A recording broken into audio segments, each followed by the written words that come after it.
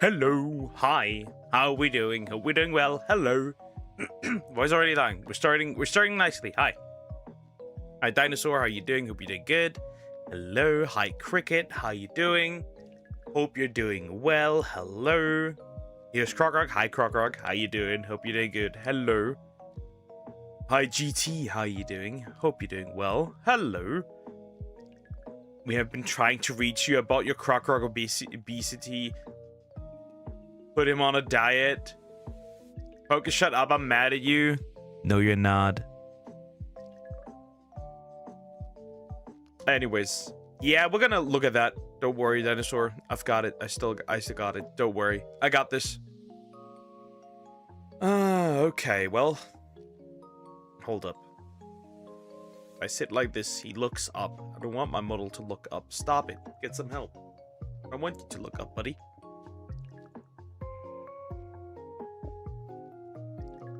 Now he looks constantly down. Jane better.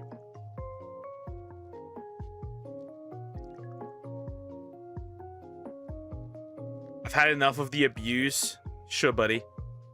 Sure, buddy. The abuse. Is the abuse in the room with us right now? Anyways, we've got a couple of videos. That I want to look through. Some more interesting, some a little drama. We are going to look at Ref's evil twin. Now, for sure. Yeah. And some other VTuber controversy. And then some more normal stuff as well. Still some weird shit. But also some moral stuff. Move your camera back. Literally can't.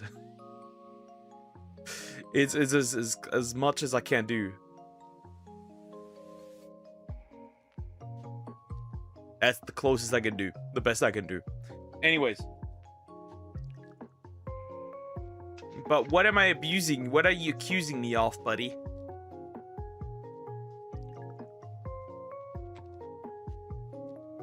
Just saying, bro. What are you accusing me of? Crazy. We'll start as usual with Croc video. With a Croc video. Was it? You're bad at social media, another one. Yeah, it was a regular Saturday.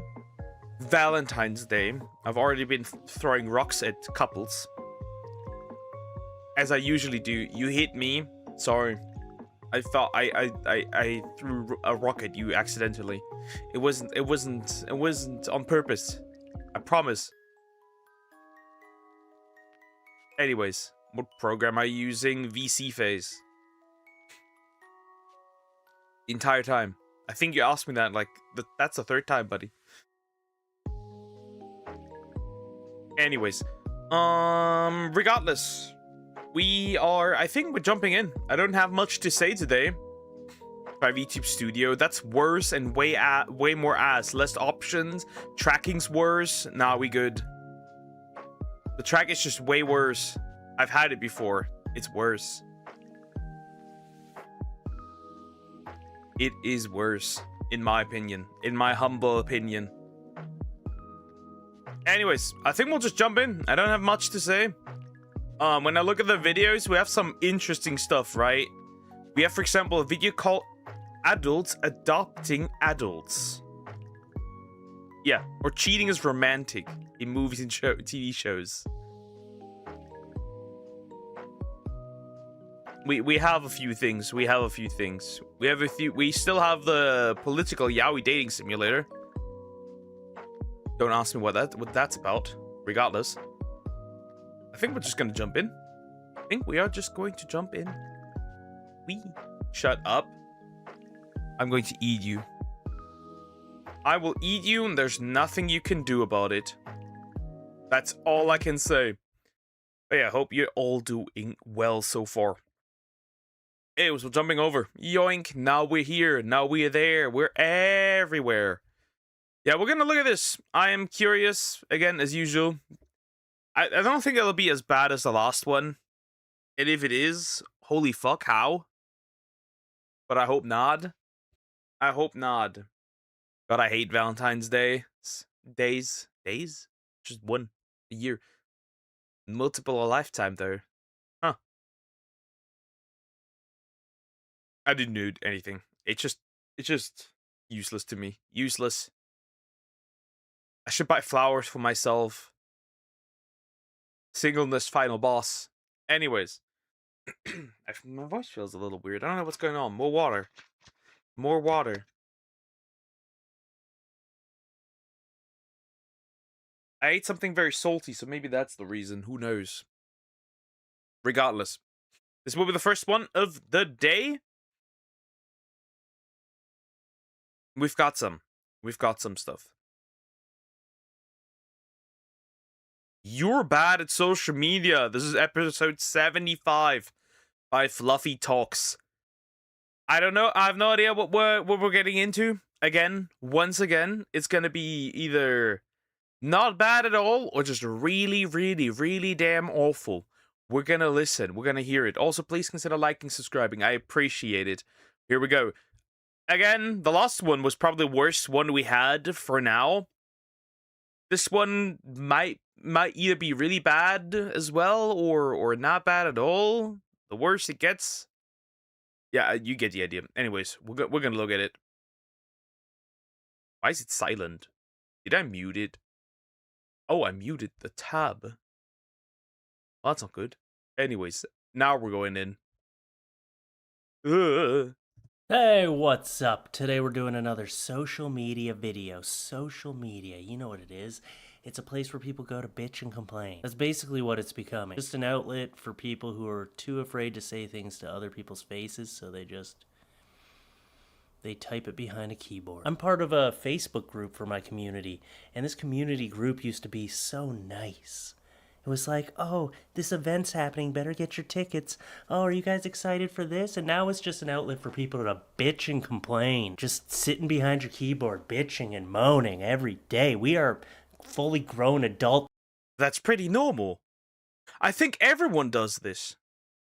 That's what the internet has become. Just like a white field you can scream your nonsense into. We all do this. I mean, this video literally is that. It's basically complaining about people posting horrendous shit.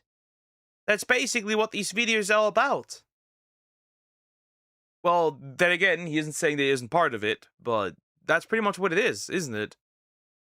People, and you're wasting your time just bitching and moaning, and it just made that community group just like a savage, annoying place now, and nobody even wants to be there. Just a bunch of whiny bitches complaining about first world problems. There's people in third worlds that are like, oh, did you see a dog that was off the leash today? Oh, that's horrible. That's so horrible. You know what? I had to walk down 2 miles to a river and drink fucking parasites. I'm sorry someone drove really fast by your house today.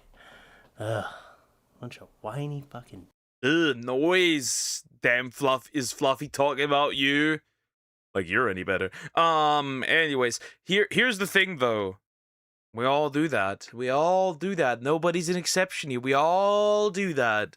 Just like, again, scream our nonsense into the void. It just makes sense. The internet is perfect for that. The internet is just strictly perfect for this.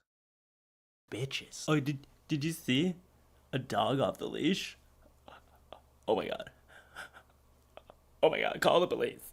Call the FBI, launch an investigation, make it my life's vendetta to get this person back. Fucking calm the fuck down. What are you doing with your life? Relax. Enjoy your life a little bit. Be happy you're alive. So this is You're Bad at Social Media, number 75. Exactly. Be happy you're alive. Right? Be happy. What is this? I have a bad internet connection. I don't know why. That's weird. It's really bad. Okay, I don't know why that is, but my internet's really bad. Let's hope. That's really bad. Interesting. Whatever causes this. That's not good. Lag? Yeah, that's not good. That's not good. It's been recently really bad overall, so let's hope that this doesn't continue. Otherwise, this is really bad. Karma, I'm gonna slap you. I'm gonna bite your tail. Yeah, let's hope that it stays this way. If not, horrible. Please. Let's do it. Hey, what's up? If anyone knows how to remove or lighten forehead hickeys, then please holla. What? Okay. It needs, the placement of hickeys needs to be studied, because why the fuck do you place that hickey onto a forehead? She looks like she's growing a tumor on her forehead. What? That needs to be studied, guys. That needs to be. Who thought that was a? Oh my god. Yeah, it's not so bad, but like, bro, what were you trying to suck out her brain? What is? Yeah, I wouldn't. I mean, you can probably touch it up a little bit with makeup, but I don't think that's gonna be too hideable. But that's just me, bro. You tried to suck out her brain. That's just the truth. That's a hickey. Why the fuck do you have a forehead hickey? How to prevent a forehead hickey is don't let people suck on your fucking forehead. Who was sucking on your forehead for an extended period of time? And why did you not stop them? You're like, this is so hot. Just like, you're like, oh my god, that's my spot. That's crazy. Yeah, somebody just wanted her brain. That's just the truth. Somebody tried to suck out her brain. Somebody tried to get to the good stuff, to the stuff with the protein, if you will, the brain juice. Oh, it's so good. That's just fucking weird. You ain't from Florida if you haven't had this for Thanksgiving. Yeah, I think I'm quitting the stream today. I have lag again. Wow, this isn't good. This isn't good at all. Whatever's causing this. Yeah. What can I say? That's not good. That's not good. Why? Why? Yeah, I think we need to terminate Florida. What? Why? Why would you do this? Ew! Why would you do this? What now? No. Why are you? This is crazy. I did this. No! That's horrible. Wait, okay, so. This is a. So this is like a chicken, turkey, whatever, and then an octopus. And that's like a crab. And then the octopus shoved into the crab. That's what it is. Like, look at this. Look at this shit. Look at this shit. That's horrible. Why? Why are we doing this? What's the purpose of this? Doesn't matter. At this point, he needs to leave.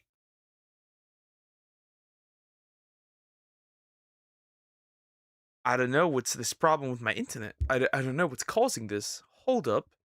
Let me change something. Something's off, that's for sure. If this doesn't get better, then I have to end very early today. Because I can't do reactions like this. Okay, now I'll switch something and see if that helps. I have like 800 drop frames. Yeah, if this continues like this, I might need to do something else. That's not good. Okay, let's see if it stays normal now. It's stable. Jeez. What the fuck is that? So is that a turkey stuffed with an octopus? What the fuck? I wonder what that tastes like. Some sort of weird hentai. It's very strange. It's a very strange thing to look at. But I wonder if it tastes good. Maybe the octopus complements the turkey. Maybe the turkey is infused with the octopus juices and it makes it so succulent. I don't know. I would try it. I would try anything once. Yeah? If you like me, then talk to me. But if you're not interested, then I give up. I'm just questioning things. If you like me, then talk to me. If you're not interested, I give up. Huh? So if you like me, then talk to me. Because then you're interested. But if you're not interested, then you give up. Brain lag, hello? I like you. I wasn't talking about you. I thought so. I just wanted to let you know. I'm here if you need a chat. Brutal. Fatality. Oh, Rejected. Friend-zoned. I like you. I wasn't talking to you, bitch. Get out of here. Friend zone. The sad life of a man in the friend zone. If cold beer and pizza can't fix your problem, ask yourself if it's a problem that really needs to be fixed. What the This is like the saying, hey, fall in love with your problems, maybe they leave you too. By the way, what the fuck? Is that a... What are they doing? What are they doing? That's a dog? What is this? What is happening? What is that? Is this a... Are they... What's happening? I don't know. What's happening? fuck? What the fuck indeed? What is happening? This person took a picture of their dog and a chicken just bumping rumps. Maybe it feels good. Maybe they're scratching each other's asses. Maybe they're pooping inside each other right now. Maybe that chicken is laying an egg. Why? Why did you have to say that? There was no necessity to say that. Yeah, maybe they are doing that. Maybe they are. Maybe they in fact are. They're pooping at each other. Or maybe they're just like, really just like, they like to shove each other's asses against each other. What do I know? Or maybe that's like how chicken dog sex works. Inside the dog. Who knows? That is a odd situation. How did this happen? Ladies, if he's nice enough to do the dishes, be sure to express your appreciation. It's only fair. Can I tell you, I mean, that is one way, but like, wouldn't that just get in the way of like taking care of the dishes? Couldn't you just like properly clean them then because you can't focus?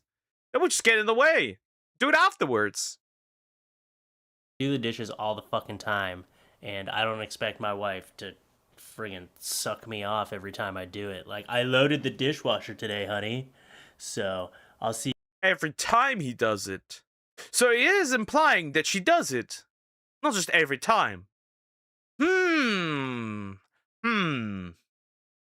on to you. I am on to you. Be upstairs in about 10 minutes, okay? I did one menial task today, honey, so obviously I get sex now. And then someone replied, and they're a little pissed off, so completely justified. Ladies, if he puts his fair share into everyday housework like any other decent human being should, be ready to reward him with sex. It's only fair. Smells like fresh baked mad all up in here. You're damn fucking right I'm mad, and I have every right to be. My anger is valid. Why should women be expected to reward men with sex for doing something as mundane and as simple as fucking dishes? Why should women be expected to reward men with anything for doing simple housework? Women have been expected to do housework and care for children without pay and without reward since the fucking dawn of civilization, and you want us to reward you for giving a little bit back? Fuck you. Here's the funny thing, though. While the woman was at home taking care of the house and taking care of the children without pay, for example. Yes, that's your literal job, by the way. That if you make a baby, you have to take care of that. If you have a house, you do the housework. That does make sense. But here's the interesting part. Is a man getting rewarded for paying for said house? Paying for said food? Paying for the builds? Interesting. Let's reverse that. Because if one's such a simple task, right, that any decent human being should do, then you shouldn't be rewarded for doing it yourself as a woman, right? Like equality. Then you don't deserve a reward either. Huh. But then they'll be like, oh, that's different. No. You shouldn't have poked the beast, man. But she's completely valid. You're a real piece of shit if you're like, whoa, I did the dishes one time. I hope I get some today. I do the dishes like every fucking day for my household. I don't expect anything in return. That's not the point. But there are women that do the same and expect something in return as a reward. It's called sharing the chores. When you're a decent human being, you share the workload. I've got things that I do every day in the house. My wife has things that she does every day. We just split it up. And if sometimes she doesn't want to do those things, I'll do them. And if sometimes I don't want to do the things I'm supposed to do, she'll do them. It's called mutual respect. Some people don't have that, but you can work on yourself. And it goes both ways. Sometimes it's the girl who expects the guy to do everything, and he's just doing all the housework and everything, and she's a lazy asshole. And sometimes it's the other way, where the guy's a lazy asshole and the girl is expected to do everything. You guys have to find a balance. It's not too late to change. Today's the day you stop being a lazy asshole. You can do it. I believe in you. Looks like the guy next to me on the plane is a man-spreader in recovery. I have never seen a well-mannered man on a plane. Enjoy. What exactly is he doing? I don't think. I think the purpose of this is something else, but maybe I'm just wrong. Looks like his looks like his legs are tied together. Okay, at least that's what it looks like. But I feel like the purpose of that is something else. It's not that he. I don't think that has anything to do with man spreading, which, by the way, does not exist. Women, we have something between our legs. They're called balls, and they need space.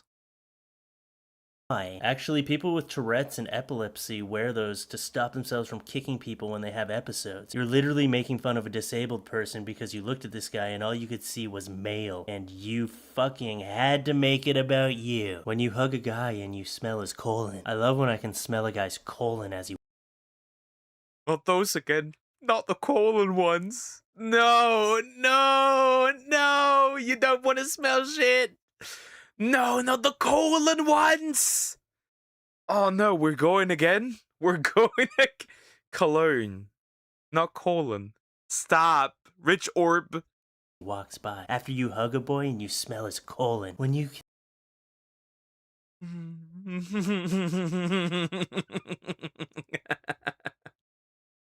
Guys, have you ever walked by a guy and smelled his colon? can smell his colon on your pillow even though he's not there. I smell like his colon now. Cologne is a hard word to spell. Either that or these people have a serious fart fetish. They're like, ugh, I love it when he farts on me. I can smell his colon. I can smell his colon on my pillow because... Future diaperologists there, for sure. For real, absolutely. Ugh. He uses it to wipe his ass. And I love it. Neighbors downstairs has their ceiling open to have cigarette smoke come up into my apartment. Cops and landlord won't do nothing. I can see their table downstairs. That's a serious dick move, okay? If you want to smoke cigarettes and you want to slowly kill yourself, that's fine. But don't slowly kill other people. Don't be blowing your smoke in people's faces. Don't be hot. Nah, the problem is a different one. The problem is that, like, it, not only that, right? But, like, it stinks like shit. Like, it just stinks. The people stink, everything around them stinks, everything stinks. They stink. That's the truth. They stink. I'm not too happy about it. They stink. Damn cancer. Yeah. They stink. I see it on my father. I see it on my sister. It stinks. Box in this dude's apartment. He doesn't deserve to get lung cancer because of your poor choices. Bedroom set, $200. 4-piece bedroom set, $200. What the fuck? Clean your fucking room. Okay, what do we have here? Okay, what do we have here? So we have the Pikachu over here, whatever that is. That's like a piggy bank right there. Yeah, it's gonna get hard. That's some kind of box here that I can tell. I sent my 12-year-old... What was that over there? Hold up. That's like a dream catcher, I think. Some glasses. Yeah, but the quality is too low to actually... That's My Little Pony over there. Yeah, but the glasses are too... The glasses here are dirty, I can tell. But overall, the picture is too blurry to actually check anything. Oh my god, it's Poke's room. That is not my room. My room is clean. There's barely anything in here, in fact. There's barely anything in here. I sent my 12-year-old son to school in a dress to combat gender stereotypes, and now he doesn't want to go to school anymore. What should I do? Okay, we all know what you should have done. You do not put this boy into a dress because he's getting his ass beat. He's gonna get mocked and made fun of. If you sent your boy, your 12-year-old especially, with a dress into school, that's like I know a mother like this that tried this. I know a mother like this that tried this. The difference is she tried to trans away her son. Like a primary school kiddo. Yeah. Believe it or not, one day pedosexuals will happily roam the streets holding hands with their homosexual and hashtag LGBT Wood chipper. VTuber-chun, do you see this shit? I'm calling VTuber-chun. Do you see this shit? Right away, lock this man up. Brethren. Hashtag heart progress. That's such a stubborn view you hold. It doesn't matter what you think, because if gay rights can make it, so can pedosexuals, right? Hashtag LGBTP. There is nothing. That's crazy. Rock. No, I did not. That's horrible. There's nothing. What do you mean there's nothing objectively wrong? Kids can consent. Oh my god. Oh my god. Oh my god. Yeah. Jail. Actually, wood chipper. I'm calling wood chipper kun. Wood chipper chun. Hey, well, wood chipper, do you see this shit? Jump in. Jump in right now. Jeez. Objectively wrong with pedosexuals. I know it's hard to think about, but kids can consent to sex. It's not a big deal. That's a fucking big deal. That is such a twisted way of thinking. You can call me not progressive, but I don't think I will ever be progressive enough to accept grown men sleeping with children. I will not ever be progressive enough to think that children sleeping with adults is okay. Well, we are already progressive enough. The victim just has to be a boy and the perpetrator just has to be a woman. Then we are progressive enough.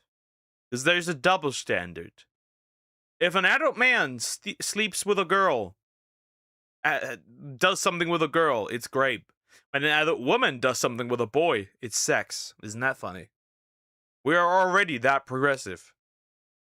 Because you see, a child doesn't have a fully developed mind.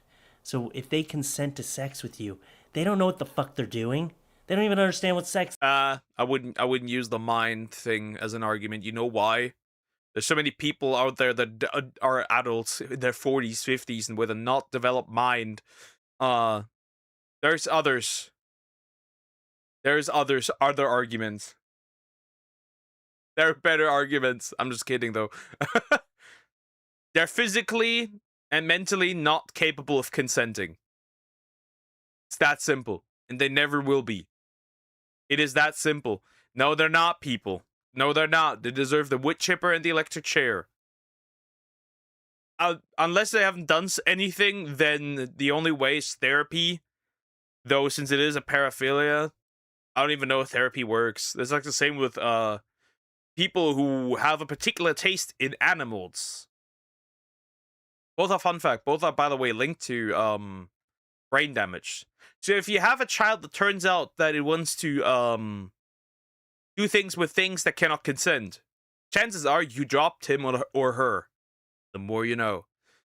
But yeah, it's just crazy that these people walk among us. Just like, you can just, by the way, just go on Blue Sky. If you check on Blue Sky, there's like plenty of people who have like this like map emoji in there. And then you know what they are. Then you know what they are. If they have a map emoji in there, chances are they affiliate with this. Equal rights poker, there are no equal rights. Equal rights only exist among equals. We're not equal. Man to man, woman to woman, man between woman, anything else between each other, we're not equal. Is yet. That's fucked up. Woman smashes window at Popeyes because $4 meal doesn't come with soda. Seems legit. Understandable. Valid crash out. Understandable. Have a nice day. Seems completely justified. Why'd you forget her fucking soda? I bet you I know what happened. It wasn't just this one soda. I bet she's been getting Popeyes for years, and this is probably like the 10th time in a row you fucked her order up. And she's like, how hard is it to just give me my goddamn chicken with a pop? And last time she probably got a pop and she didn't get any fucking chicken. She's like, I drove all the way fucking home, and now you gotta pay for my gas with a smashed window. I understand your rage. Completely justified. It's been 2 years, so it's worth revisiting. The time a friend was slightly confused by her plus Jews travel charger before she realized. What? What? So it's been 2 years, so it's worth revisiting the time a friend was slightly confused by her plus Jews travel charger before she realized it was iSmart upside down.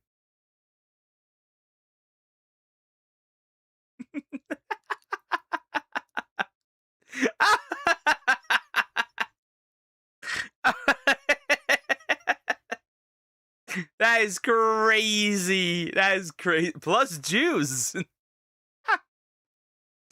The Jews are charging your phone. I've only been to Popeyes one time. Never, because I don't think it really exists here. Plus Jews is crazy. It was iSmart upside down. Plus Jews could be a fantastic battery brand.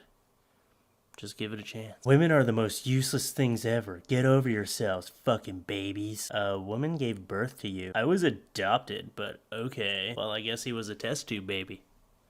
Alright. I don't know who Paul McCartney is, but Kanye is gonna give this man a career with this new song. This dry cough is making my throat itch. But hey, at least the itch is in my throat and not my vagina this time.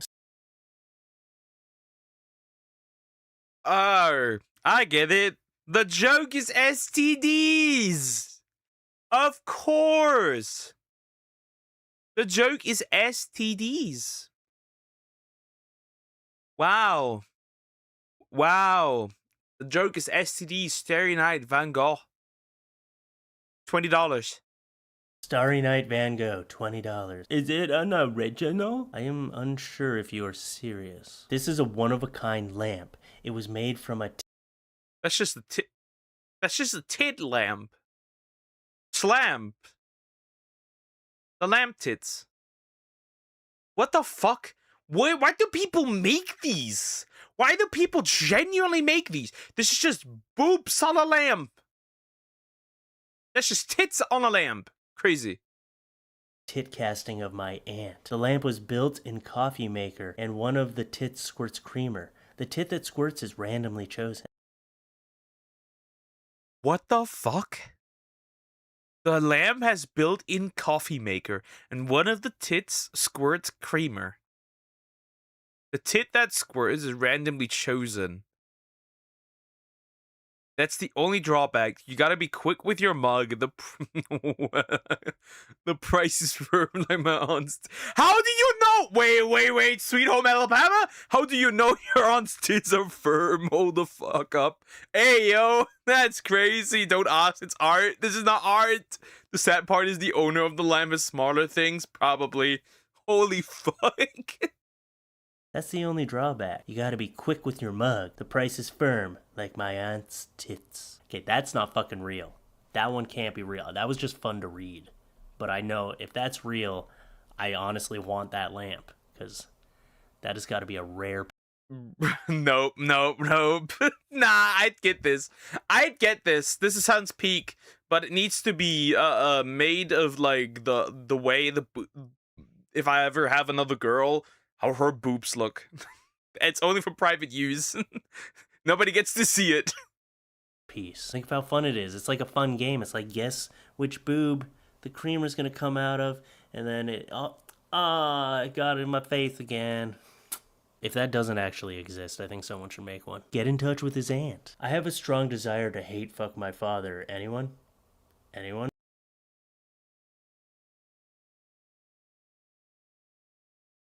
What? You want to do what to your father? You want to do what to your father?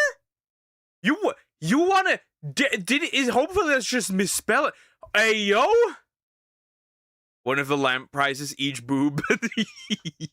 Wow, you call me a gooner? Doesn't matter, bro. What the fuck do you want to do to your father?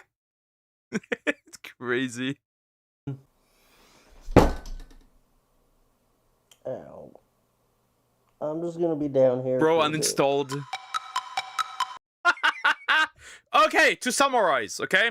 To summarize, okay? To fully summarize. Hold up. Wait a minute. Something ain't right. To summarize. The boob one was diabolical. The octopus in the turkey or the crab was diabolical. And that one was diabolical too. Crazy. Don't judge. He just likes his father. Bro, that's... You know what a hate fuck is? That cannot be liking. A hate fuck is with somebody you hate. Anyways, I'm gonna get that lamp now. I'm gonna get that lamp now. Like, comment, and subscribe. Yeah, that was horrible. That was miserable. Never again. Okay, the boot lamp was interesting.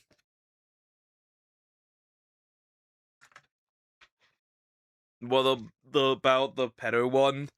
That one isn't as shocking because I've seen too many of these. That one's not as interesting.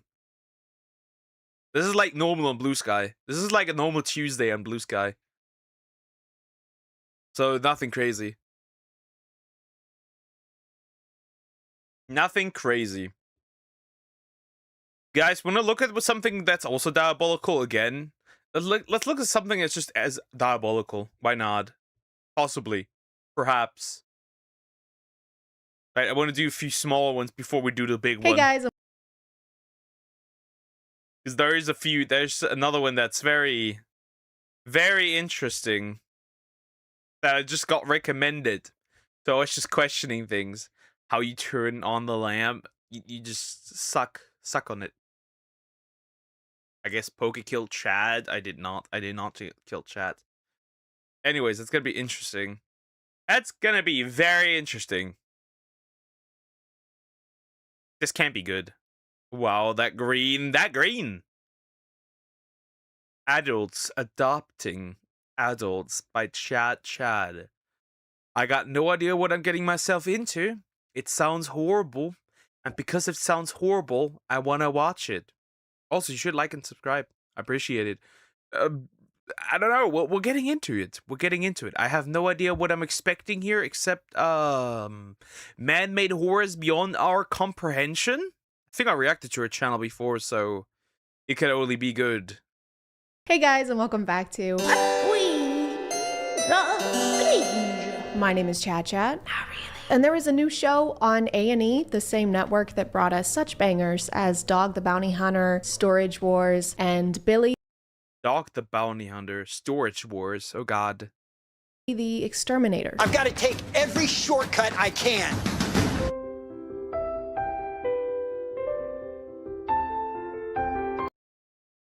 See, a shortcut is meant to be that, like, you're shortcutting, right? But I guess not. I think we have different definitions of what a shortcut is, right? The shortcut is supposed to be easy and fast and not whatever this is. Adults adopting adults is the new hot goss online. It's the new thing. But I wasn't sure I wanted. Hey, yo, what the fuck? What are we getting into here? What are we getting into? What am I expecting? What are we getting into? To make a video on this because I've seen that people have already talked about it. But then I watched the first episode in a moment of weakness, and it was way worse than I thought. I'm already not a huge fan of reality TV because it's usually not reality. Kang just cheated on me. Oh my god, seriously? I am going to end his career. Oh. in living as a successful businessman. Okay, yeah. Okay. If his business was breathing. No. There's actually a lot of reasons for adult adoption, like foster kids wanting to be adopted by their foster parents, or stepkids who have become adults who. Yeah, that's something else, but I don't think that's what we mean here. I don't think that's what we mean, like foster care or adopted children that aren't properly adopted. Like, that's something different. I don't think we're talking about those. Want to be adopted by their step-parents. So adult adoption isn't inherently strange. But this is reality TV, guys. They can't make a show about healthy relationships. Ugh, get that shit out of here. So the show starts out introducing us to the different couples who are looking to adopt an adult, and immediately one couple sticks out to me. Danny explains that he needs to leave behind his legacy of wearing tie-dye shirts and making women feel uncomfortable, which totally justifies his interest in adoption, as long as the adoptee is a woman and young. Yeah, I have my doubts. It was like, one is like, I want to have children. The other is like,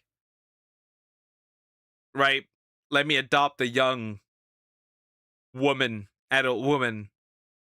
I have my doubts what this man's actual goal and mission is here.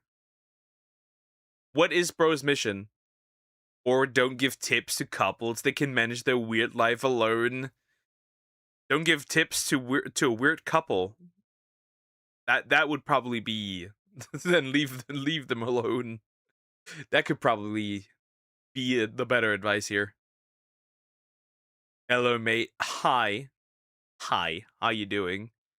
And now I have to use your tag. The shot guy. Hi. Hope you're doing well. And attractive. So, you said a young 18-year-old woman came to buy a puppy. And your first immediate reaction is, can I adopt this girl? Weird. Also, his hairline's receding. Interesting. Wait, no, they just use the tags now instead of the names of the channels, right? They just use the tags now. Instead of jingle cheeks in the chat, they show the tags now. If you didn't know, now you do. In some way, she was interested. This isn't the first time. This is a pattern. So then he admits that he developed romantic feelings for the first woman that he tried to adopt. Unfortunately, Yeah.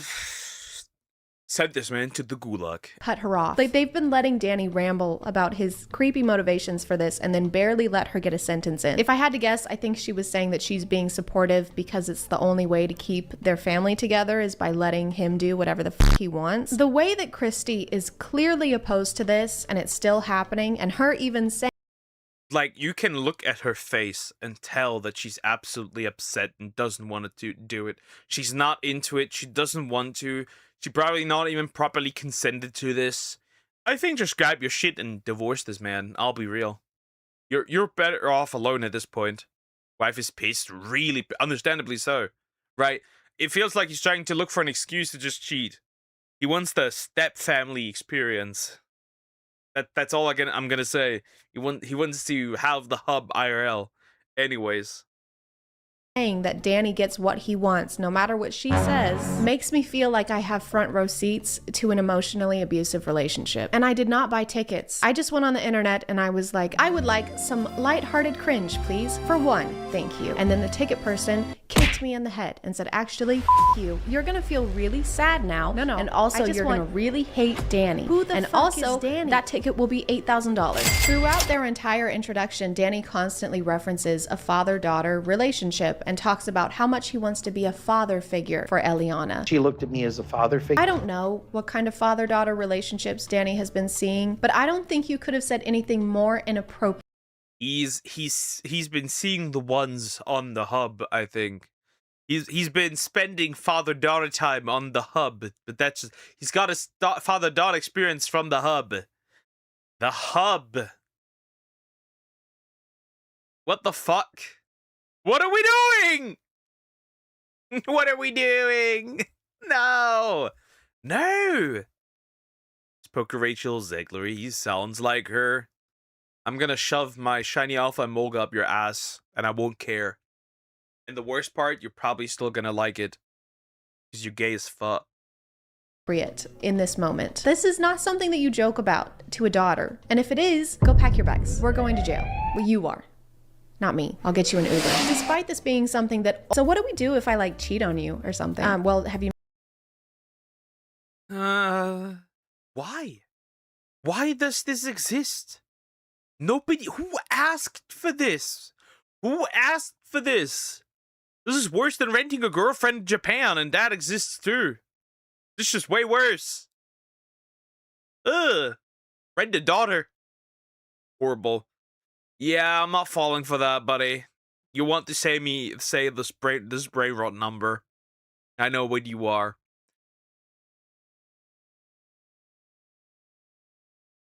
I'm not falling for that. I'll be jingling your cheeks.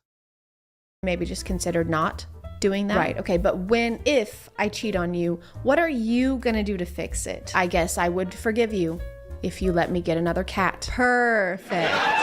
Then Ileana came along. Woman! Grow a spine! Grow a fucking spine! Grow a spine! What is wrong? Why are you taking this? Why are you taking this from this fat old man? Grow a pair. Even as a woman, grow a pair. She's been unfaithful. Like, yeah, it's very obvious that his goal is not to adopt somebody to be a father. His goal is to fuck his daughter. Adopt that one. Along, and I thought, he's really doing this again. Christy, you don't deserve this. I will adopt you, okay? You can come live with me. You can divorce Danny. You can have as many cats as you want, and I'll even let you keep your deodorant in the fridge. I don't know why you would want to put your deodorant in the fridge? Deodorant in the fridge? Why would you do that? Again, why? I caught a crap ton of her baby. I almost have 30, but I still don't have fledgling. Like, how are they getting so many of them? And I have all the shinies and ZAs. I don't care, except Latios and Latios. I'm still looking for those. In the fridge. Maybe Danny wants his. I am very, very concerned that I may steal the Declaration of Independence. I mean, this is a sensitive topic. So far, I have not thought of stealing the Declaration of Independence. I mean, I did steal it. I did steal the Declaration of Independence. What was the question? What's your favorite type of ice cream? Oh. Yeah, so like soft serve, froyo. Fellatio. Yeah. I'm calling the police. With nut. Yeah, lots of Nuts. Fellatio. Nut. Horrible. We are on the green-haired lady's side. Yes, we are. Because this other guy's just a freak.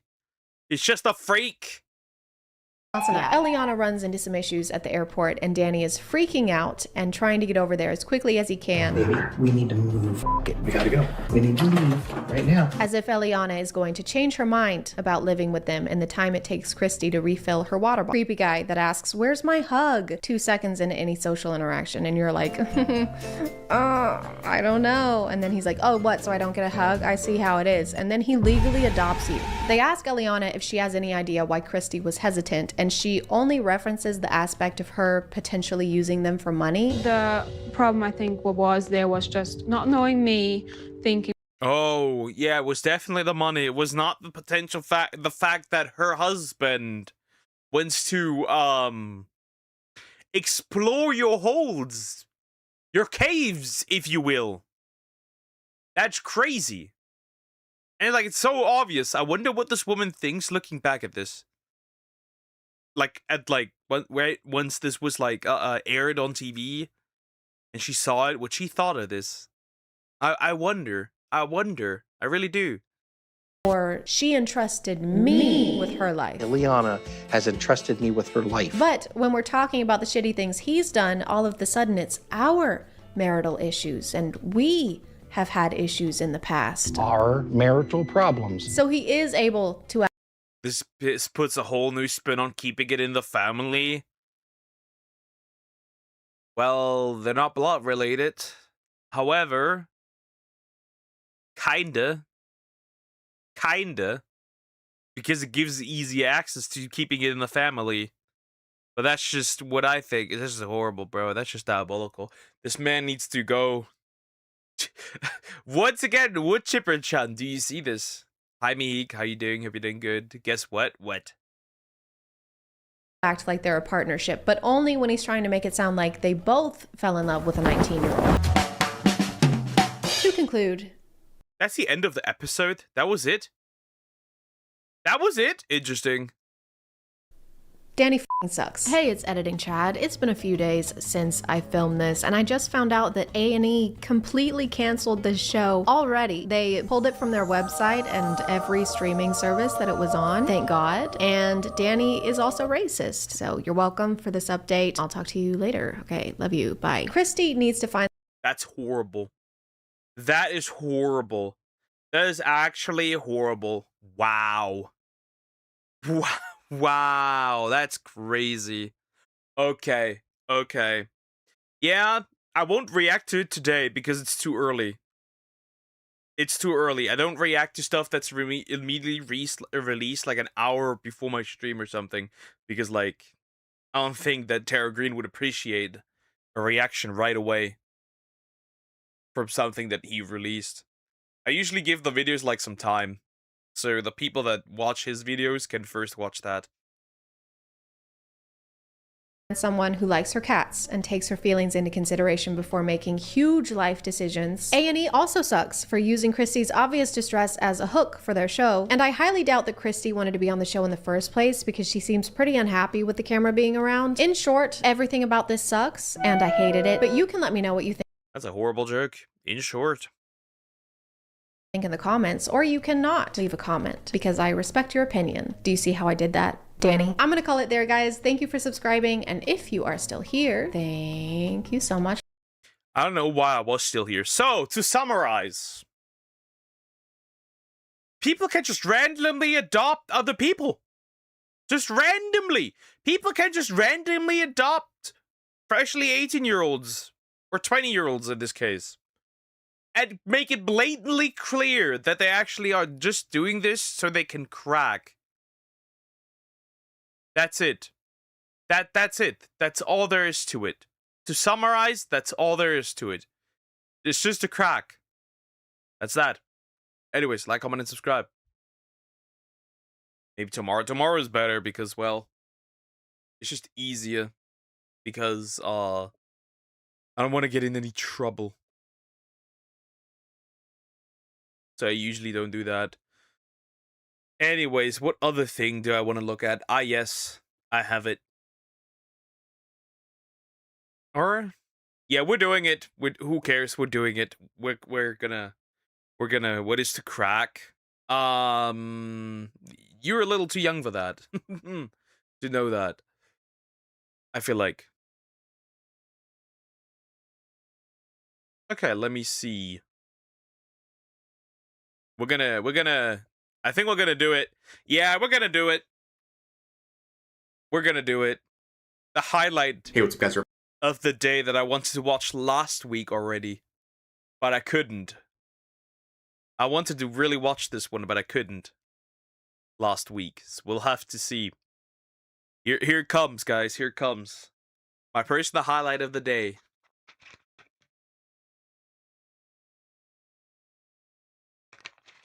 My personal highlight of the day. Okay, then I don't want to know. Yeah, that's better. My personal highlight of the day. So, it apparently is the case now that apparently Ref has like some kind of evil twin. At least I call him Ref's evil twin. And he's basically losing it over right-wing VTubers. Isn't that funny? Apparently that's what I got from Twitter. I held off for this because I wanted to wait and I didn't check anything. But he's an interesting being. Noble person once us deleted for quote-unquote grifting. Which, by the way, absolute buzzword. Nobody knows what that means at this point. This is Baref. We'll get to jump in. I guess he wants me gone too, because, you know, I might end up being a grifter. Who knows? Anyways, from the thumbnail, I can already say I see Powder, I see Ref, I see Leaflet, and Korshe, Kirsche. Nice. We're gonna look at this. This is gonna be really interesting. That's gonna be hella funny, probably. Hey, what's up, guys? Ruff here. So today we'll be reacting to this video uploaded by a completely normal individual titled "The Right-Wing VTuber Grifter Situation is Insane." A very moist, critical, coded title right there, to be honest. But you can see the like to dislike ratio. It's not going too well for this individual. 198 likes versus 656 dislikes. And you can see the thumbnail. Before we get into the actual content, the thumbnail is very interesting. It says, yeah, we need to bully these people more. That's very interesting. That's very interesting. See, the problem with these idiots, right? The problem with these idiots that make these videos, right? Whammy was recently another one of these dickheads who attacked Tomo for probably very likely similar reasons. Not really, because, well, he's mad she's political, which, by the way, she can because she's in the military, but that's besides the point. According to some of you guys, at least, she can't. I don't know. You tell me.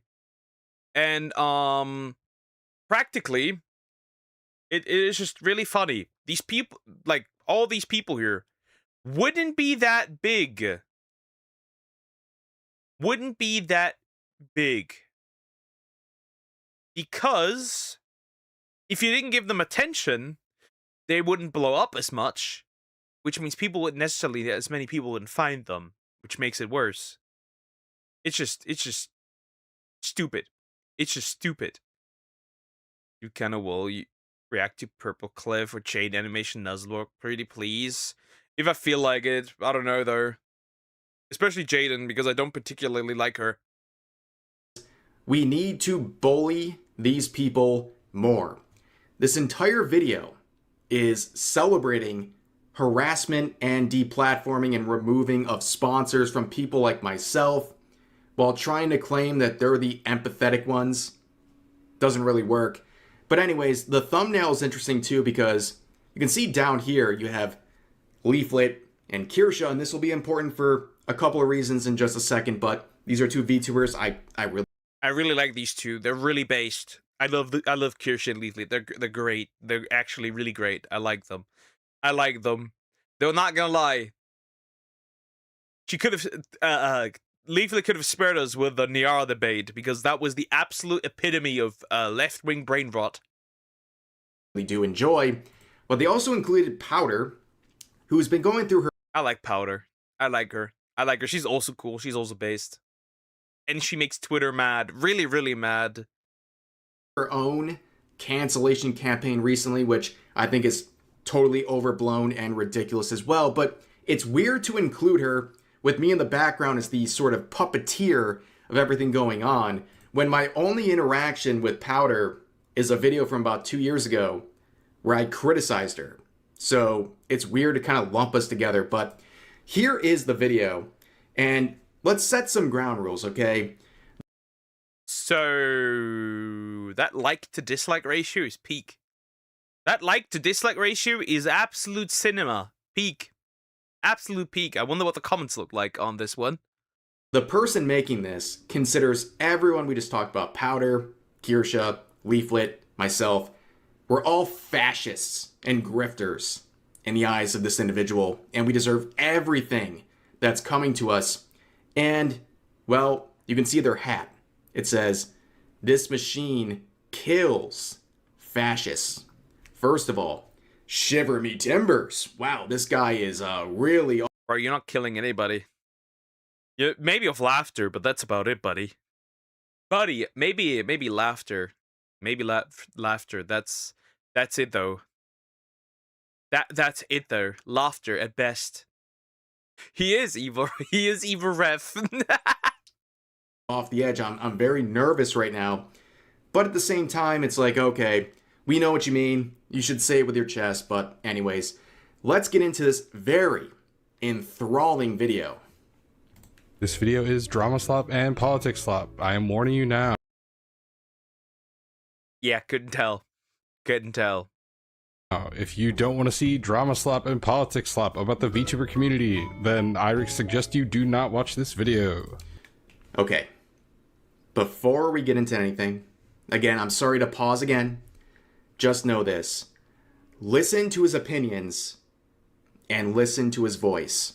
This guy is literally the VTuber Vosh. VTuber Vosh.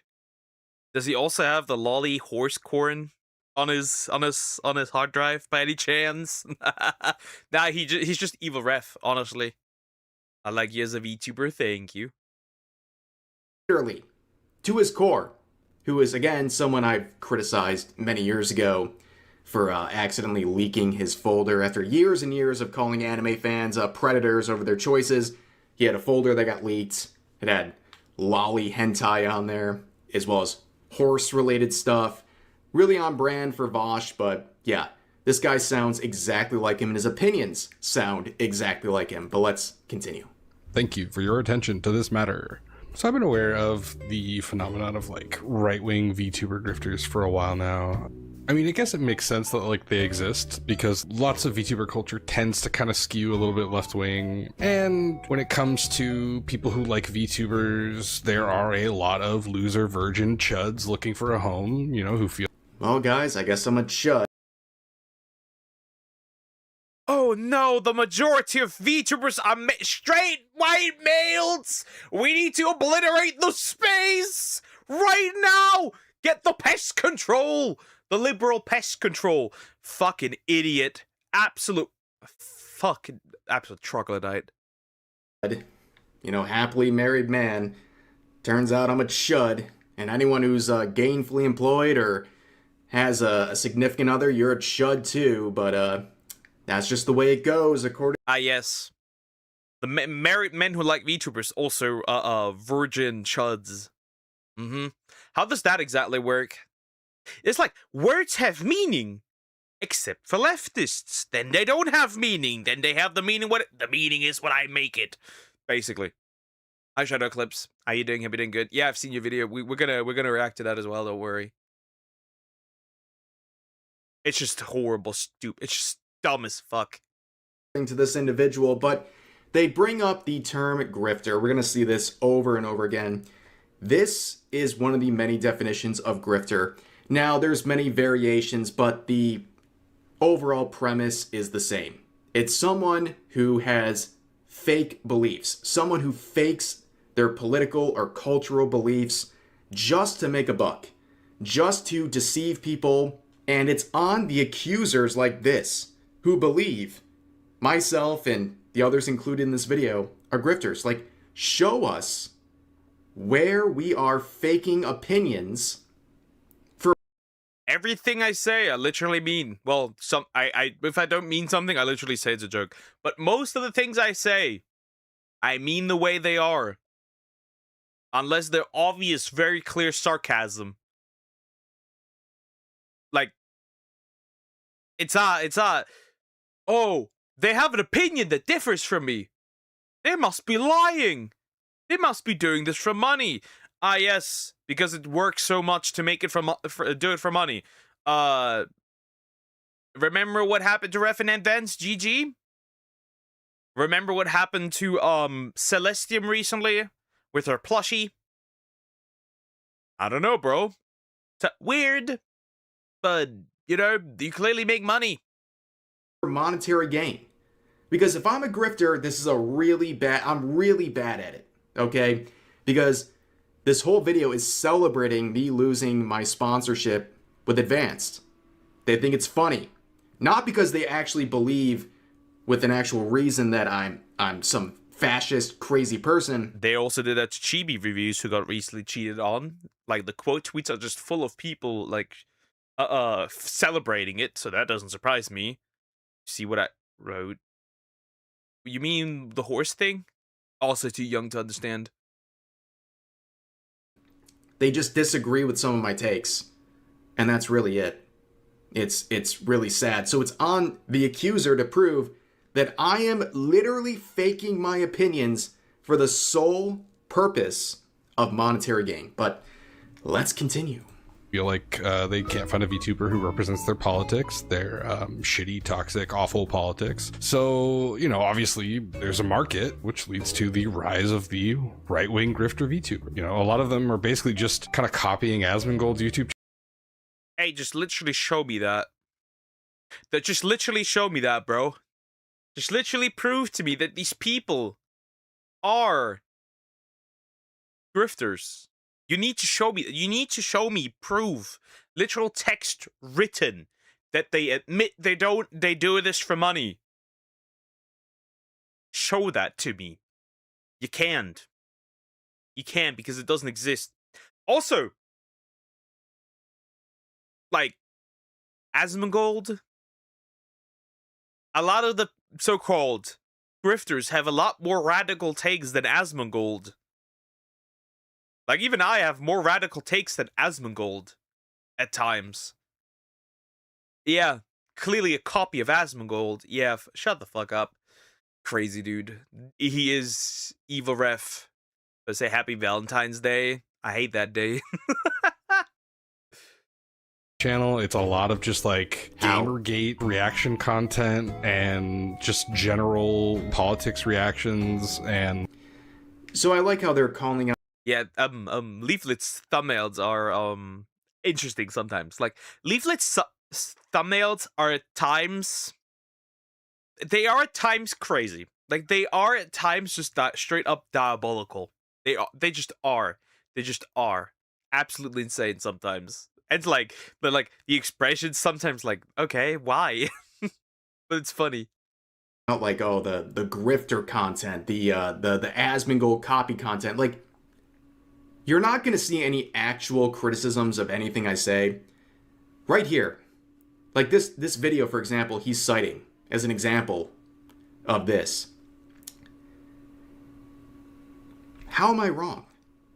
How am I wrong? The game on the left that does not want to play into modern day stuff has double the wish lists of a very similar genre of a game that says they want to play into the modern agenda. How am I wrong? Like, it's on you. Again, you're calling me out. Explain how I'm wrong in this video. And awful, shitty opinions about current events. Yeah, no, it's a awful cesspool of bootlicking and bullshit. But you know, I've noticed something. The soy boy archetype is insanely off-putting, right? We have like the neckbeards. We have like the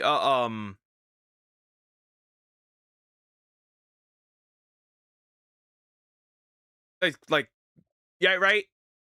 I just like, people make fun of neckbeards, but at least they have their own opinions. They stand their ground. So boys are just with the current thing. That's just what it is. God. This is what I'm gonna ask Jane. I'm gonna come back with the news. Okay, I guess. Interesting. pays the bills, I guess. So literally just today, I made the mistake of thinking to myself, what's going on in the right-wing VTuber grifter sphere? And I went ahead and looked and was immediately made angry by how stupid this current drama is. So again, he's citing the whole advanced situation where I talked about the VTuber Miss Lala. Again, you can disagree with my take. Do you believe that justifies me having my sponsor removed or calling me like things that I'm not and accusing me of being a grifter and all these things? Clearly they don't have any evidence of that, but whatever. I'm not going to sit here and cover like this entire like play-by-play. One stat thing about the internet is that you can't just literally punch people, because a lot of these people there, they would not say the stuff that they do say online.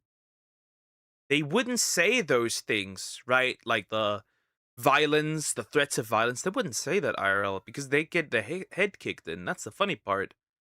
Hi Pyro, how you doing? Hope you're doing good. Hello. Okay. But that's just the truth. They wouldn't say these threats of violence IRL because they know that have consequences. A lot of it's very stupid, but just as a quick overview, Miss Lala is a VTuber, has kind of like a 1950s kind of diner aesthetic to her model and her stream, and she tweets out "fuck ICE," which of course, based, good opinion, everybody agrees with this. Clearly, not everyone agrees with this.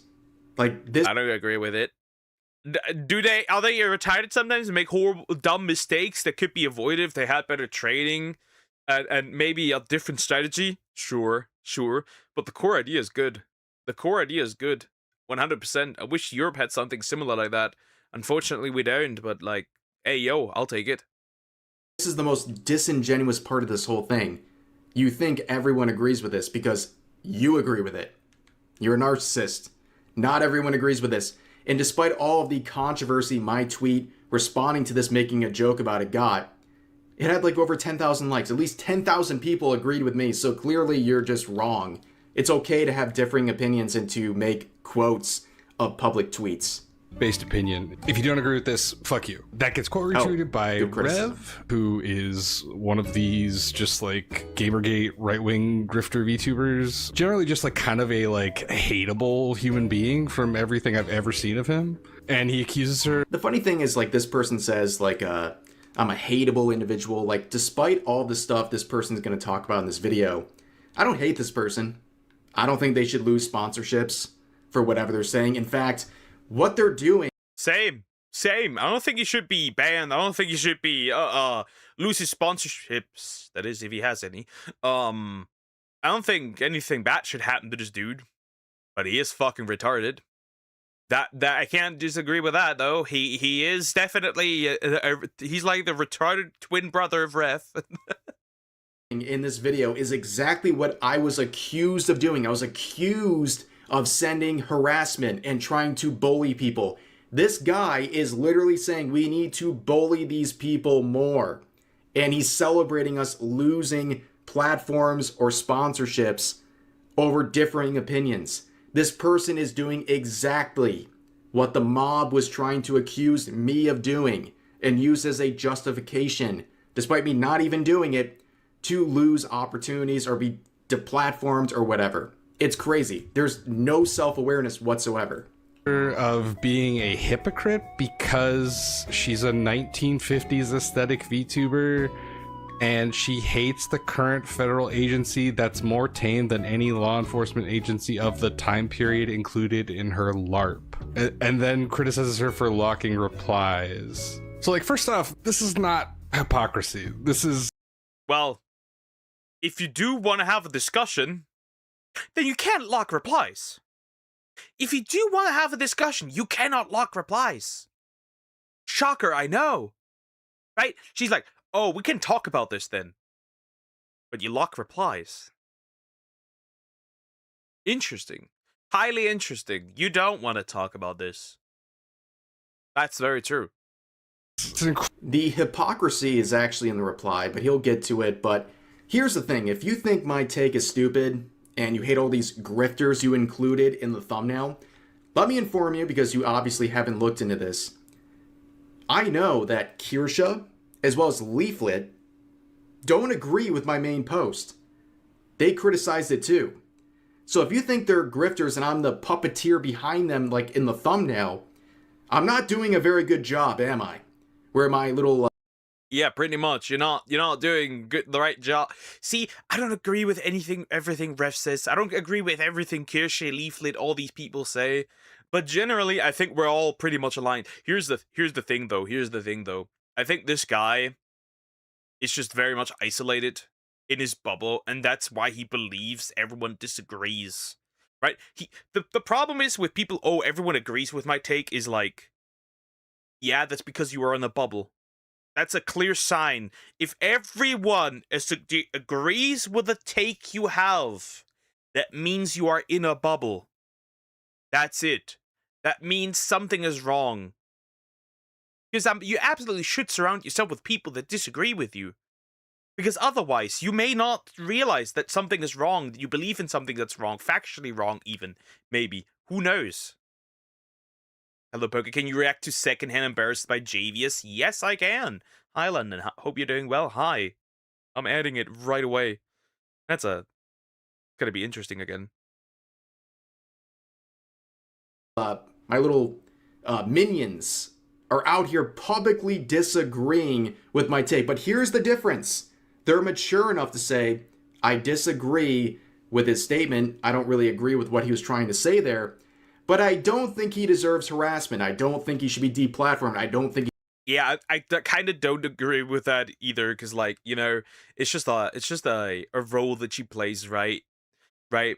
You have like a police, you could have like a police VTuber that doesn't necessarily agree with what some things that the police does, right? That's like fine. I don't see the problem here. I don't agree necessarily with that either. Just because she LARPs like a 1950s woman in a diner doesn't mean she has to have 1950s beliefs. It'd also be crazy because then she would be in parts probably. There's a good chance she would need to be acting like she's giga homophobic probably. Because some parts in some countries that was still illegal, right? You should lose sponsorships. I know, very complicated sort of set of logic there, but let's hang on and see what else this person has to say. Incredibly stupid point that makes zero sense. Okay, somebody fair deciding enough. they want to use the 1950s aesthetic for the VTuber does not require that they agree with 1950s Fair enough. politics. I don't understand where this is coming from. The whole drama kind of spirals into something stupid in the first place, but this being the starting point is so incredibly dumb. His criticism is so incredibly stupid. It makes no sense. Like, The first part is a joke. I think everyone knows it was a joke. But the sort of hypocrisy being pointed out is in the replies, but he'll get to it. Oh man, you're a dog VTuber? Oh, but you don't just bark your entire stream and you speak in English? Wow, what a hypocrite. Oh, you're a vampire VTuber and you go out during the day? Oh, hypocrite. It's just dumb. Like, I don't understand where okay, this you even can think it's came dumb, from. that's fine. I don't know. Rev seems like kind of a moron, honestly. Like, I've never thought he was like a very good person, but he also just seems kind of stupid. There's a lot of mention thrown back and forth in this exchange of like harassment. None of this is harassment. So they're saying none of this is harassment, where my point in this tweet is, well, they kept on one of their partners who was... If you tolerate what Vex does, but you have a problem with what Ref does, which by your own according logic is technically the same, then you shouldn't have a problem with Ref saying, yo, advanced GG, she just does literally the same. Why do I get punished but not she? Which, by the way, she started deleting tweets, right? This woman is incredibly racist. This woman is incredibly, like, Vex literally says, oh, there's no racism against white people. Straight up. They put Sonichu in mutagenics. That is horrible. That is horrible. Does this one also have incest? Anyways. What's the problem? That's what I'm questioning myself, particularly for this guy. What's the problem here? harassing me. They were joining in on the brigade to get me deplatformed. This person doesn't want to show you by clicking on these actual tweets, but you can see right here. An advanced partner said, I will block you if you defend Rev or Straw, my wife. You absolute effing bootlicking weirdos. F ICE and absolutely F you. And here's another tweet included saying, anyway, I'm muting this now because I'm not putting up with you weirdos defending someone who wouldn't spit on you if you're on fire. And they continue down here saying, F ICE, F Rev, and F you if you... Here's the funny thing with Vex, right? She's e-begging. You heard that, right? She's e-begging. My real name... No, my real name is not Dux, but I won't tell you my real name. Technically, you can inbreed cats. That's horrible, but funny. Here's the thing, okay? She's e-begging. Like, literally. She goes onto the internet and says that she can't afford things. So her Sims pay for it. She's literally e-begging. She did it with a movie ticket for the Iron Lung movie. And I think she just recently did it for groceries or something? Medication? Something like that. But she's e-begging. Yeah, I don't think you have to take serious anything she says. And it's funny, right? It's funny. We still don't have any proof that she actually had cancer 5 times. It's interesting. It's interesting. Vex VTuber Frogan, VTuber Frogan, pretty much she is VTuber Frogan. Apparently also, that's only what I've heard, okay? That's only what I've heard. Apparently she was fairly conservative until she was hit by her cancer. So I guess, pretty much summarized, the cancer may have fucked her brain. See, the cancer may have left, but not her cancer's attitude, is what I'm trying to say. Anyways. Defend either. Get back on your knees where you belong and keep licking. Maybe they'll praise you eventually because God knows your parents didn't. This is not criticism. Yeah, I think the last she also said something along of the lines to, you shouldn't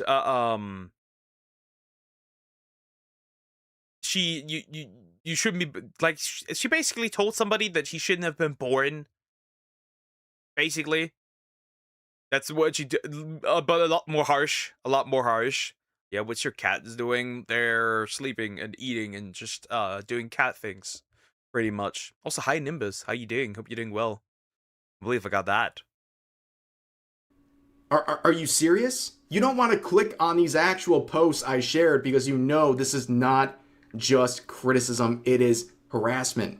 This is harassment. There's no valid criticism. All this is dogpiling on a situation where an active partner with the same company I was in at the time was trying to actively go against one of her fellow partners.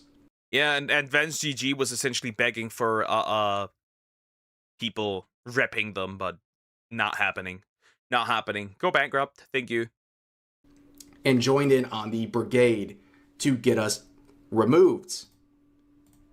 Rev is correct. Like, quoting a tweet is not harassment, even if you're mean, even if what you're saying is really stupid. Nobody harassed anybody here. It feels like a lot of people are just like weaponizing that word to make it seem like the person on the other side of the conflict did something like morally indefensible so that they can kind of gain the high ground, and all that's kind of dumb.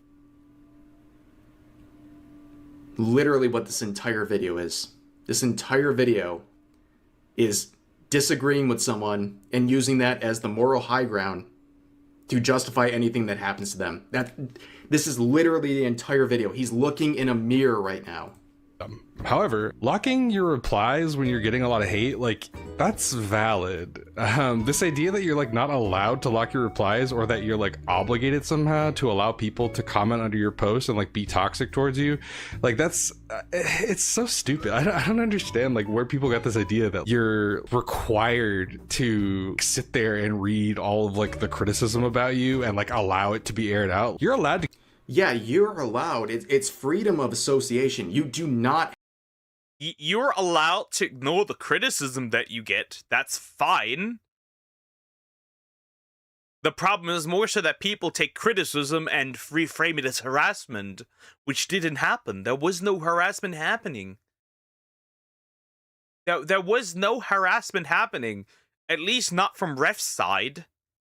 Right? What his viewers do are what his followers and viewers do is what his followers and viewers do. That has nothing to do with him. Unless he actively goes there and says, yo, harass this person. Nothing happened here. Really, nothing happened here. I find people using illness and disabilities as shields are so cringe. Like, I'm epileptic, but I'm not but it's not my personality. Yeah, but that's so common now. Oh, you can't criticize me. I have autism. I don't give a shit. That doesn't protect you from being a dog shit human. It does not. It's just like so stupid. Because people love you weaponizing their autism. I don't care. If you can't handle the heat, why are you on the internet then? It's that simple. Or why are you doing stupid things? Also, I'm doing good. Nice, good to hear. Awesome. Have to sit there and read stuff. You can block people, you can lock replies.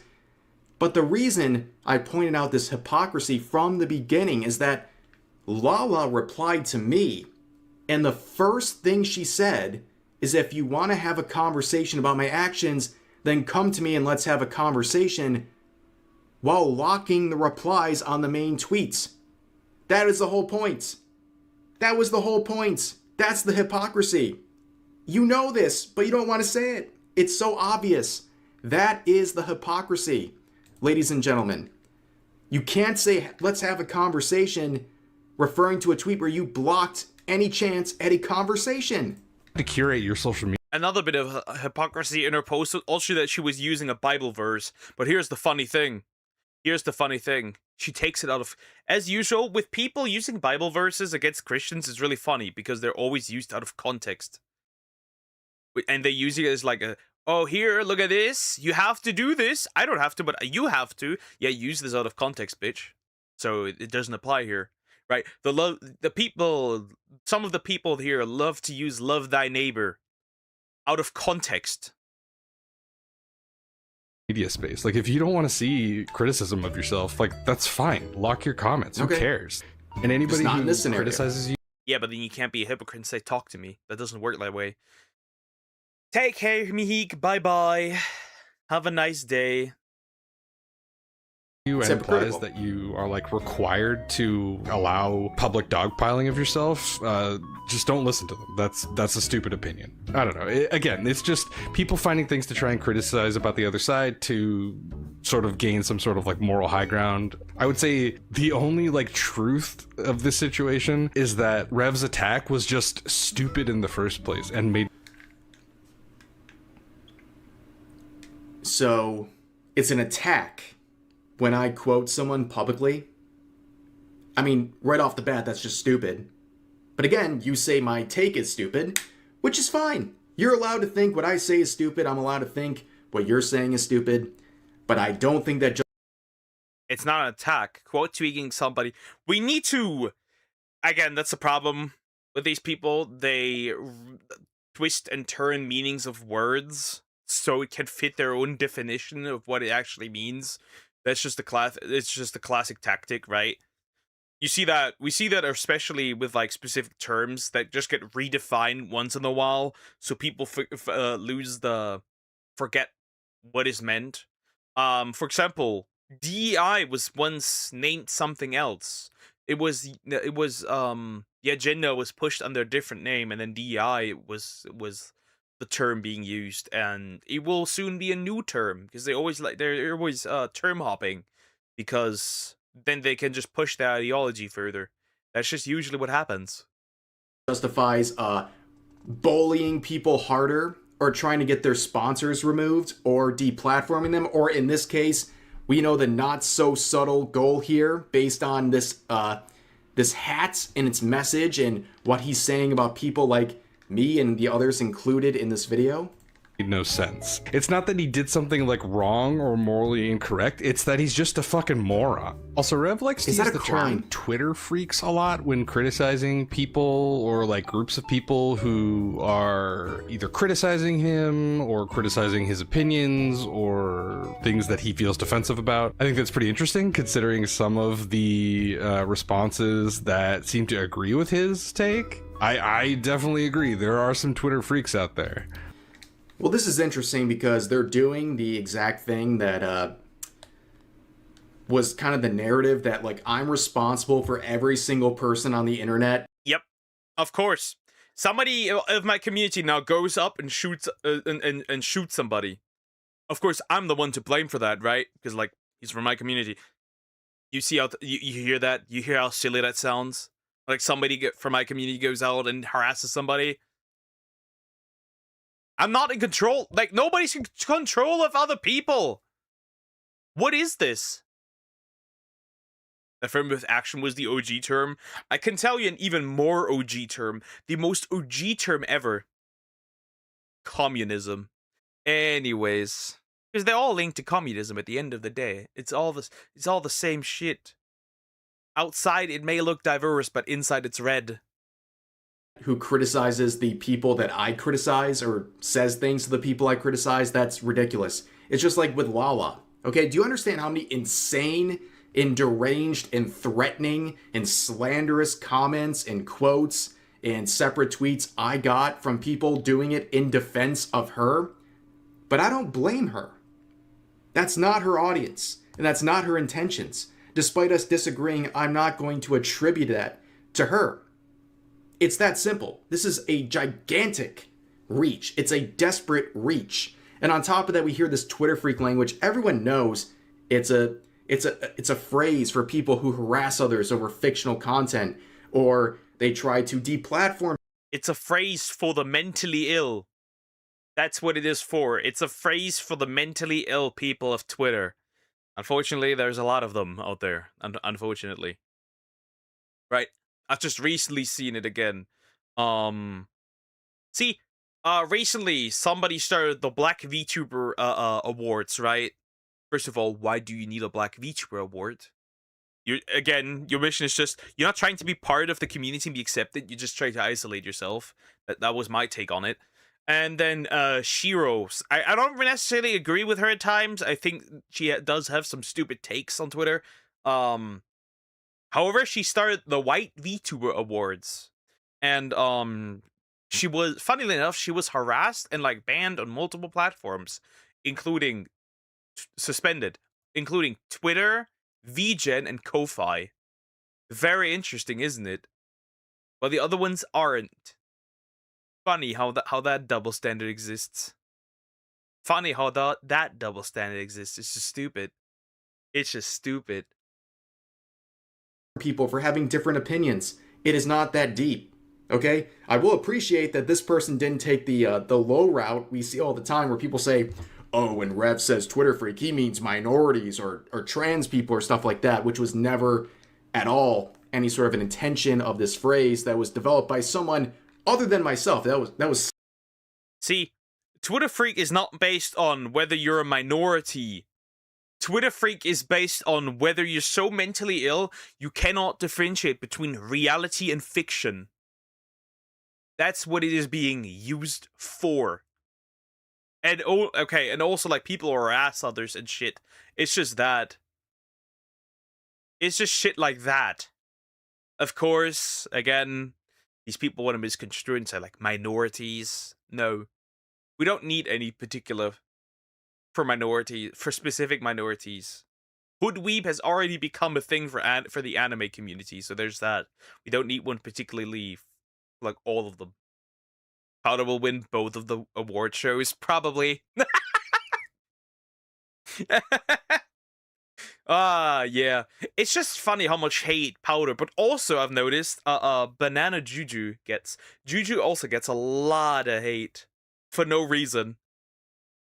Silvervale, not me, which by the way was developed referring to people harassing others for playing Hogwarts Legacy. Okay? Like the main takeaway for me from Which, by the way, that hasn't died yet. There is once in a while somebody gets shit for playing Hogwarts Legacy, some VTuber, or some person. This isn't something that's like hidden or doesn't happen that often. That is very common. Once in a while, somebody will be harassed for playing Hogwarts Legacy. Those same people, by the way, also harassed two artists who refused to draw gay ships because of their religion. Without them even considering that it's not just because of religion, but maybe even of local laws. But then again, they would much rather have somebody be basically put into jail for drawing gay ships due to local law than not get their gay art. We also have that, right? Draw the art bigot, bake the cake bigot. Just like the starting point of this entire series of events is that Rev is not like a very serious person. But you are? You're the serious person? Like, look, man, we're all rolling around in the mud, okay? We're not very serious people, but you cannot take the moral high ground and say, like, I'm Mr. Serious, while wearing a kill fascists hat, while sitting with this arcade background and just spurging out over absolutely nothing without making a singular evil Ref. I wonder if Ref looked at this and was like, this would be me. If I just went a different route, this could have been me. Because like we have the glasses, right? We have blue instead of red eyes. I think they're blue, at least they look blue. We still have a very feminine. We have a feminine model. We have the choker. It's just evil Rev. It straight up just is. Rev got a twin. It's just evil Rev. It just is. Like it's like very close. It is not. It's like not very close, but like I see the inspiration. Maybe it's just an alienated Rev fan. Maybe his little heart got broken. Hi, Joe, by the way. How you doing? Hope you're doing well. Hi. Real reason I deserve anything that happened with the advanced situation. On the one hand, he says that like criticizing people isn't harassing anybody, and then he turns around right away and accuses other people of harassing him for basically just publicly criticizing him. It's not just basically publicly criticizing. I already showed this, but you guys understand. Trying to get someone deplatformed, attacked. Yeah, but then if it wasn't a big deal, why did Advanced GG make her delete her controversial tweets?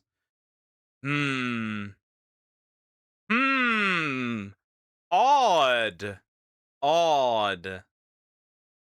That's weird. That's odd. Hogwarts Legacy slaps. I don't care what the idiots say. Tons of streamers said they were afraid to play it on stream because of the audience they made. Yep. Audience captured. Absolute audience captured. A lot of people cannot play this game. And it looks fun. But a lot of people cannot play this game because the community would spurg out. I don't see him as a twin. I mean, look at it. Right? We have like everything almost like we have similar design choices, right? We have a feminine avatar. We have a choker, glasses, red instead of blue eyes. It's just there. It's just there. And he's like the left-wing version. He's just an evil twin. Negative, Ref. That's what it is. I made some cocktails today. Ooh, nice. Ref, Lumian, and this Jackson. All three avatar looks like siblings. I guess Lumian would be one of the good siblings here then. Advanced G's getting cooked consistently on Twitter. Yeah, the replies are always locked as well. And yeah, that like, oh, we will follow 50 people that like this post. Yeah. You tried to get the people back that you lost, but those people are also not coming back. Those people are not coming back. Maybe like a little feminine brother, maybe. But those people are not coming back. See, that's the problem with this caving into the woke mob.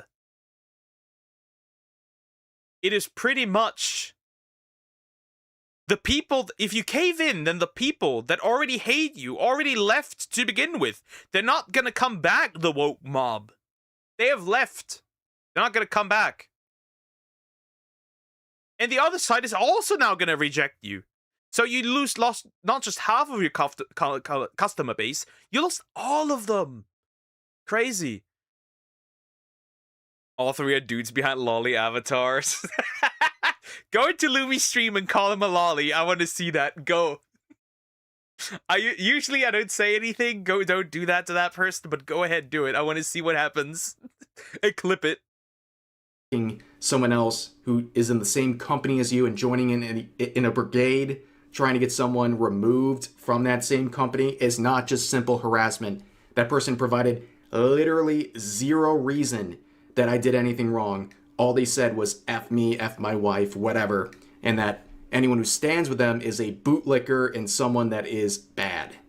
I guess if you publicly criticize somebody like more than once, does that then become harassment based on his standards? I don't really understand. He's a grifter. He's a drama profiteer who... How? How am I a grifter? I mean, you want to say drama profiteer, you're literally trying to profit off of drama right now. Yeah. We're all drama profiteers. I'm not denying that, actually. Right? I love reacting to drama. As long as I'm not involved, I'm cool. I don't care. But we all like it. Otherwise, it wouldn't exist. Like, there's like all these like VTubers on Twitter are like, oh, I don't like drama. I wish drama would just disappear. You look through the history, it's like, oh, they started drama. Interesting. Well, that's funny. Stupidity. So that's you too. But how am I a grifter? I'll wait. How am I faking my opinions? I've been consistent for so many years. The only thing that really happened is I've become more honest because all this nonsense I've talked about for years has... Yeah, because now the tides have the tides have turned, right? The tides have turned, which means now you can be more open about what you believe without walking with eggshells constantly because some sensitive idiot can't just take it. You live in a utopia if you believe you'll never. You live in a utopia if you believe that you'll ever not be offended. You have to deal with being offended if you want to interact with other humans. That is the reality. These people would spurg out if they listened to the opinions of more conservative-leaning countries. Like some of the Southeast Asian countries, some of the Muslim countries, some of the Balkans, some more conservative European countries. Balkans are in Europe. I'm an idiot. Some of the more Russia. These people don't realize that the vast majority on this planet, Africa, the vast majority on this planet does not agree with them. It's funny, but it's true. Go into Africa. Go to Africa and talk to them about LGBTQ. Worst case scenario, your butthole is triple the size it originally was. They show you what LGBT is. They will show you what a BBC is, probably. You'll grow one day as a channel and drama will find the way to you, Poke. And I'm gonna farm it. I'm gonna farm it like Tectone does it and everyone else does it in this case. I don't care. Just ref clickbait new people with this avatar. People see lolly and bang grown ass man voice. But that works. That's the truth though. That works. Right? That just works though, right? You need to look at a lot of other Biniku, I think is the term you use, right? There's a lot of other VTubers that do the same. Female avatar. Voiced from a 60-year-old smoker. Grifter, someone who pushes things they don't believe. I'm pretty sure Ref is Christian. He's pretty conservative. And he does love his wife. Yep. He does love his wife. He literally has this in his Twitter name. I adore BBC. I'm not talking about the news channel here. Has bled into hobbies I actually care about, and it makes it more frontward facing, especially when it comes to political stuff being injected into my hobbies. Like many others, it's made people become more quote-unquote political because it's inescapable. See, Ref would be out of a job, right? He would be out of a job if these people wouldn't be retarded. That's the funny thing. That's the funny thing. Yesterday I've seen an interview, I think, by CNN of the Persian exiled prince plus Lindsey Graham. Interesting. It becomes something that is intrinsically tied to hobbies it was never meant to be in the first place. Plays dumb and innocent in the face of any criticism for his awful opinions and his awful behavior. And he shouts, woke and Twitter. What is my awful behavior, by the way? Can someone help me? What is the awful behavior? They have no... Wrong thing.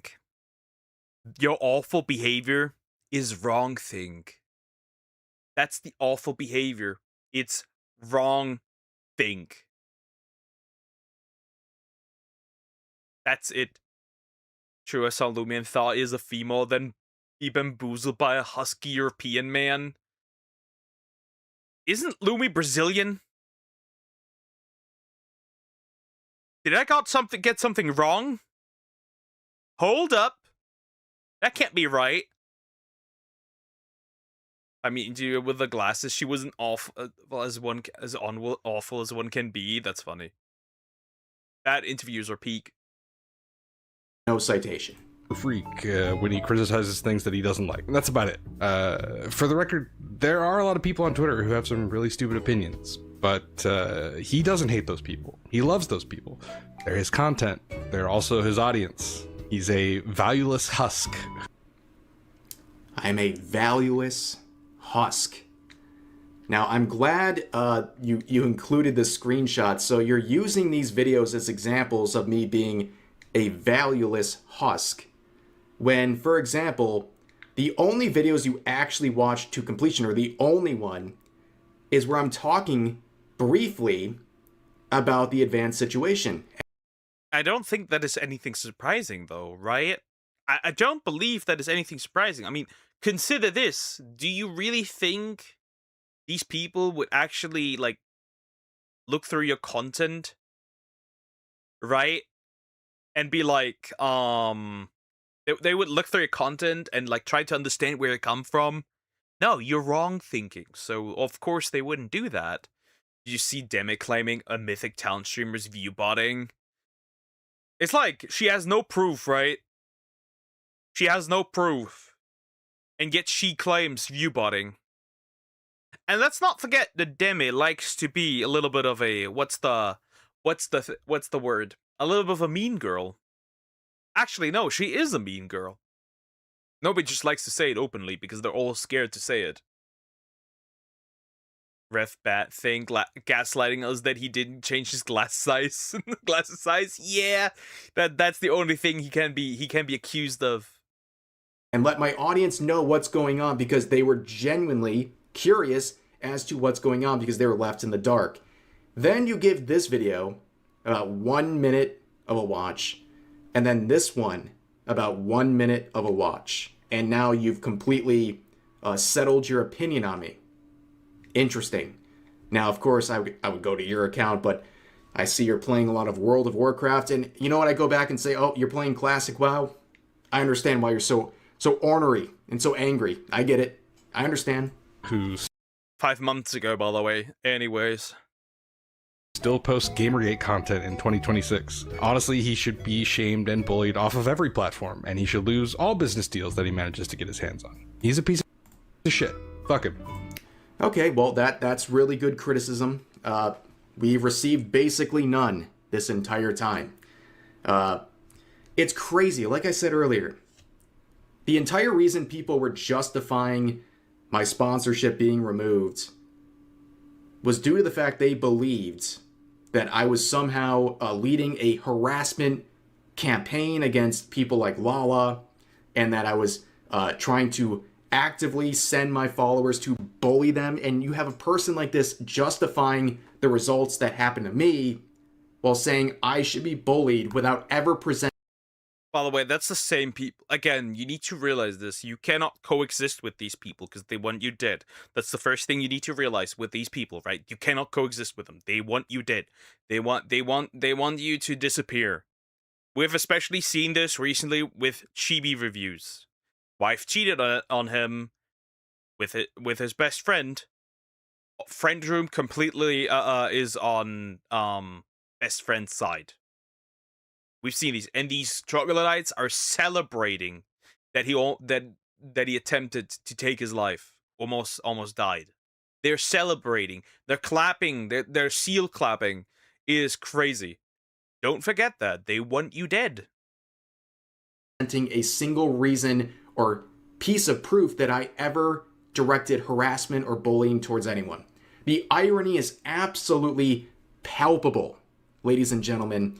And of course, throughout the rest of this video, we're only 6 minutes in, ladies and gentlemen. They talk about Leaflet, they talk about Kirsha, and I guess they talk about Powder as well. I think every person involved... Powder getting the short end of the stick. Poor Powder. Well, the ref section seems to be the longest. I wish I would have talked about the others as well, but you can't have everything. Here's the thing, though. Leaflet really is just like the most milquetoast,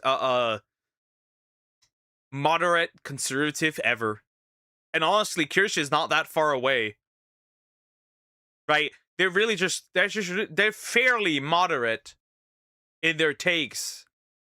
Also, I really appreciate Kirsha into mostly looking into all that bridge shit.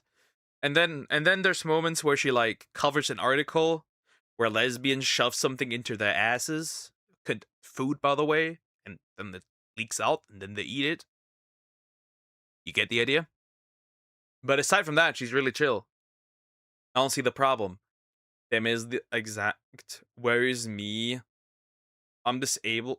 I'm a disabled content creator. I'm talking about after getting cooked. She posted about the time she was in the hospital with her sister. Oh, Oh, I get it. We're sympathy farming. I get it. I get it. Ah, yeah, yeah, classic. Will make their own video or reaction to this at some point. It was actually Leaflet and her reaction that helped me discover this absolute black hole of a video. And it turns out too, you go to this person's account and it seems like they made a follow-up. I ain't clicking on that. What do words mean? I ain't clicking on. Same. I wouldn't click on that either. Same. Look at that. 700 views. Right, it's almost in my view range. The only thing he got 5.3k views on that one thing is probably because popular faces on it. That's it. I don't know, man. You need to settle down and tell me why all of us are fascists, why all of us are grifters, and even do it specifically for me. I don't know. Like, I guarantee there's no way this is going well. 54 likes. 54 likes, 96 dislikes. Yeah. That didn't work, buddy. That didn't work. 96 dislikes. It literally, this cannot be worth it.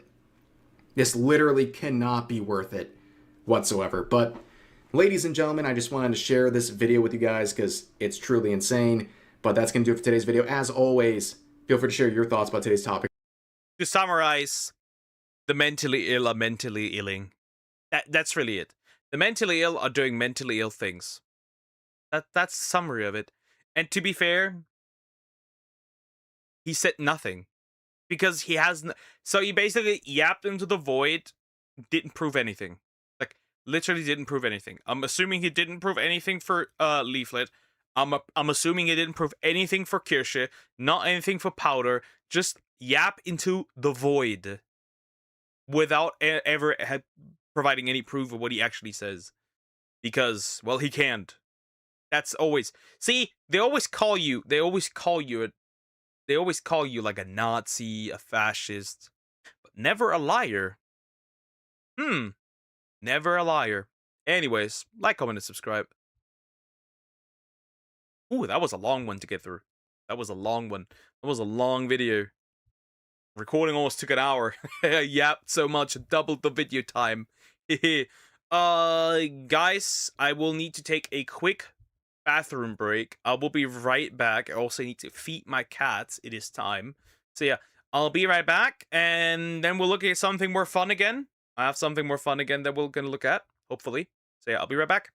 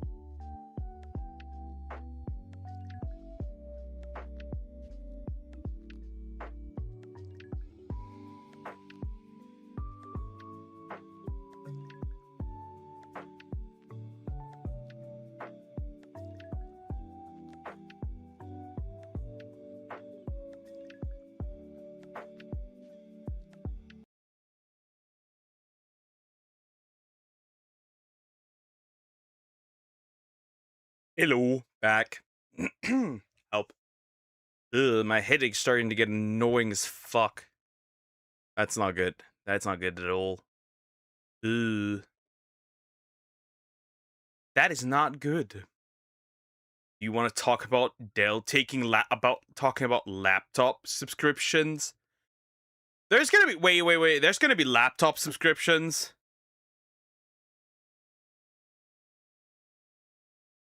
Right? That's crazy. Oh no. You're not telling me that they're actually talking about is there a video recommending or something? Because I know that apparently PlayStation's trying to push the fact that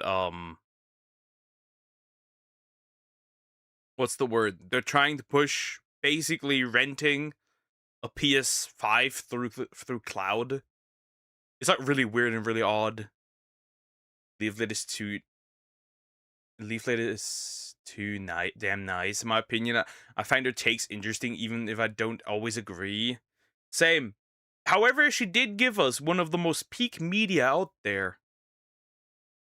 The Niara interview. Let's not forget about the Niara interview. One of the greatest pieces of media. Think a video about it? Yeah, sure, go ahead. I'm interested. While we're at it. I'm interested, why not? That's gonna be probably hilarious or really horrible. But yeah, if they're actually already considering like laptop subscriptions, guys, we're getting closer and closer to a utopia. Send. Perfect. Check. Yeah, will. God, the thumbnails already make me not feel good. Not feel good at all. Damn, my voice dying.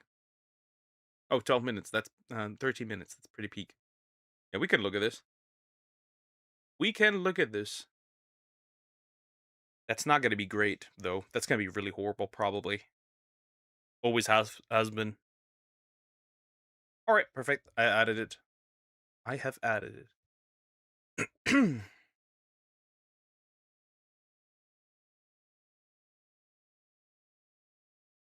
Okay, let me click on something so it shows up. We can we can do that later as well. How is it that what? Regardless, that cannot be good. We're gonna look at it, but that cannot be good. Here we go.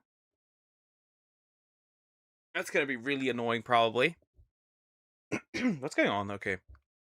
Hold up. HP has subscription laptops now. By Linus Tech Tips. Ah, yes. We went from subscriptions for printers to subscriptions for laptops. It probably sounds worse than it actually is, or it's actually worse than it actually sounds. Who knows? Yeah.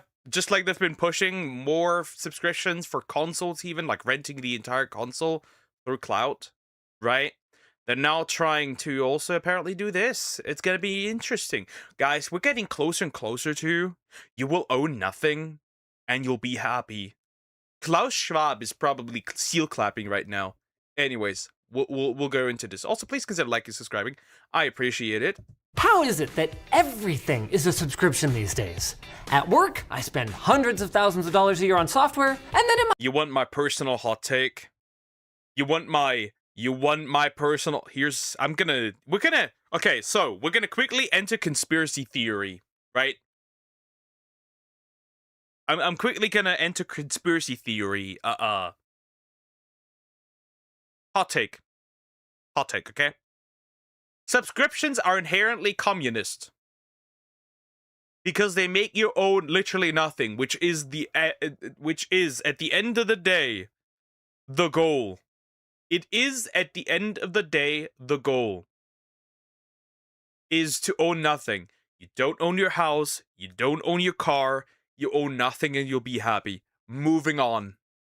my personal life, I'm expected to subscribe to everything from cloud storage to healthy junk food to toothbrushes to get the aforementioned junk food out of my braces. Do you guys remember the one for coins for laundry? Just $14.99 a month for $10 in quarters. And if you want my 2 bits, that right there is the problem. I'm always paying way more than if I just bought the stuff outright in the first place. This whole you'll own nothing and you'll like it philosophy has infected everything. And now Klaus Schwab is happy. Klaus Schwab would like to know your location. Everything will be eventually subscription-based. You'll see it. You'll see it. Everything will eventually be subscription-based. Everything. Like I said, your laptop, your car. Technically, if you want to take it very literally, rent is technically only a subscription. Bare points, put down, I don't even know what we call it, rent. It is a subscription. You're subscribing so you can live in a house. If you don't pay your subscription, you lose access.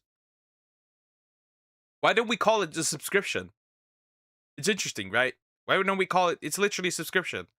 Anyways, but everything will eventually come down to subscribe. And you can go do this even, like, here's the thing. There's a reason why piracy is so much on the rise. It's because subscriptions. And they're user unfriendly, they're customer unfriendly. The only thing probably you'll get is that you eventually have to subscribe to like maybe like the main 3. And I'm gonna say this, you know who's at fault for all of this? Majorly, gaming. Because gamers accepted subscriptions. HP, not content with subscription printer ink, wants me to subscribe to my gaming laptop too? Is nothing sacred? I mean, I shouldn't be too surprised though. We were already in the middle of a video on HP's subscription program for non-gaming laptops when we got this ad for the Omen Gaming subscription program. So of course, now we've got to take a look at what they're offering, even though we've only got hands-on with one of the consumer subscription laptops. To be clear, not all subscriptions are inherently bad or evil. I get a ton of value out of YouTube Premium, for instance, and with the amount of subscription money I have to pay for subscriptions, they should just come with free hand jobs at this point. At this point, like, bro, if I subscribe to this and I pay this much money for just a subscription, at this point, you gotta, you're gonna one day subscribe just to have a girlfriend or a boyfriend. You'll see. Subscribe to wear clothes. Subscribe to wear shoes. Subscribe to have a garden. Put a tree outside. Everything. PS5 is getting subscriptions, and you won't own the game's graphics. I think I've seen that somewhere. But it's really, it's like funny. It's like funny. Again, apparently, they want to move more and more stuff to the cloud. I'm telling you this. They're doing this so they can control what you consume. They're doing this so they can control what you play, what shows you watch, what movies you watch, what books you read. Because they have the full control over what you can consume by then. I am telling you this. That's the goal. I am spreading conspiracy theories. But as we have known, conspiracy theories are just you being early. He just says this because he's got the money to buy virtually anything, pretty much. I fully recognize why services that have ongoing costs need to have ongoing fees. And, in fact, on the surface, HP's program here doesn't look like that bad of a deal. But I've been burned before, and I can't help but feel like there must be something hiding under the surface. Like this segue to our sponsor. Fessy, Fessy, Fessy, Fessy. Fessy. So far, looks like a totally normal laptop. Was he just promoting shoes? Was he just promoting shoes? God damn it, man. Sir, HP currently includes 4 different options in their consumer subscription program, ranging from about $35 to $85 a month for the unit we've got here. And you know what? It's a nice little machine. The EliteBook 6 G1Q14 AI has an 8-core ARM Snapdragon X Plus, 32 gigs of RAM, a 512 gig SSD, and a 14-inch 1920 by 1200 display. Let's just see how much crap they've preloaded on it. Oh, good lord, the taskbar. With HP's addition of their AI companion, 3 of the 8 items down here are AI tools. That's 3 too many. And even worse, HP's AI companion app will pop up periodically telling me how much it respects my privacy. That bitch ain't... This is a laptop. It has Windows. That shit ain't respecting my privacy even if it tried to tell me that. That shit is not respecting my privacy. Get this fucker out of here. Especially, bro, stop.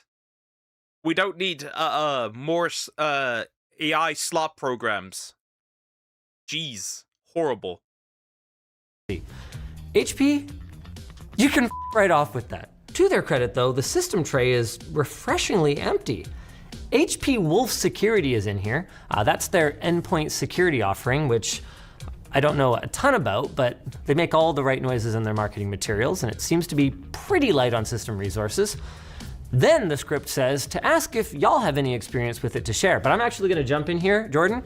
I tried to remove it from my daily driver HP laptop, and what I discovered is that if you uninstall its various pieces in the wrong order, it falls into a circular dependency death spiral where every component of it claims that another component needs to be uninstalled first, and poor Easy Rider 750 here was only able to resolve a similar issue with a full system reformat, so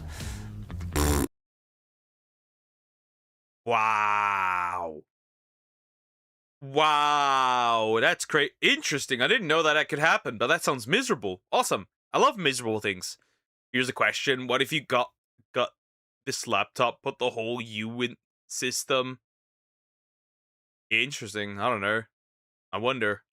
Netflix just rolled out making customers pay for premium audio, also known as FU. I know why it's called that. It's an FU to the customers. If you want the audio that is meant out of your speakers, give us money. Netflix just interesting. So to summarize this, you gotta pay more money for more better audio. Yeah, we're cooked. I know where piracy's winning this war. 100%. It just is. And the more I see shit like this, the more I'm for it. Let's see what else we got here. Office 365 trial. That's probably fine. What the heck is mobile plans and operators? Oh, that's right. This thing has 5G, and the data plan is actually included in our monthly subscription fee. That totally makes sense then. So overall, as far as major brands go, not great, but not terrible. Still, there's gotta be a gotcha, right? Let's have a look at the terms and conditions. Overall, the program seems pretty straightforward. You pick your laptop, you add your optional peripherals, for a modest additional monthly fee, of course, and you consent to a soft credit check, which I believe means that HP does not see your score or personal credit information, and that it shouldn't impact your credit score. But then again, I'm Canadian, and our financial system is based on maple syrup, so your mileage may vary. Yeah, the Canadians are poor little fellas, not gonna lie. They are, I mean... You have a bunch of people barking up the United States tree and get your ass beat for it. Interesting. Okay, I'm set. I'm kind of happy my work finished early, so I can go out a bit later to around support rally peak. That's nice. That's cool. Assuming you pass the check, you pay your first monthly fee, and then a few days later, your machine shows up in the mail. Then you start your 30-day money-back trial, which was a pretty pleasant surprise for me. It's exactly what it sounds like. Don't like the machine in the first month? You send it back on HP's dime and get a refund.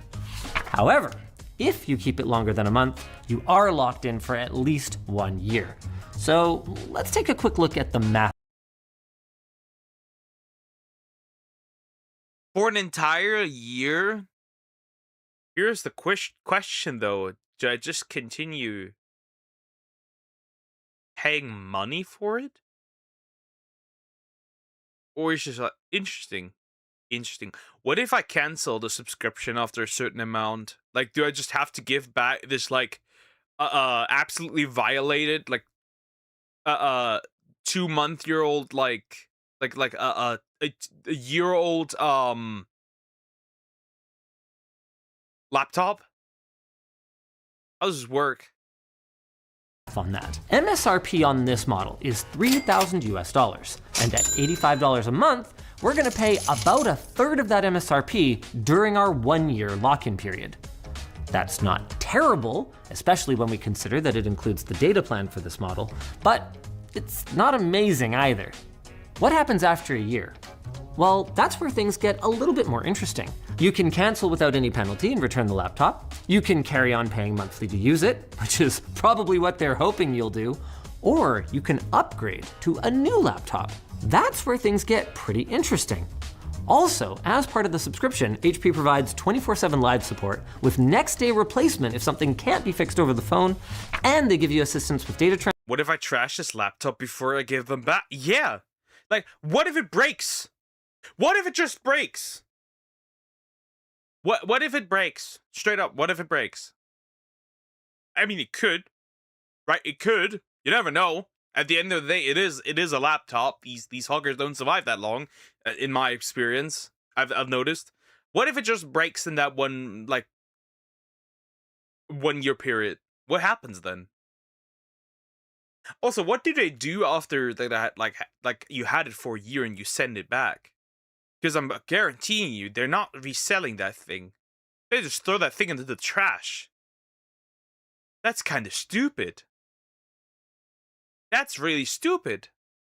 Transfers and secure data removal if you move to a different machine or you need to send one back to them. All of this makes for what is honestly a pretty appealing sales pitch for the right kind of customer. If, for instance, you are a frequent upgrader, this is kind of like having an extended warranty, a service plan, a data plan, and a device rental all rolled into one. As long as you continue paying your fee and you take advantage of those periodic upgrades, you'll have a modern, working computer at a price that is about the same as rolling a 2 to 3 year upgrade cycle on your own.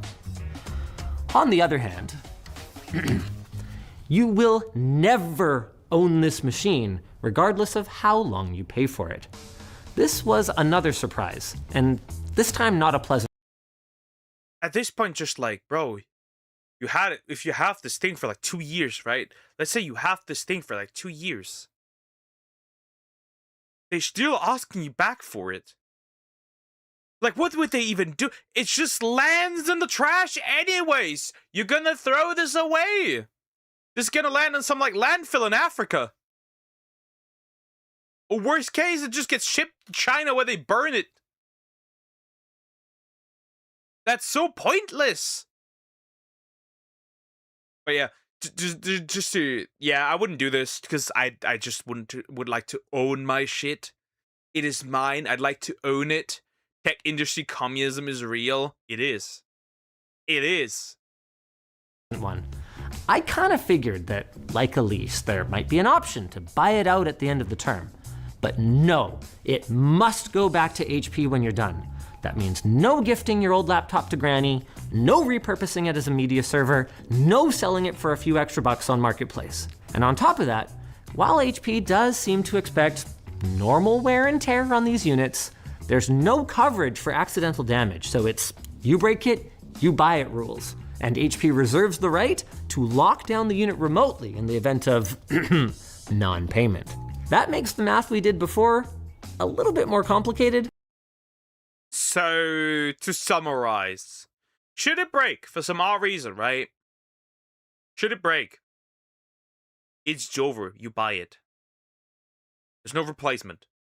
Funny. Yeah, no. We're good. And a little less favorable. What if you just spent the $3,000 up front? Sure, in the first couple of years, you will have overpaid compared to your friend who subscribed, But then you are the master of your destiny.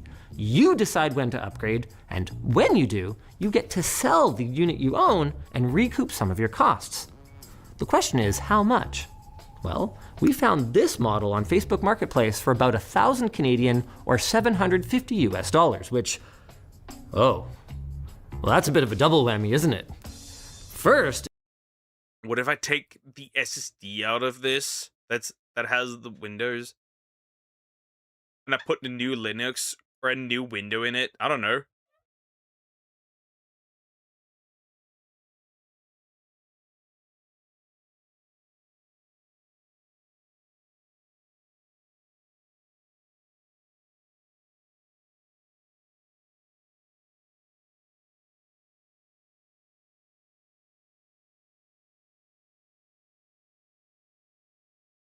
Sorry, I was stopped. I was stopped. Here's the thing, right? They looked at Nintendo and the Switch 2 and started salivating. There's that. So for the Switch, at least, well, they can shut down your console if you do something that you shouldn't, I guess. Here's the thing. Here's the thing. Okay. Here's the thing. Why would you? Again, you can. The thing's like, can you remove this? Like, could somebody who's skilled enough just like remove the limitation? But then again, they would notice that you're not paying. Right? They would notice that you're not paying. So it doesn't really make much sense, right? Even if you did it, even if you remove it, that doesn't really make much sense. That's a question though. You are right though. That's a question. If you change the system, right? If you instead have Linux, what would happen? Like, do they consider this damage? That's the question. it means that the catch-up point to your friend who subscribed is actually even sooner than the initial math would suggest. And second, it means that at $3,000 MSRP, this laptop is probably a pretty bad deal. Maybe even intentionally so to make renting it look like a more appealing option. To really drive this point home, if I wanted this laptop for 3 years, it would actually cost me less to subscribe for 1 year, then cancel my subscription, send the unit back, and then buy the one that I saw on Marketplace. Now in theory, the counterpoint to this is that I could just trade in and upgrade, and then I wouldn't have this laptop. I'd have a better one. But that assumes that HP is going to be on top of updating the models that they include in the program. And it assumes that they have a new one that I actually like. They have made no promises about that, but to their credit, we have seen at least one update cycle in the consumer program in the 8 or so months that we've had our eye on it. Here's the thing though, so basically, right? I didn't see the appeal at all, actually. I don't. And that's mainly due to the fact that I don't own the damn thing and I have to give it back. I mean, at $3,000, that's quite a lot. That is quite a lot, I don't know. And also, there's no safety for if it should break. That's another thing. I'd rather just, like, buy one at that point.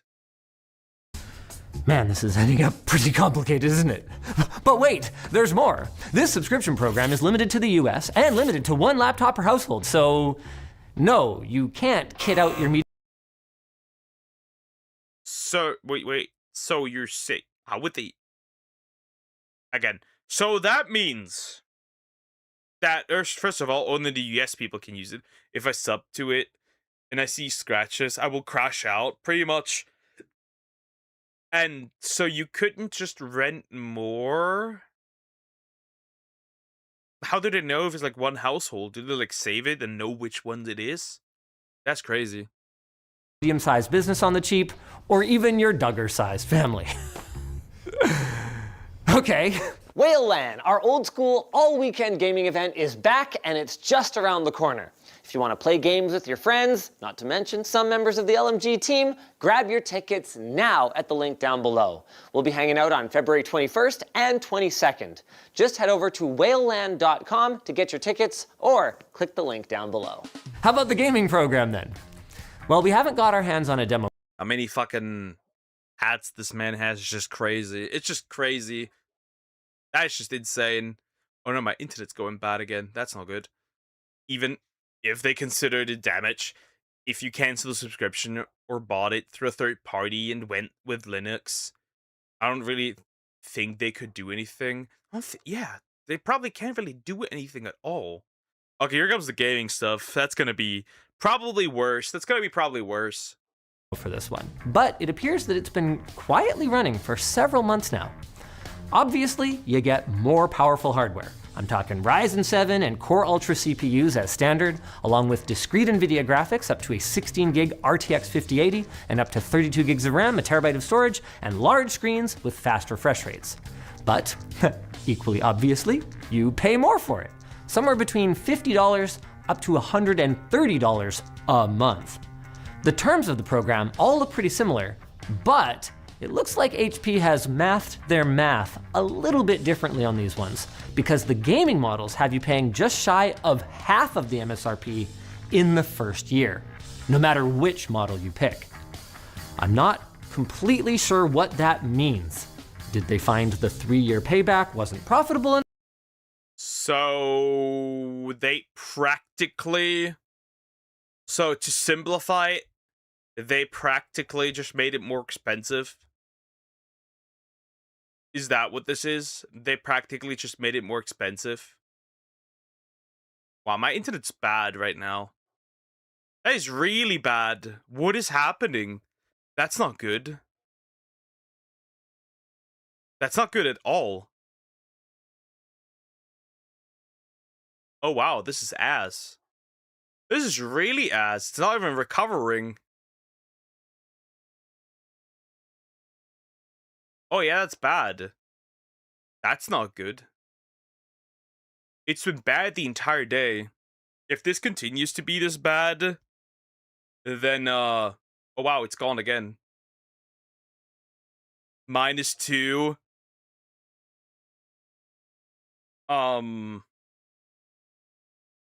That's not good. Okay. It has recovered, and I'm in a different continent.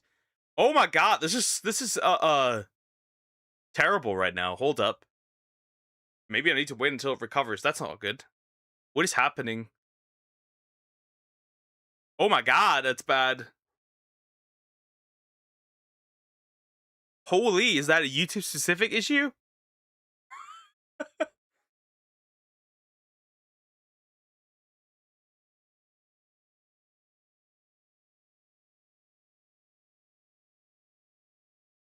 Holy fuck, that's not recovering. That's not recovering at all.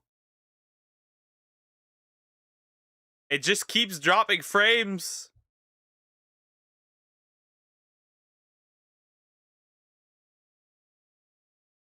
It just keeps dropping frames diabolically. Hold up. That's not good. I think I gotta take a little breather here. Okay. Nice. I've never seen this high number. I've never seen almost 2,500 drop frames. That's not good. That's really not good. But I figure that this is the Oblivion Host Armor DLC of buying a computer. They're just trying to see who's dumb enough to agree to this, and normies are in line to the slaughter 1984 style, probably. Okay, let's see that it does continue to be this bad. If it continues to be this bad, then the stream is cooked. Enough? Do they expect gamers to be harder on these machines, making the B-stock returns worth less? Do they expect the usable life cycles to be shorter for performance reasons? It's hard for us to know for sure, but what's clear is that they're after a faster return on their hardware investment. With all that said, they're still not a terrible deal if you would be a frequent upgrader anyway, and you're on the ball, about getting a new machine on your subscription the moment that you're able to. Doing some quick math, the second best gaming laptop is $80 a month. You go ahead and throw in a Game Pass subscription for, 20 bucks a month? That's $1,200 a year for solid performance in hundreds of games. You'll own nothing, but you might at least You own nothing, but you might at least be a little happy. What is wrong with my internet? What is wrong with this? Something's off. Is somebody using it in a way that is not supposed to? Downloading something? That's crazy. Hold up. We'll continue. have the perception of being happy about it. And if we're being honest, it's not like buying these games means you own them anymore anyway. With that said, with that 2-year payoff period, the gaming models will turn into a bad deal a lot faster than the consumer models if you aren't the kind of person who would be upgrading every single. So the gaming stuff is worse. Wow. Wow. Okay.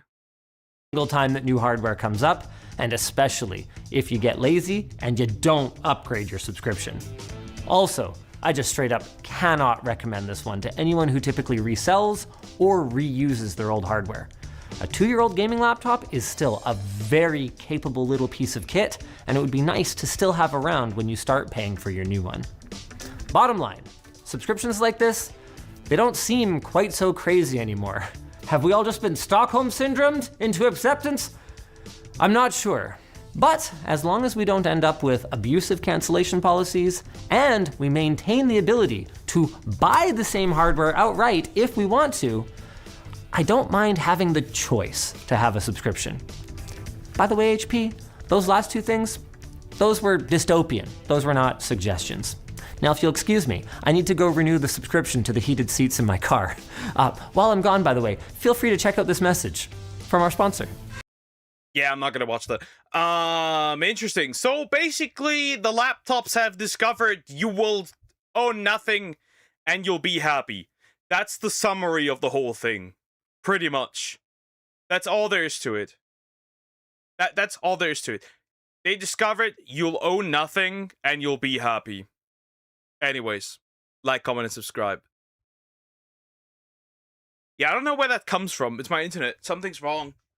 Something's clearly wrong. I have 3,000 dropped frames. I've never had this in my life. I've never had this. That's very interesting. Guys, I'm gonna go on a quick mission and figure out if somebody's doing something that they're not supposed to. I'm gonna figure that out. Good morning, Poker. How are you today? I'm alright. How are you, Diagonal? Hope you're doing fine so far. I'm gonna quickly look if somebody's downloading something that may cause this problem, because that's not normal. That's really weird. That's not supposed to happen. I'm not supposed to have this hard of a lag. This continues, that'd be bad. Okay, the other Wi-Fi is really bad. The other Wi-Fi frequency is bad. The other one is also bad. Something's off. This is why companies like Framework need support. They make completely customizable laptops that have external batteries. That's pretty good, actually. Wow. Even if you can't buy a new laptop, buy a second-hand one. It's way cheaper. And then save until you can buy one. If I do that, the stream ends. And I have to restart it again. And YouTube particularly doesn't like that one. Yeah, it is bad. Something's bad. Guys, I'm gonna check what causes this. I'm gonna check what causes this, and if this doesn't fix itself, then I have to end early today. I'm gonna look who causes this. I'm gonna look if somebody causes this for a second. I'll be right back, and I'm killing them.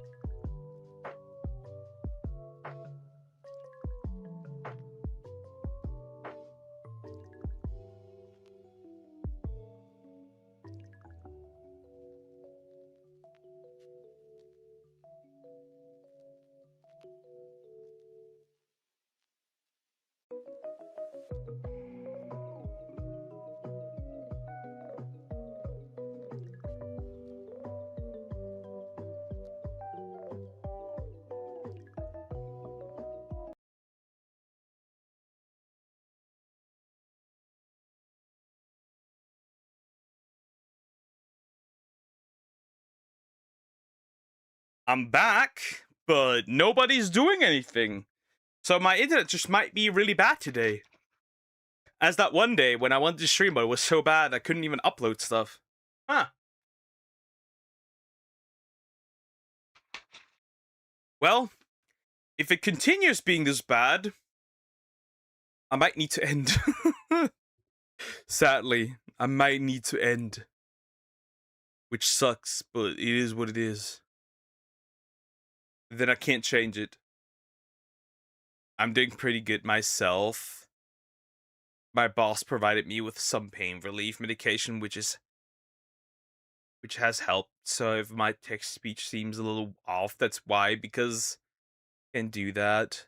But all is good. Okay. Someone is lying. Or someone got your Wi-Fi password. Well, nobody's doing anything. Nobody's downloading anything. Nobody's doing something else. Usually that also doesn't happen. So we'll just have to see. If it continues being bad, then I have my answer. Let's do something funny. Let's do Javius. Secondhand. That one was recommended anyway, so it's fine. Right, that one was recommended. Nope. Everything seems fine now. For now, everything seems okay. Alright, let's hear it. I'm curious. I need more water.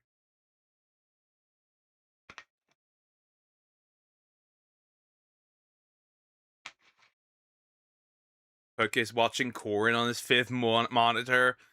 I just have my laptop in front of me with the webcam taped on top and then my mic in the front. That's pretty much it. No monitors here. I don't even use a PC. I'm broke. Anyways. Second and embarrassment by Javius. We all have experienced it in some way, shape, or form. Another term that I love is Schadenfreude, but anyways. We're gonna look at this. I wonder what this is about or where this is going. So yeah, 5 minutes of pain. Possibly pain. We'll listen. Also, please consider liking, subscribing. I appreciate it. Here we go. Secondhand embarrassment, an emotion you feel when you see somebody do the stupidest shit you've ever seen. You can experience such an emotion in real life while watching a show or watching whatever the fuck this is. And sometimes the Yeah. That is TikTok. TikTok is a place of where secondhand embarrassment rules because it's TikTok. It just is like that. It just is like that. embarrassment just makes these moments absolutely excruciating to watch. One of the best examples, Stranger Things. Now there's one particular scene, it just stuck with me, and not in a good way. Now this young girl right here, she was getting bitched. I'm talking bully, stepping on her school project, kicking her stuff, laughing in her face. Now see, if this personally happened to me, I'm gonna Yeah, but she got her revenge basically by beating her with her rollerblades. So 11 is fine. Just beat it as. Now the second hand embarrassment, and that one I really felt is when Will has his coming out in front of everyone while they're in a world-ending scenario, and that's the thing he fears the most, that he would get rejected. Yeah, it's not the almost 2 meter tall flesh dude who can yoink around with his telekinesis. Not at all. have to respectfully put a stop to it. And that's what this girl, 11, tried to do as well. Now a little bit of context, she used to have powers, now she don't. And she tried to use her powers on her bullies, only to end up looking like a dumbass. Straight silence. Everybody's looking at her, and then they start laughing at her. Now, 11, here's some advice. You should have solved it the old-fashioned way. But nope, they continue laughing at her, and she's just standing there. Like, go home, little bro. Now, she did get her get back, but then she started feeling bad right after it. Like, bitch, do it again. So yeah, she did kind of make up. Did she really bad for beating her ass with the rollerblades? Or did she feel bad because... Or did she regret it because of the consequences? Because that's the thing. Brain rot maxing? Real.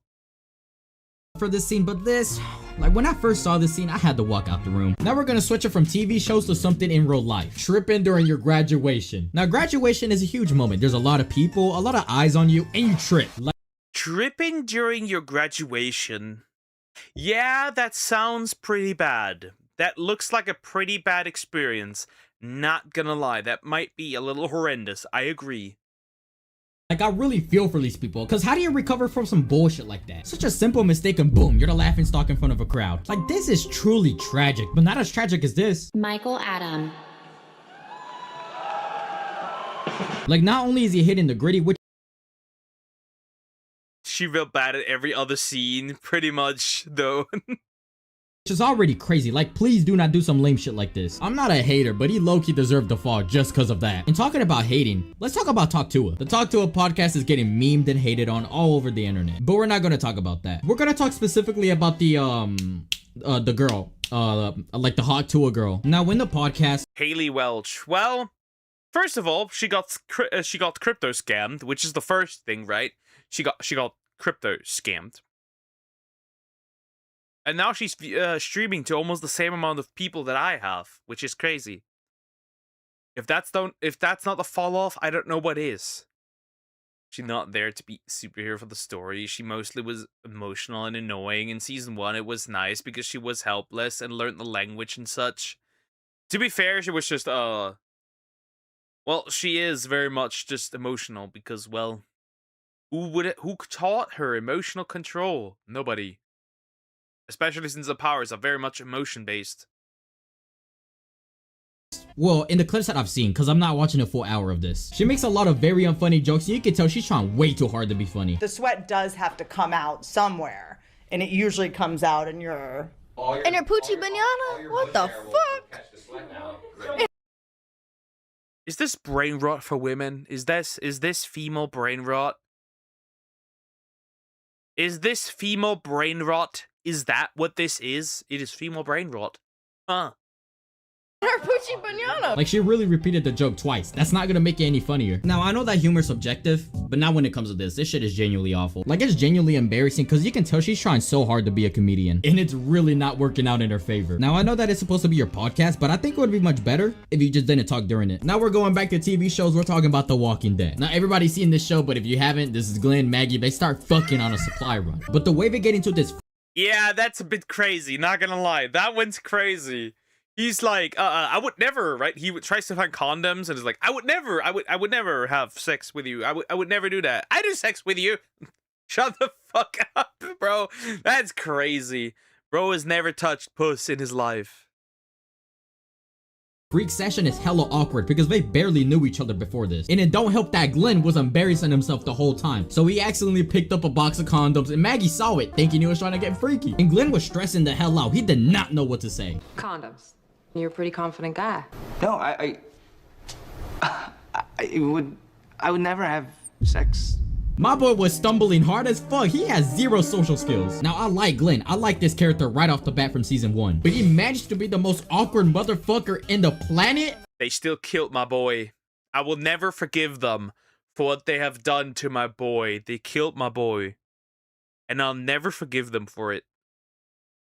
Well, I mean, to be fair, I mean, like, the zombie apocalypse did wipe out most of the people. But still, bro, he somehow fucked up every response and still got the best outcome. Like, this is not fair, bro. Shit got me wishing for the zombie apocalypse. Now we got our next scene. Bro cracked, bro got a baby, and then bro got the milk. He died. He disappeared. He had to go. Yeah. A win is a win. A win is a win. Better Call Saul. Now this show is fucking beautiful, man. You either love the show or you're just straight up wrong. Now for the scene, these two brothers, Chuck and Jimmy, and Chuck's wife, Rebecca, are having some dinner together. Now Jimmy is outgoing and social, cracking hella jokes, making Rebecca laugh and giggle, and Chuck just wasn't fucking with the jokes. So Chuck is just awkwardly sitting there praying that the dinner will be over soon. We fast forward to later that night. Chuck and Rebecca are laying in bed and Chuck is feeling a little ambitious. He's feeling like a little bit of a jokester. And so he tries to make the same type of joke that his brother was telling at dinner. And the joke was straight ass! What do you call 25 attorneys buried up to their chins in cement? Not enough cement. What? The joke's delivery was so bad that it's actually impressive.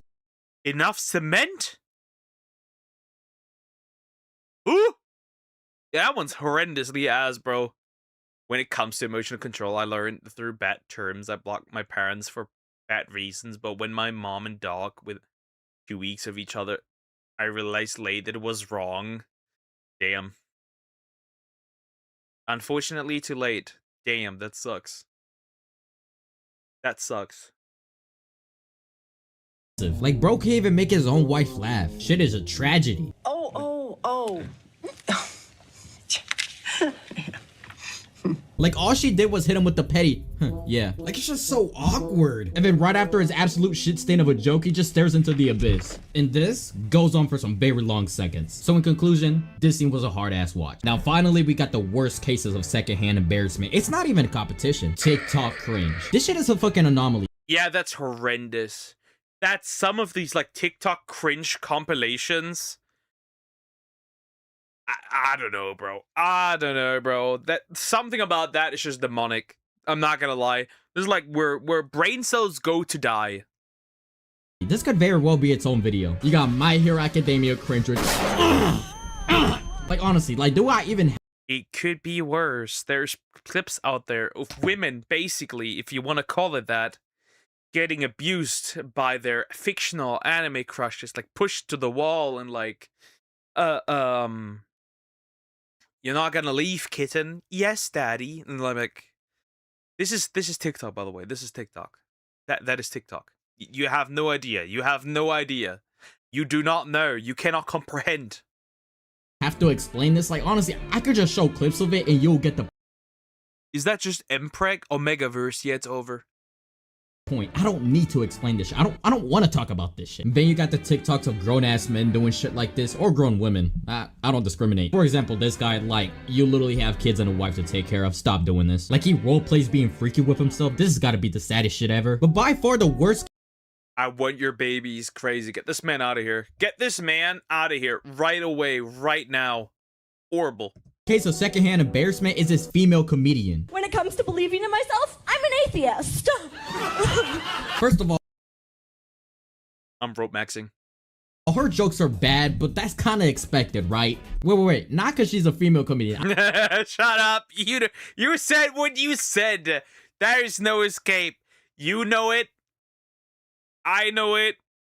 We know it. That was supposed to be a woman bad joke. Shut it. You're not escaping the cancellation just because you say, oh, it was not because she's a woman. I'm not being sexist, because she's a TikTok comedian. Now, the jokes themselves aren't what pisses me off the most, but it's her fucking expressions! Like, her movement, like the way she speaks, and like her face is, like, imagine doing this shit, bro. Get her off the stage. In summary, secondhand embarrassment is just cringe. It's the cringe that makes you feel this way. That is all there is to it. And he's lying. He's definitely sexist. Anyways, there's no shame in it. Anyways, interesting. So to summarize, stay away from TikTok. Like, comment, and subscribe. That's really just it. Stay away from TikTok. Stay away from the talk. Not bad. It has normalized again. Why did you do this to me, Poke? I'm not prepared for brain rot. Well, it was recommended, so I'ma do it. It was recommended, so I had to do it, right? I had to do it. It was necessary. Just because you don't like it, it was necessary. There's a lot of slimes in Dragon Quest. I know. I'm aware. Speaking of shadow clips here, I gotta do his video, and I don't know what I'm getting myself into.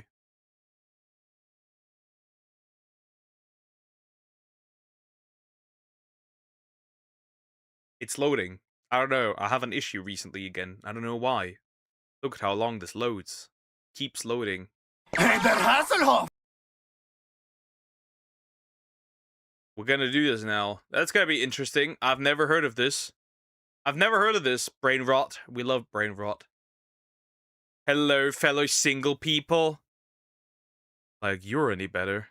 You are single as fuck. Hi, Sumax. How you doing? Hope you're doing good. Hello. Hi. Hello. How are we? Water.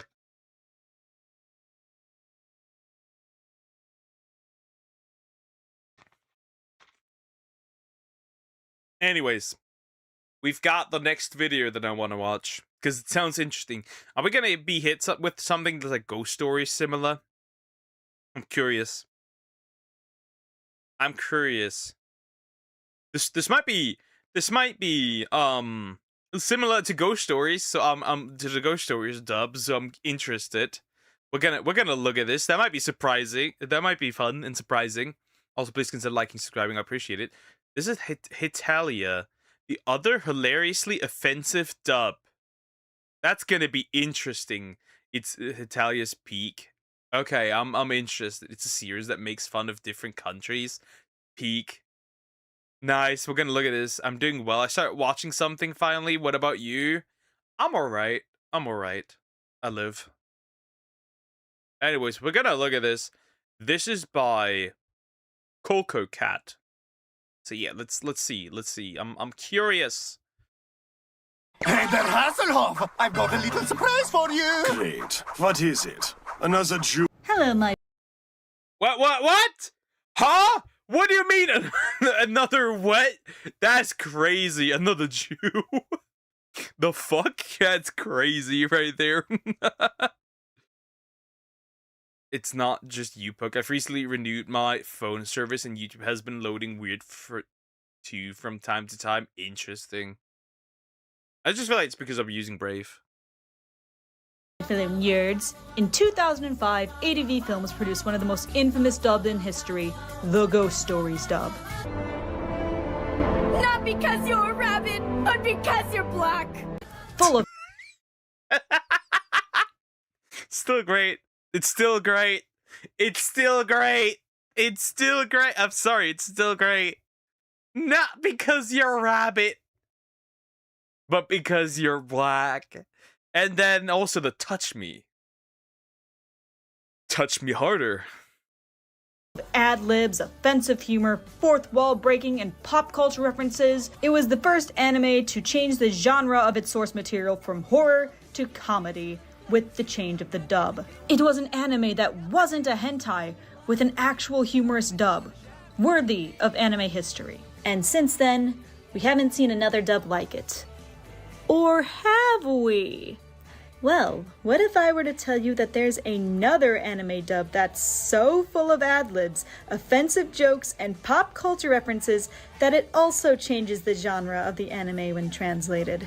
Or rather, accentuates the genre of the anime. Well, there is, and that show... Well, it's not translated, right? It's not literally, right? They just did what they wanted to do with the dub. Unless this is like the actual, like the literal translation. His laugh, his tiny crest, touch me. His reprimands, touch me harder. is Hitalia. Germany recognizes his friend Italy.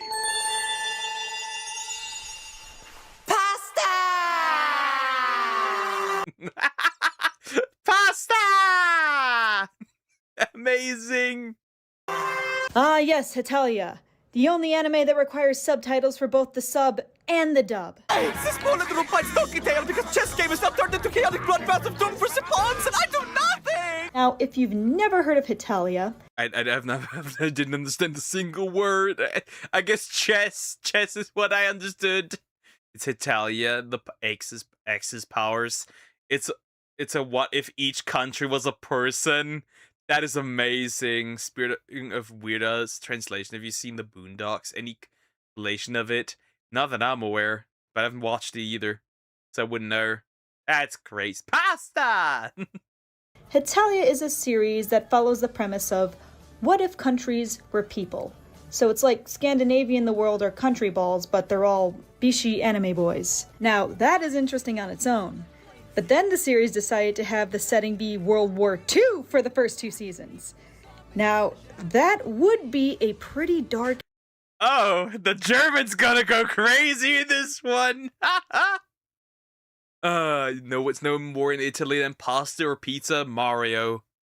...depressing show if the series wasn't satire and comedy.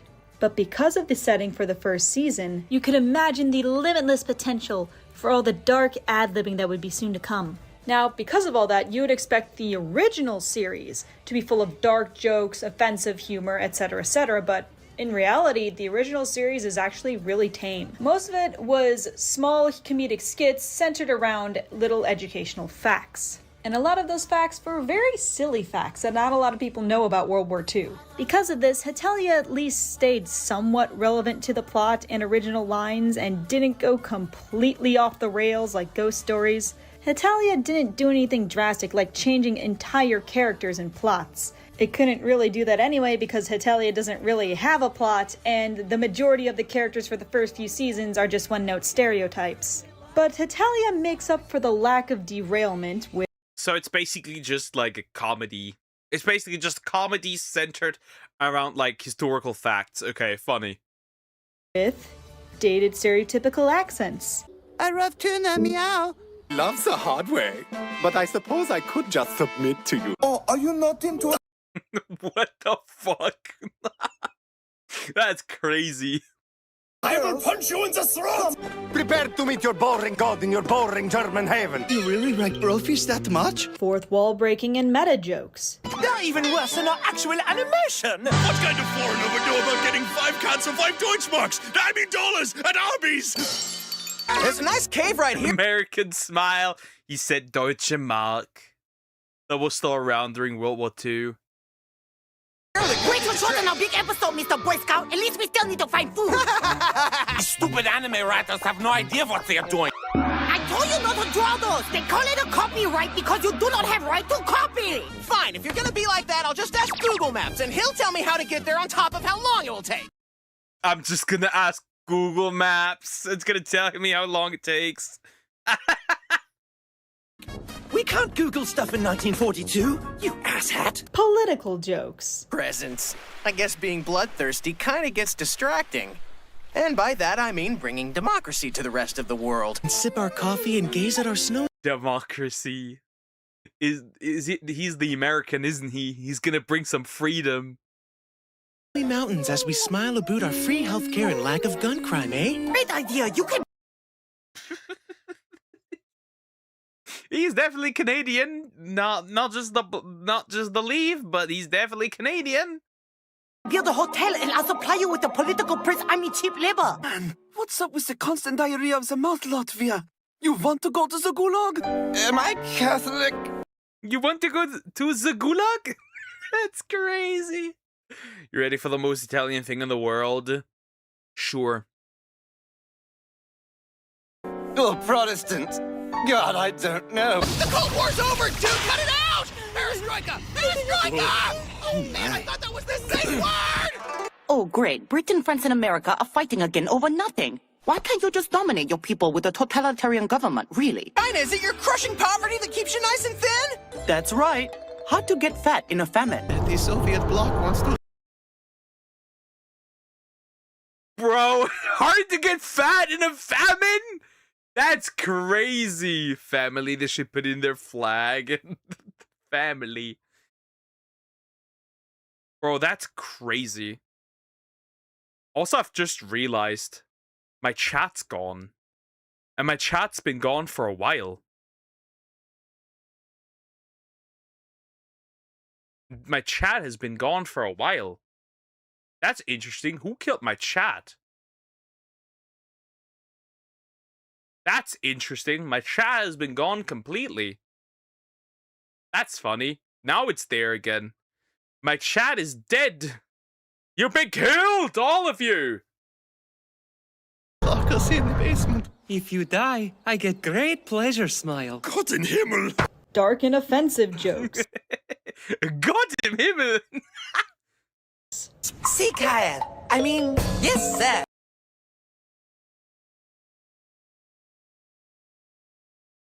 Okay. Well, that's interesting. I blame Croco. His fault. Realized it very quickly. Smooth brains. Crazy. Yeah, thought you know. I know, I did not. I did just realize it now. I'm just stupid. Benelli shotguns are more Italian than pasta and pizza because tomatoes were indigenous to North America and Europeans thought they were poisonous for centuries and used them as decorations. That's funny. That's funny. Okay. Wow. Yeah. I didn't pay attention to that. Well, chat is back now. Suck full! I knew fortune cooking this morning was full of bad luck! Hey there, Hasselhoff! I've got a little surprise for you! Great. What is it? Another Jew? I learned some fancy. That's just crazy. I've got another surprise for you. What is it? Another Jew? Japanese.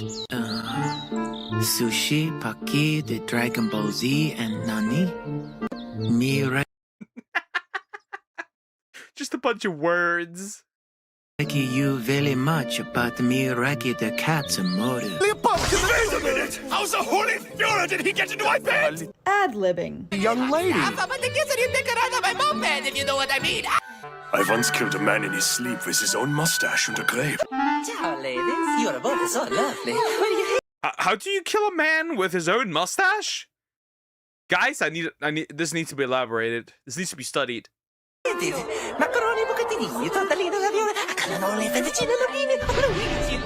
He's just saying names of pasta. That's he's wow. So this is how the Italians speak. Just a bunch of pasta. Crazy. I may be a successful doctor, but first and foremost, I'm a Jew. These compliments border on lethomania.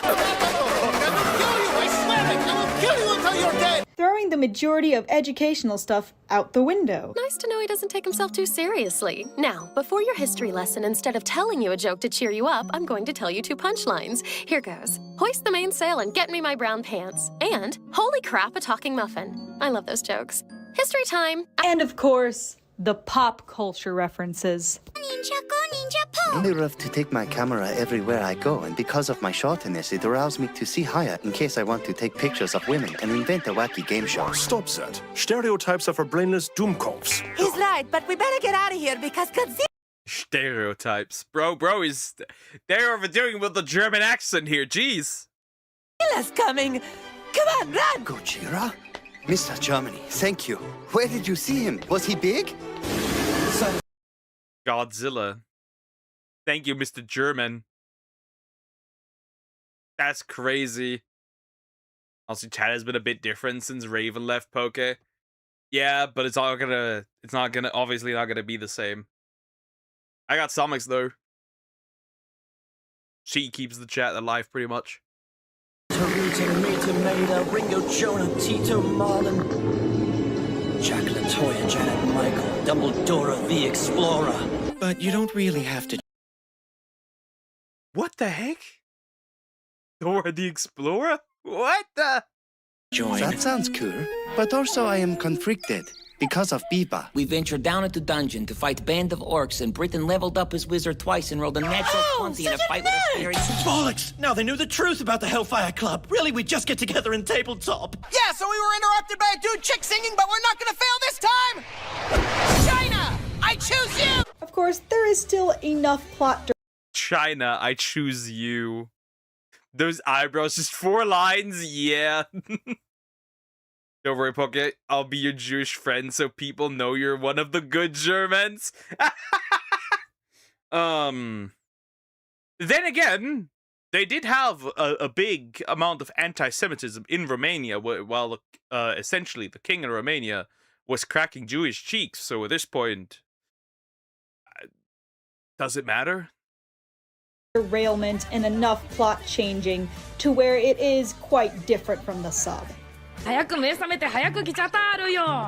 I'm older than I look. You lazy capitalists should learn from my example. Eat where, you imperialist pig dogs? You're young. Why you walk so slow like you old woman? Step up your game. もっとスローに生きたらどうだい優秀は違うよ君が遅すぎるんだよなんだってこの野郎この野郎 Erica, you're seriously twisted. Everything is not about domination. Try relaxing like me every once in a while. Dude, I'm not sure I could ever love Moose and drag my ass as much as you do, okay? Love moose and drag my ass as much as you do. Conquer Romania, Poke. You'll do them a favor. Poor Romanians. Grandma taught me the true spirit of the maple leaf, and it's in her honor I now defend you. Your grandma sounds hot. Your grandma sounds hot. That's uncalled for, bro. Or even in Japanese, it sounds stupid. It's not supposed to. This show is for who? Just like Ghost Stories.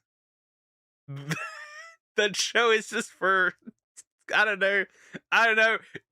The original audience was missed, probably. It was supposed to be like some kind of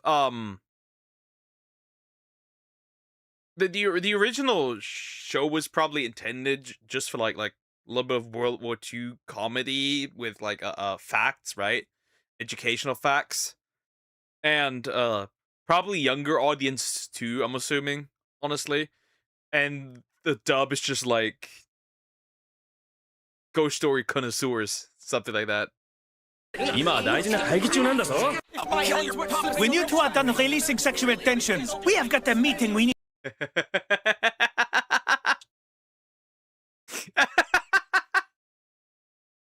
That's funny. That's releasing sexual tensions. I mean, it does look like he's stroking his neck, so there's that.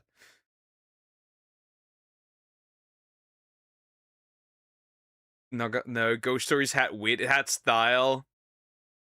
I don't see much difference in them, I'll be real.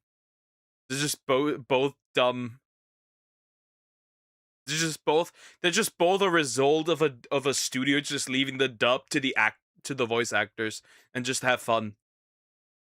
This is like me and a friend turn a TV show volume off and dubbing them ourselves. Yeah. I think that was the point. There's no direction behind this. They're just doing it. To finish. パパッと解決できる道具でも使おっか。魔法のステッキ A magic cane? Bro! That's not a magic cane! The fuck?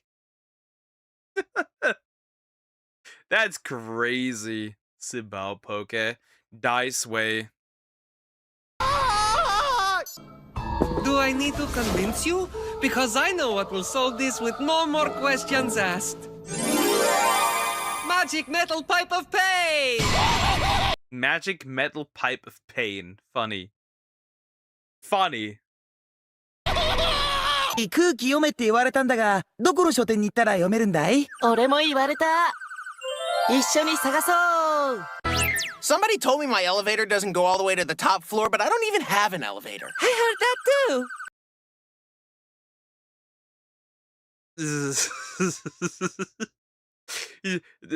Somebody called him stupid and he didn't get it, so he's even more stupid. That's crazy. We should go and buy one. They're both stupid. They wanna buy an elevator. This clip sums up the true difference between the sub and dub, in my opinion. Yo, Saka. ねえ、サッカーサッカー。ドイツドイツ。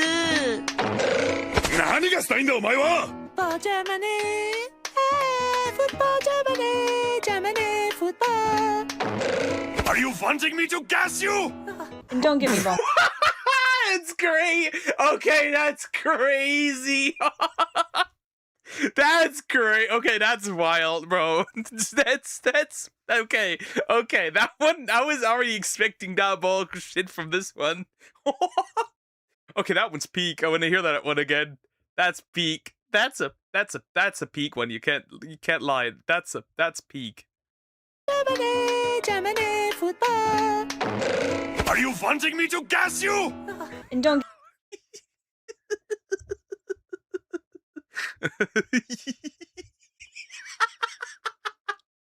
That's crazy. That's wild, bro. I can't even say that on you. If I say that, I get. That's crazy. That is insane, bro. Maybe I need to grow on me. Finally, they did it. Yeah, I was waiting for it to make that joke.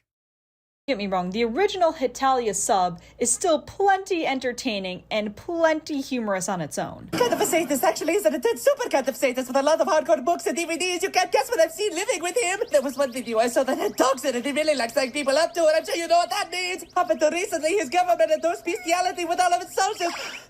So the dub already had some good comedy to work off of. Instead, the dub mostly took the anime and made it into its full comedic potential. The things that the original sub never had or had very little of were turned up to 11 in the dub, turning it from an educational satirical comedy to just a straight up comedy. But there were definitely some plot lines and stuff that were completely changed. It's kind of like watching the first 2 seasons of Winx Club in the 4Kids dub instead of the Cinelume dub. It mostly follows the same plot, but a lot of names of things are changed. Some plot points are completely changed, the voice acting is more engaging, and honestly, it's much more tempting to watch the 4Kids dub over the Cinelume dub, even though the Cinelume dub is much more faithful to the original. Because just like Funimation's Hitalia, 4Kids' Winx Club has that charm and that appealing. Bro, the only reason that I watched Winx Club is because all the girls are hot as a kid. That's the only reason I watched that. That is the only reason I watched that. And I think most guys that do know the show have just watched it because of the hot women. I'll be real. That's the only reason you watch this. Not gonna lie. Voice acting and all those jokes that you understand that help keep you engaged in the series. The only difference is that the voice acting in the original Hitalia sub isn't ass and is actually really good.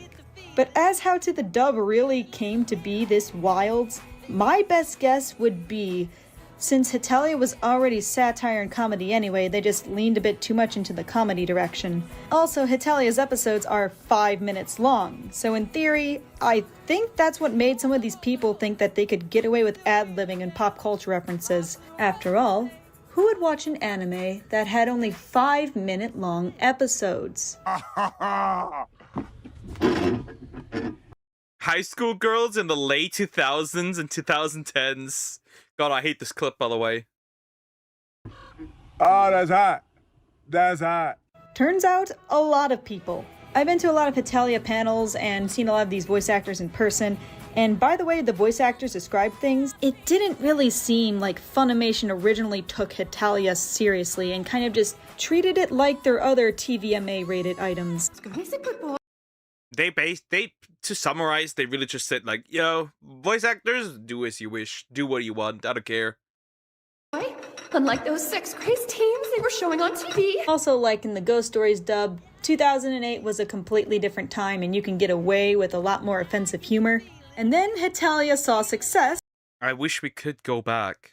I wish we could go back to the times you could make a few more offensive jokes. That would be awesome. Too bad we can't.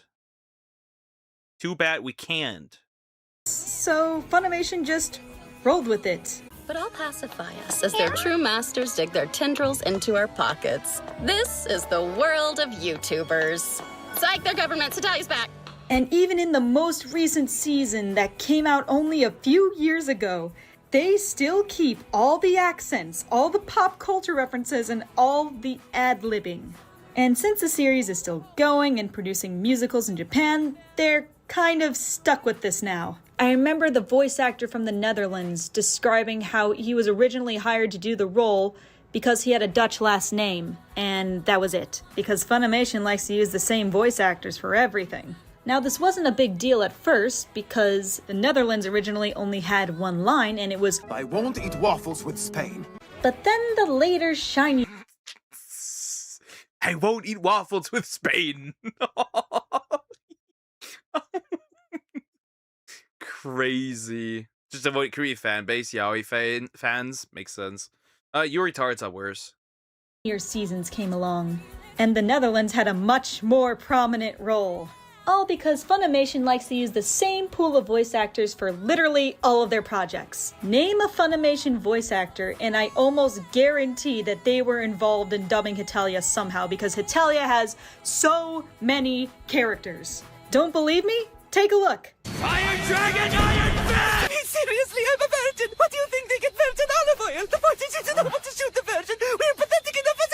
because it seems the waves decided to come back. That's why I ended up tattooing a maple leaf on my forehead. Yep.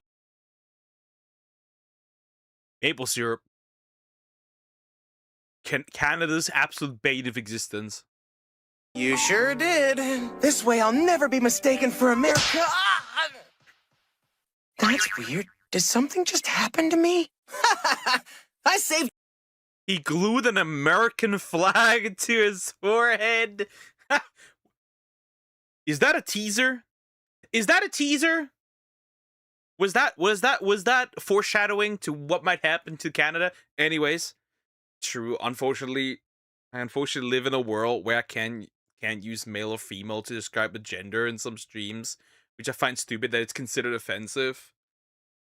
Yeah, or you can't say Merry Christmas because that might be offensive, right? In a very much Christianity filled country. Anyways, this guy got a Canada flag on his forehead. Well, now it's American. When Mina can't never stop. I'm a Jew living with a German right now. The shit we say to each other would be a hate crime in the UK. That would probably also be a hate crime here in Germany. Honestly. You from a life of ridicule. Then maybe it was weakness. What? Tell me, why didn't you kill her? Your own aunt was threatening you. Finding your next friend could be as easy as saying, "Hey, do you want to bear my children?" You should try it. Very soon, we'll restart the work studies. My sister's a double nut job. Also, she's poor, so those are real. And I hate that. My sister's complete nut job. Motherfucker. Android 17 is in there? That's crazy. Okay, let's let me Xmas. Because it's Christmas, put the Christ back. Short little weird guy. I am Kibito, and I am Kurogiri.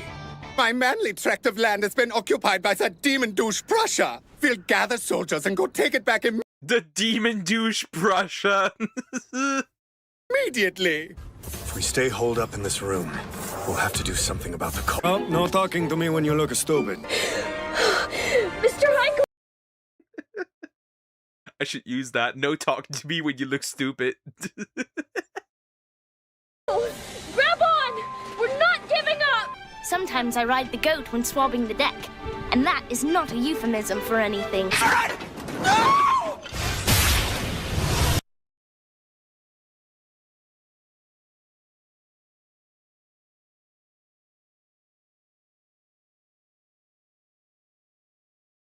Requires Paula. That Titan was like, this has been the best human I've ever tasted. This shit's been tasty as fuck. A brain which you don't have much of. Oh, that makes me want to pee pants! But that said, he sucks at passes and some basic stuff, even worse than you do. His serves are way worse than yours are. You're right there! Boone, pretty!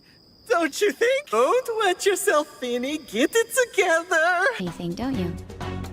I believe that you three are the Phantom Thieves. Sounds crazy, but I was worried it would be gone. My skill. Oh, the ladies of Crete wore stuff that made spectacles of their breasticles? Remember Yuma Amano? Of course you do. How could you forget? You two. What breasticles? Huh? Boobs? Dated for a little while. To Americans, blowfish is a food used to test their big ballsiness. That means they'd give us a break. To Americans, what, blowfish? To test their big ballsiness? Huh? Don't even get me started on promotion. Well, I am Sweden. This is my wife. I lost my meatball. My apologies. How is my meatball? This is my wife?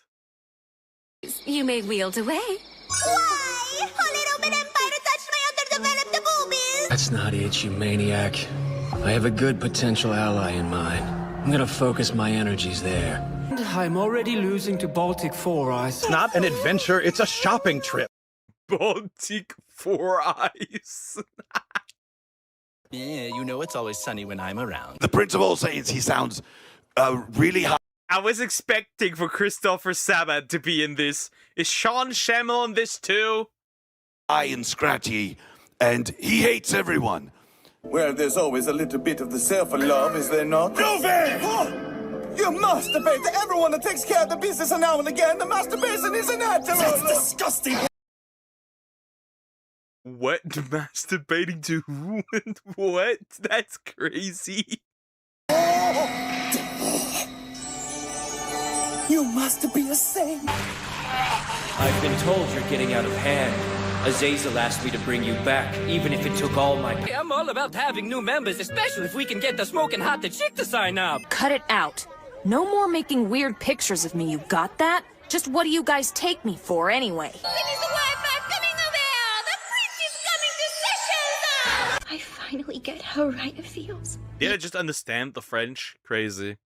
I've also told about a time I worked for a garage company and a garage truck where people consider Happy Holidays more offensive to me saying Merry Christmas where I didn't mean offensive.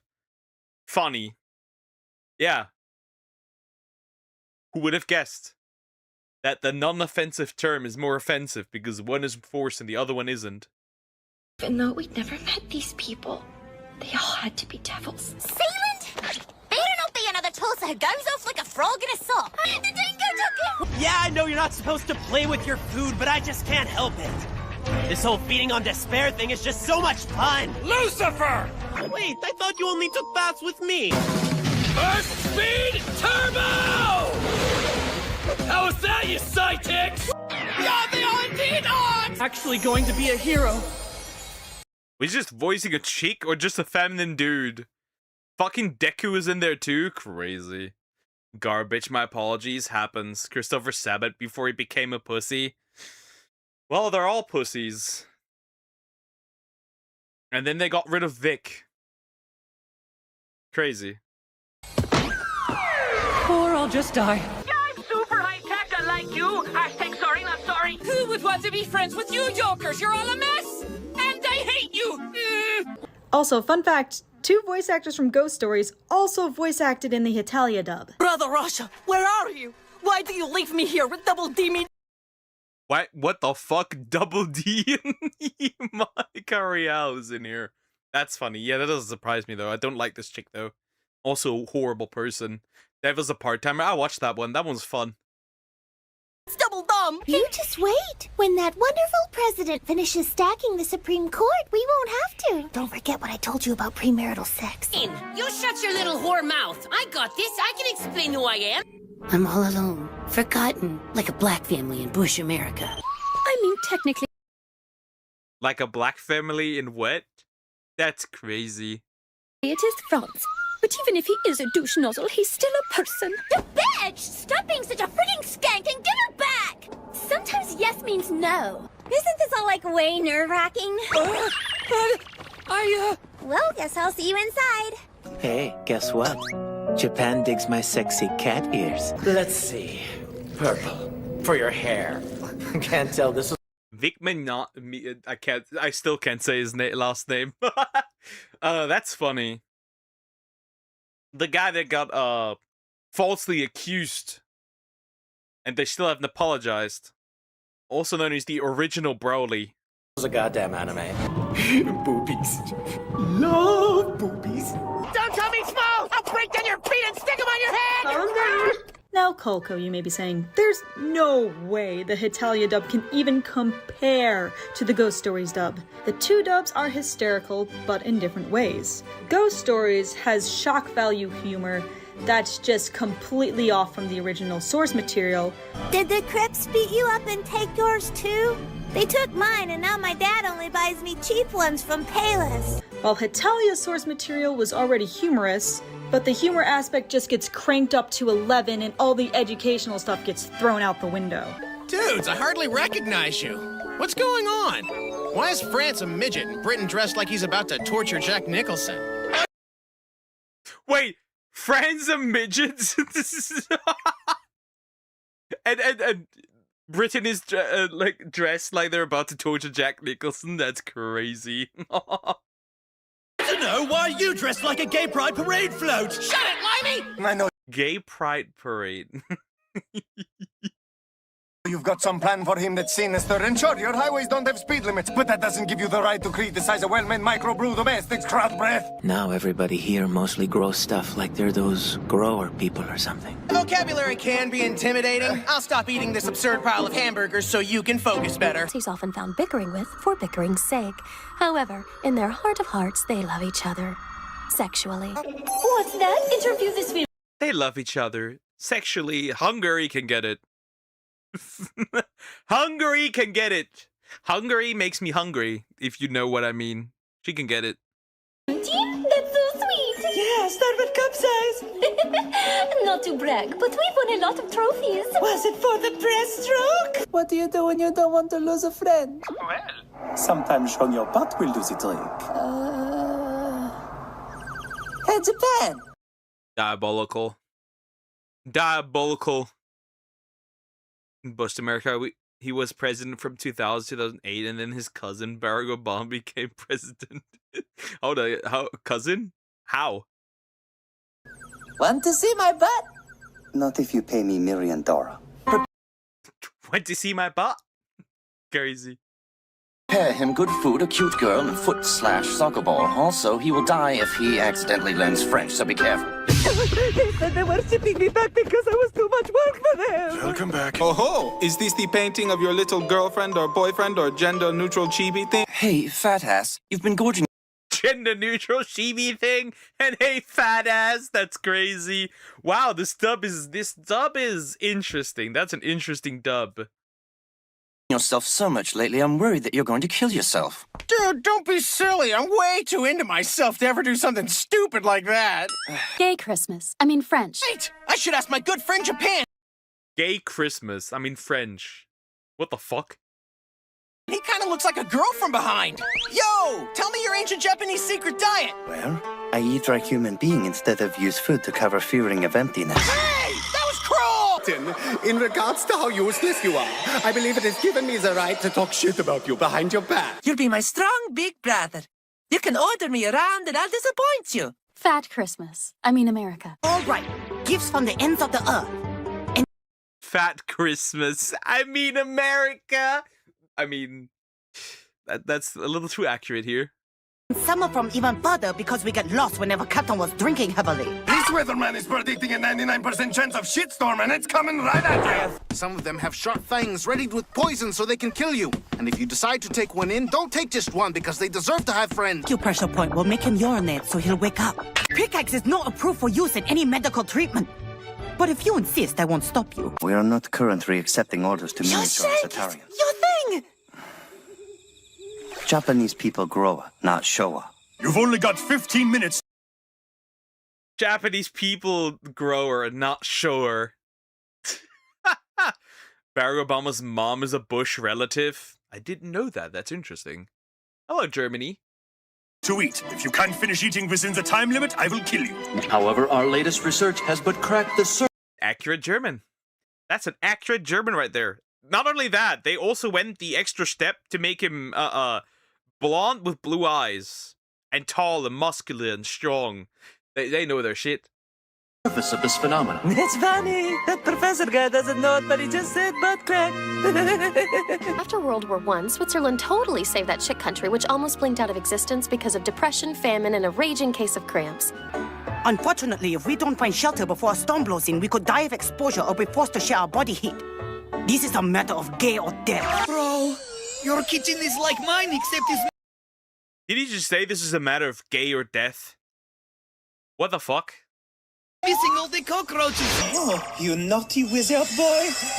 Get ready for being You naughty wizard boy! Oh, that's horrible. Wow, this stuff is weird as fuck. Hey! Give me that picture, you tiny pervert! No way in there! Give me the picture, you tiny pervert! This stuff is interesting. Bullying kids isn't PC anymore. Please help, he does not understand, no! Bullying kids isn't PC anymore, it just gets worse. Means no!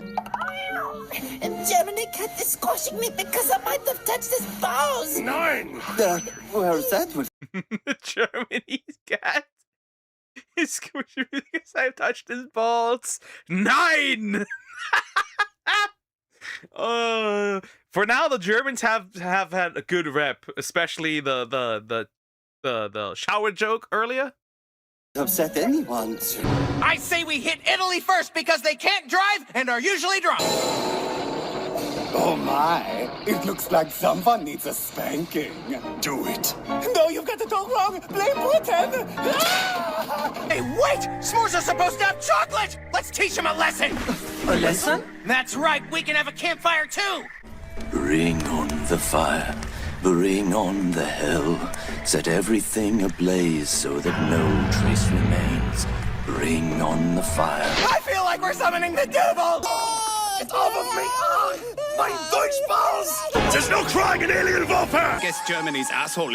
Did you just say mein Deutsch balls? It's over. It's over.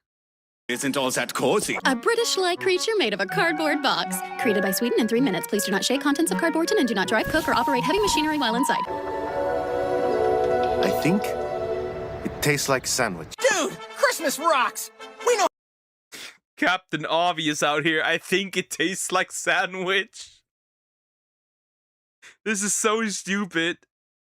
how to do it right here! First we X out the Christ part to make it extreme! Like I could take a whole day just to lick my own balls. I could just... What the fuck? Alright, I guess I'll got to go. There's a Ronnie support rally in Tel Aviv. And I got to participate. Take care, Cricket. Have some fun. Don't get somebody accidentally pregnant. Anyways, moving on. So, to summarize. He's about to moan.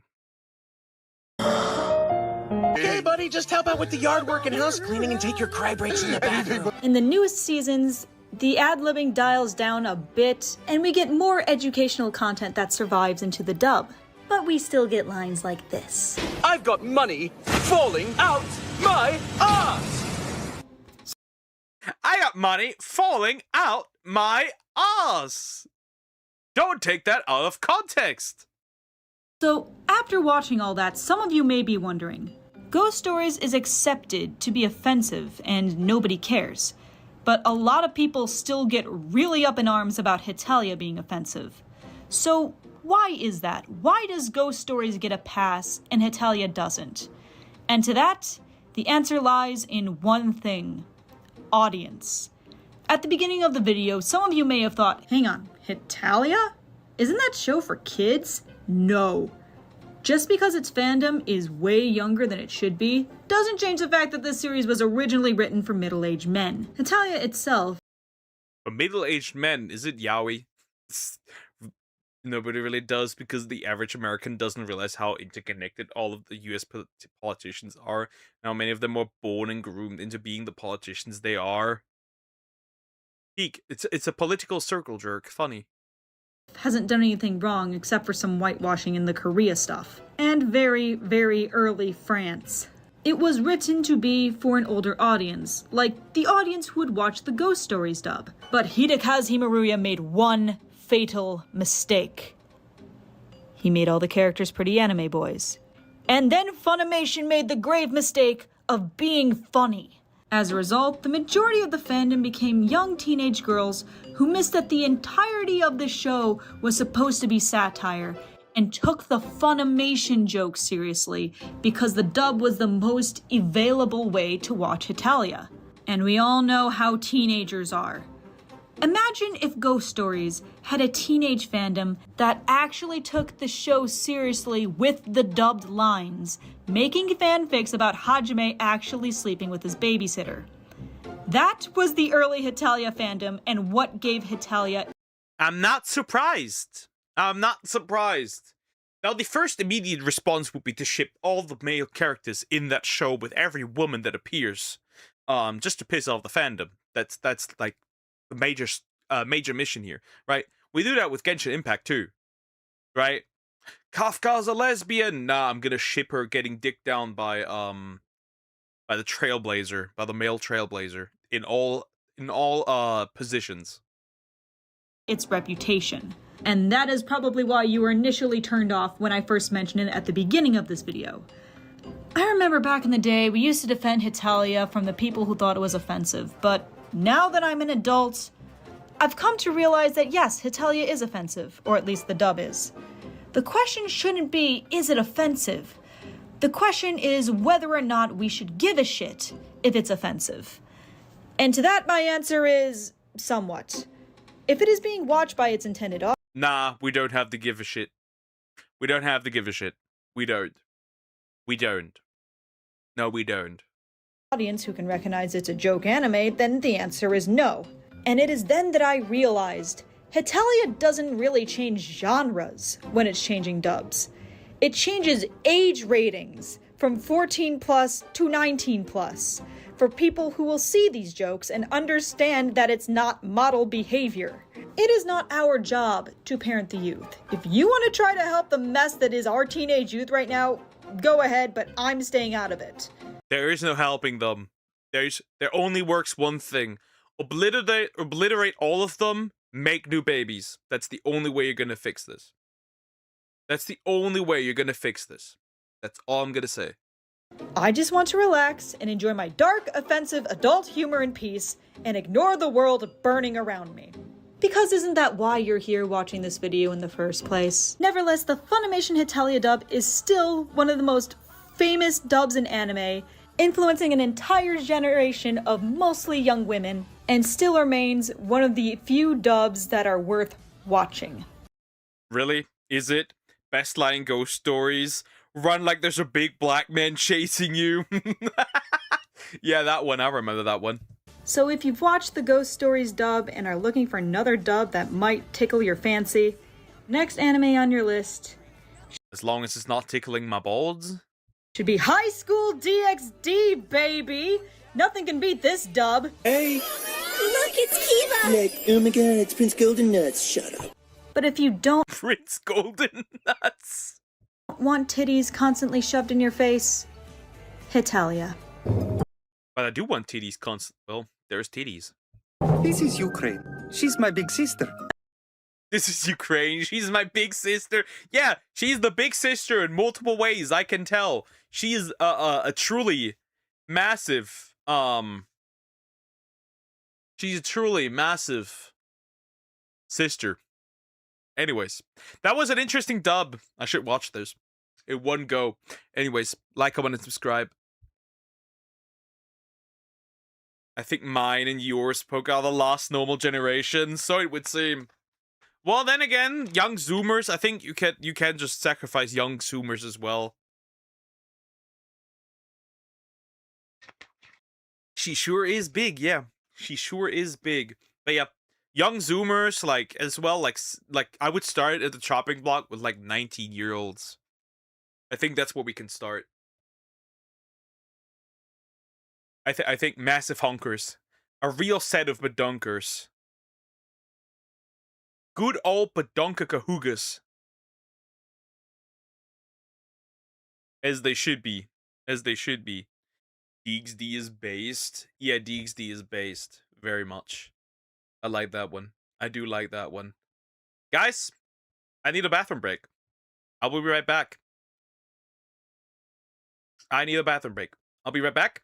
And then we'll do... I think we'll do the Trophy Wife School, because that interests me. We'll do the Trophy Wife School next, so I can know where to look for a wife. Anyways, we'll be right back.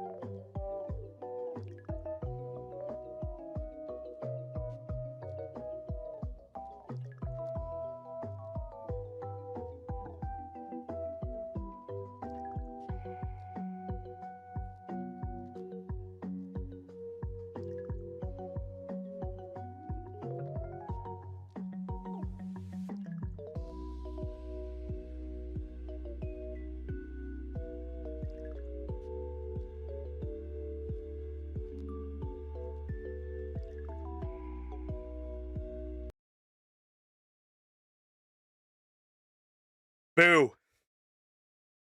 I'm back. Alright. Anyways. You guys are mean. Fine. Fine, you can be an exception. You can be an exception. Maybe. You will not be sacrificed to the gods, I guess. We can make exceptions. Hey, look, it's Prince Golden Nuts. Anyways, we're gonna continue with something horrible. The Trophy Wife School. Man-made horrors beyond our comprehension. What are you doing? Oh god, we will. That's gonna be rather interesting. Anyways. I'm ready. I'm ready. I'm ready. Oh, I'm ever so grateful, Duck. Yeah. Kiss my feet at this point. Anyways, here we go. So there's a Trophy Wife School by Ribaldi. I don't know. Where do I need to go to? Might be in place to find a wife. I guess. I guess. We'll see. Sounds like what we need, possibly. Well, we'll see. Also, please consider liking and subscribing. I appreciate it. I have no idea what I'm getting myself into. However, this school sounds interesting. It sounds like something that I need. It sounds like something that I would go to find a wife. Do it yourself? Nah. Here. What are you doing here in the village?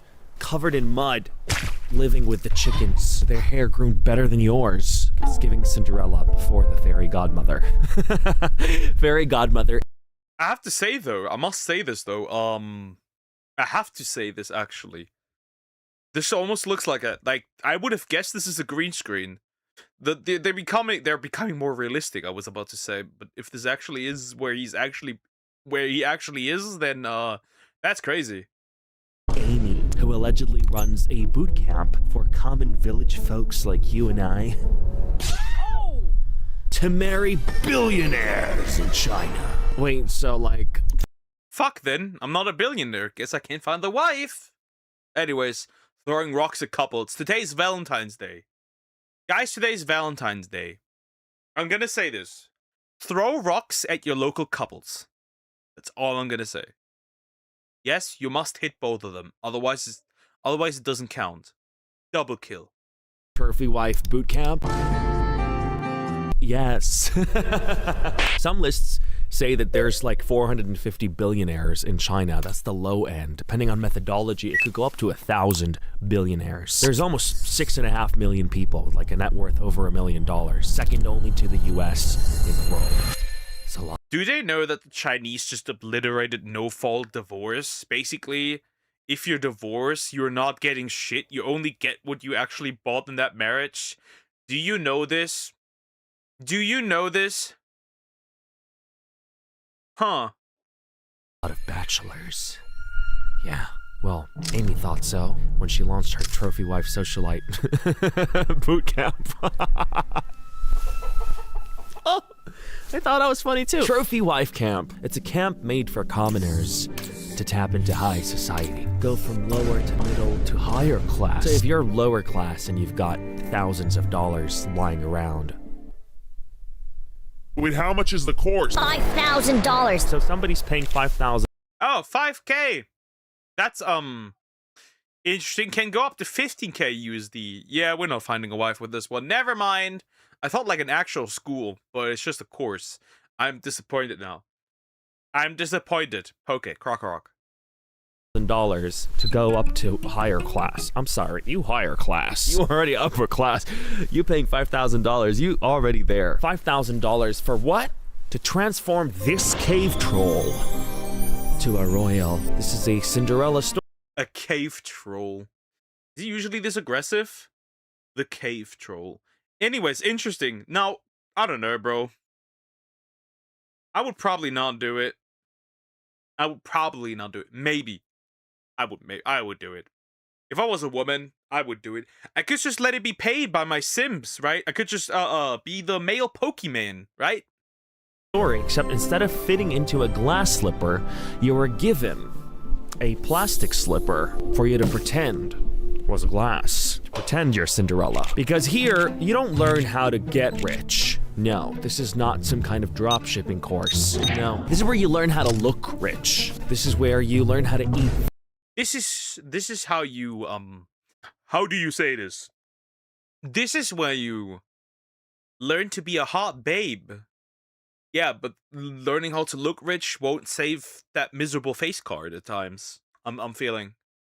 Fine cake. Describe the taste like a sumia. 然后会觉得它的口感非常的绵密，而且呢 You will discover that its texture is exceptionally smooth and velvety, and it predominantly features a delicate light milk fragrance, accompanied by a luxurious richness that envelops and reaches the roof of your mouth delightfully. Like Yaku, Sasha Susu socialite. She's so elegant, so graceful. She swirls her spoon in her cake. Oh, look at that. The posture, the neck, the elegance, the fingers. She is very... I have no issue with, like... See, I like my women not made of glass. Paper thin, okay? There's, like, those hands, they're just too... I don't know. China has been based recently from banning OF to the punishment for CSA to the divorce thingy. Yup. Yup, very much. Well, I know this girl, she's popular. Interesting. Doesn't change anything. Can you eat the cake? Said the commoners during the live. This got some little cream on her lip. But unlike bad cake, that only That must quickly go. Sits on the crust of your tongue. Now this one penetrates beneath. Some desserts have sweetness that only lingers on your tongue, but its milk fragrance fills your entire mouth, Tickles your larynx. even your nasal cavity, with a rich aroma. Overwhelms your nasal cavity. This cheesecake from the Bitch, this is a cheesecake. You're not Gordon Ramsay. You don't know what you're talking about. This is a cheesecake. This is a cheesecake. And it doesn't even look that great. I can look at better looking ones. Get out of here. grocery store. She then gives you a tip. Hot tip. 所以我是觉得大家女孩子是真的是可以囤一些好的甜品在冰箱里面，甚至就是深更半夜突然想吃一口，你就可以取出来。 Take a bite. Don't push it now. That's not classy. Almost. Yeah, don't push it now. Just a bite. Just a little bite. You don't need much. Just a bitey. That's all you need. Just a teensy tiny little bitey. Like it's performative, you know? It's almost like she had a class on class. No, she convinced one of China's biggest. You're telling me that she and him are a thing. Are you about to tell me that you can make a cheesecake that's so cool? It really ain't that deep. It really ain't that deep. Actors, okay? Basically, the 365 Days hero of the Chinaverse. She married Are You Lost Baby Girl of the Chinaverse. Like a bad fan fiction. You know, those Wattpad fan fictions of your mom sold you to One Direction? She wasn't the only ordinary person to marry into wealth and fame. Luna was a flight attendant, and she married Taiwanese-American star Wilbur Pan. It's just true. As a woman, you can be an absolute loser. You can be an absolute failure. Right? You can be just like broke as bank account in the negatives. And you can still bag a rich person. A rich guy. But Lord behold, a broke-ass boy wants a rich girlfriend. That's not fine, right? How dare you? How dare you? I want equality. What do you mean? What do you mean? Women Have it on easy mode. Guys, you need to realize we spawn at veteran difficulty. Hardcore mode. These chicks, they spawn on recruit. They spawn on recruit. They spawn on Google Gaga mode. It is over. Step up your game, little bro. Like you're any better. You're also cooked.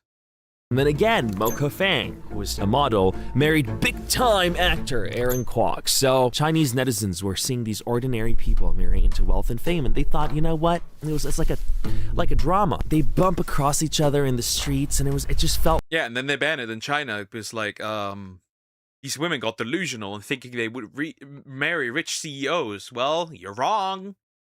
Like a TV show to many, till a picture sparked an investigation. A picture where Luna and Mocha Fang all together in the company of Amy. Who's Amy? Well, she allegedly runs a trophy wife boot camp. Are you suggesting that these people curated an image of themselves to appeal to billionaire bachelors? Yes, that's what Chinese netizens are suggesting. That's the allegation. This concept of learning how to behave around wealth is not new. Guys, I may not have a brain, but I may have an idea. I need to act. I don't have to be rich. I just have to act rich. And once I'm dating girls, I'm just gonna say, yo, I'm actually broke as fuck. It is what it is. Okay, China did not invent this. It kind of exists everywhere. Europe has had finishing schools since forever. Finishing school, meaning finishing touches school, refinement. They refine your behavior so you become more proper. Russia has princess schools. Eastern Europe literally has bride agencies that train. Guys, what if we reform the school system and create couples already in school through wife and husband training? I have an idea. Like somewhere in like the end of high school, husband and wife training. I know how to solve I know how to solve the population crisis. I know. When in doubt, I can just go to Japan to become a host of the host club and find all the Japanese cougars. Too bad, I waited until marriage, so that ain't happening. And also, I already know they're experienced from a dating app. There was a Japanese woman who literally said, I want white mixed babies. I want white mixed babies. We Japanese women are very experienced. I like the doggy style. Straight up, literally, in that biography on that dating app. Crazy work. Still living rent-free in my head. Oh hell nah, no teenage pregnancy. Obviously, without the sex. I mean, like, how do you treat a husband? How do you behave around a husband, a wife? Yeah, right? Cooking, cleaning, living in a household. What are you thinking, you degenerate? Woman on how to appeal to wealthy foreign men. The US straight up got sugar baby coaching. Be sugar baby today. Japan and Korea have these etiquette academies for corporate wives and for high status social settings. You don't want to embarrass yourself and blink too fast at a dinner. Mortifying! These social constructs are a bit ridiculous in my opinion, but none of this is new. Actually, finishing schools have quite a history. During World War II, there was a thing called an SOE, which is like a special operations executive. They operated. It's like crazy that the dudes also fall for this. That's like the crazy shit, right? They fall for this because when the brain turns off, the penis takes over. Right? And it's like crazy, right? It's like you can't marry any woman, it appears, right? Because you can't marry to Gunette. She will cheat on you with your best friend. You can't marry your high school sweetheart. She leaves to explore, which means she just wants to get dicked up again by other men. And you can't marry the trad wife. She cheats on you and gets dicked down by other men. What do you choose here? maybe maybe the gold digger is the one you pick, because as long as you have enough money, she'll stay. That's the problem. What do we do here? Quite sure manor schools exist, but it's not public school. We need this in public school. These people don't get along anymore. Finishing schools. So what that meant was those who excel in finishing schools, those who were the most, I guess, proper, charismatic, those people would go on.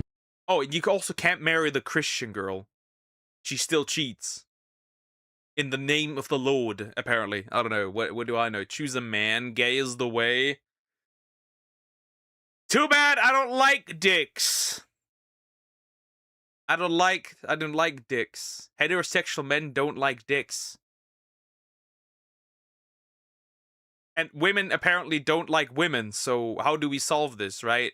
I mean, look at the abuse statistics. Gays cheat more. Yep. Also, look at the abuse statistics. The average lesbian relationship is just a WWE match. That's it. The average lesbian relationship is just a WWE match. Enough said. To become some of the most powerful assets for these governments back in World War II. They were used for espionage. They became spies. So there was an intelligence officer, Vera Atkins, that was the architect behind these programs. She essentially finished these female agents, like Christina Skarbek, who was a Polish countess, former beauty queen, and she became Winston Churchill's favorite spy. Her social poise was what allowed her to infiltrate enemy lines. Noor Inayat Khan, who was born into Indian royalty, also, she was a key communications operator. Her sophistication and charisma is what allowed for her very important... With that face? Anyways. Post-nut clarity is so real. I have post-woman clarity. You feel bad because you just nutted and you realized what I've done. I feel bad because I've dated a woman and realized what I've done. We're not the same. And dangerous role in the French resistance during the Second World War. So these things, they exist. They existed for certain reasons, and today they exist as well for others. What is new, though, is that China has managed to turn this into this fully digital, big-scale industry. Because these camps, they don't teach you manners in a way where, oh, you're born into, like, high society, let's, like, teach you how to be proper. No, they teach you how to transcend. All right, they teach you how to manipulate, how to fool, how to work everybody around you in a way that benefits you to such an extent you infiltrate into like a billionaire circle, bitch, you get married to one. This is only possible because the world we live in, image moves way faster than reality. So if you don't look like you belong, you don't get access, essentially. A curated image in our modern day and age is actually a lot more powerful than the truth. And these camps, they abuse that. Buddy, it doesn't matter. I don't have to care about my image. My digital footprint is over. My digital footprint. Bro, the moment somebody finds out my real name, posts it online, and it gets connected to my VTuber persona, my public image is in the trenches. The war trenches, dare I say. It's over then. It's over. I'm a face jail for hate crimes. Really just using the system to abuse the system, to fool the system. They promise a shortcut, not to wealth, but to the appearance of legitimacy. There's a Chinese proverb about image that goes, the clothes make the person just as gold makes the Buddha. And it emphasizes how your outward appearance, your presentation, how you're packaged is so important on how you as a person are perceived and valued by society. Once you look like it, sit back and relax because society's gonna do the rest for you. The syllabus, module 1, is how you look. They analyze your face, and they don't do any of that love yourself business. No, they look at you and think, what's the most profitable version of your face? Makeup styles to copy certain celebrities, particularly Angelababy. It's so over. It's so over. Okay. That means if your face card is dog shit, it's just over. You don't have to be gay to get married to a man, Poker. There was a story of a military man who married his best friend for the benefits. Too bad there are no real benefits. They're trying to... Even marrying a man for benefits doesn't work because they're slowly cutting off all the benefits that married couples get in Germany. So even that doesn't matter anymore. You can't do anything. You don't even get benefits. The only benefit would be adopting a child, I guess. That's the only thing that works, but then you'd actually have to act like you're gay, which I won't be doing. Oh my god, this girl, she's popular, and she's messy, by the way. Yeah, she could mess me up anyways. Loved by many. She's like the golden standard. Color palettes that read expensive. That pink, yeah, it's like nipple pink. They gotta be clothes that look like Why did you have to point that out? Nipple pink? Why? old money, even if they're not. I feel like that's kind of obvious. Soft neutrals, pastels, minimal jewelry, nothing loud. Okay, no Gucci. Please, no Balmain. None of that bull. Nothing trendy. Has to be timeless. Everything is designed to say, I've never tried hard a day in my life. While trying extremely hard. This is me, this is all natural. Sometimes what they do in these boot camps that they don't do in other finishing schools is here they suggest aesthetic procedures for you. Cosmetic procedures. Why don't you get a little bit done here, a little bit done there? Nothing dramatic, of course, you know. We don't want you all to end up looking exactly the same. They look exactly the same. Everybody looks... You saw the London University snippet? I got no idea what that even means. Anyways. No, it's not fraud. You don't have to... No, it's not fraud. You don't have to sleep with your spouse to be married. Ask every married man. Yeah. Yeah. I know. I know. It's like they fell off the same family tree. But it doesn't matter if it's the same. It's the same for a reason. It's the same because that's the face, people. Wow, that's kind of sad. But it doesn't stop here. Module 2, how you move. Why are you sad? The terrible part is... terrible part with this is we're just proving the black pill here, by the way. This is literally just black pilling for women. Looks matter more than anything else, because like that's the first thing where we start. So if your looks don't match, it's so over. Tell you, in India stands for D, so basically that's the university. I mean, that's accurate, I guess. They do want dick. It's just that they want like 7-8 digit dick. But still. Not like that. Bestie, who taught you to sit like this? Public bus? Folded like a lawn chair. You look like an iPad kid. They teach you how to sit. They teach you how to walk. You wanna see me walk? You're not gonna like it. No, I'm not getting sold to One Direction anytime soon, that's for sure. But I kinda only did that because you're gonna tell me it's a green screen. It's not. I'm freezing out here. So for you to tell me this is a green screen? But yeah, I thought too this was a green screen at first. I am also one of those. I thought it was a green screen. It's not a green screen. It's just rude. I'm just having soup. They teach you how to place your hands. How not to speak when you've got food in your mouth. They teach you how to eat. That's a horrible pause. I'm sorry. How to hold a bag. Don't know how to hold a bag?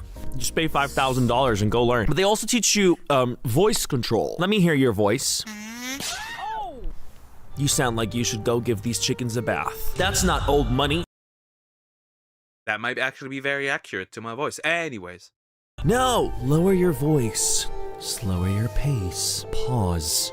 Often. Strategic pauses, they said. Just like how Yaku does in her cake review. And yes, the head tilt is imperative. Tilt your head a little, 15 degrees, they said. Pull out a protractor, bitch. No, that's too much. You look like you hanging. To whisper in English, throw in a few English buzzwords to seem more international. Can you marry a billionaire in China? You speak Chinese and English fluently. All the bilingual folk, you know, like... Can I marry a female billionaire in China? By any chance? Yes? No? No. Spanglish, Franglish, Mandaringlish. Yaku did it. 上度了嘛，微度，但真的度的不多，不是从头到脚都科技人，一点点科技。Some girls take it too far. 我小姐姐撞菜的，You know, comes off a little odd. What the fuck? What is she doing? Maybe she has like a plug somewhere and like it's vibrating and now she makes moaning noises. Do you know? Do we know what these freaky women are doing? Anything to get a husband. Bro, call you out. Yep. It'd be this way. to say the least. Like yucca. accompanied by a luxurious richness. But your performance is really incomplete without posting it online, and that's Module 3. This is the most important part. This is where you are taught to build. Hey, I have that. Wait, I'm doing that. See? I already got Module 3 done. See? Just have to do Module 1 and 2. I will be the trophy wife, the trophy husband. A feed that's calm, effortless, wealthy. This is where they rent a penthouse suite at the Ritz or whatever. You've got 10 minutes with a photographer and a makeup artist. Go, go, go, go! Where to stand in the hotel room, which window to pose by, little bathtub picture. You're saging your lifestyle. You and all your classmates, all the 20 other people that are gonna come in after you. And this is where you start seeing the same photos over and over again. With all these different girls. The same hotels, they've got the same bags because everything is rented and shared, the same angles. So you've got an agency and you all get the same curated image, and it just comes off a little counterintuitive, I feel. You have such an exclusive image that only you, all the others that rented it with you, share it. Now here's the thing, not all of these. You can't be this stupid to fall for this. I'll be so for real. Like, these men must be, these men must be insanely stupid. Everything is a lie. They're all CCP operatives, probably, likely. I just, like, it just doesn't make sense. Like, you could not tell me to be this fucking stupid to fall for this like that. Like, I don't know how they do it. I don't know how this happens, that these men fall for these idiots, for these women. Like, that's crazy. Like, you gotta be extra stupid. Stupidity times 10. Stop reading. Lunar, thank you for the sub. Thank you so much. I appreciate it. Thank you, thank you, thank you. Thank you. Stop reading them, smut. Stop. I'm not reading smut. I don't even read. I'm a Dragon Ball fan. Reading something we don't do. We don't watch our own show. We don't read. We don't fucking read. That's like the most important aspect. We don't read. Camps are made to find, you know, a wealthy, eligible, billionaire bachelor.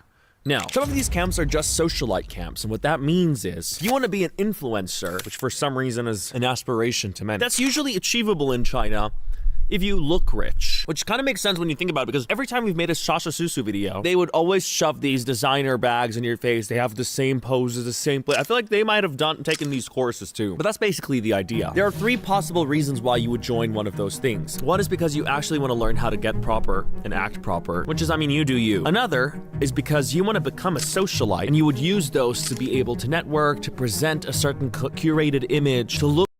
So, in other words, we're just lying. That's what it is.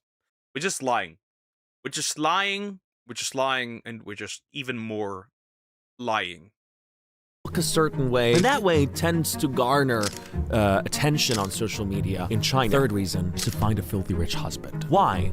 Because these groups, these camps, they kind of put together these networking events, these dinners. They kind of push you into certain circles where you have a chance to mingle. Oh my god, what are they doing? I'm literally talking about mingling, and the chickens are mingling. So you have an opportunity.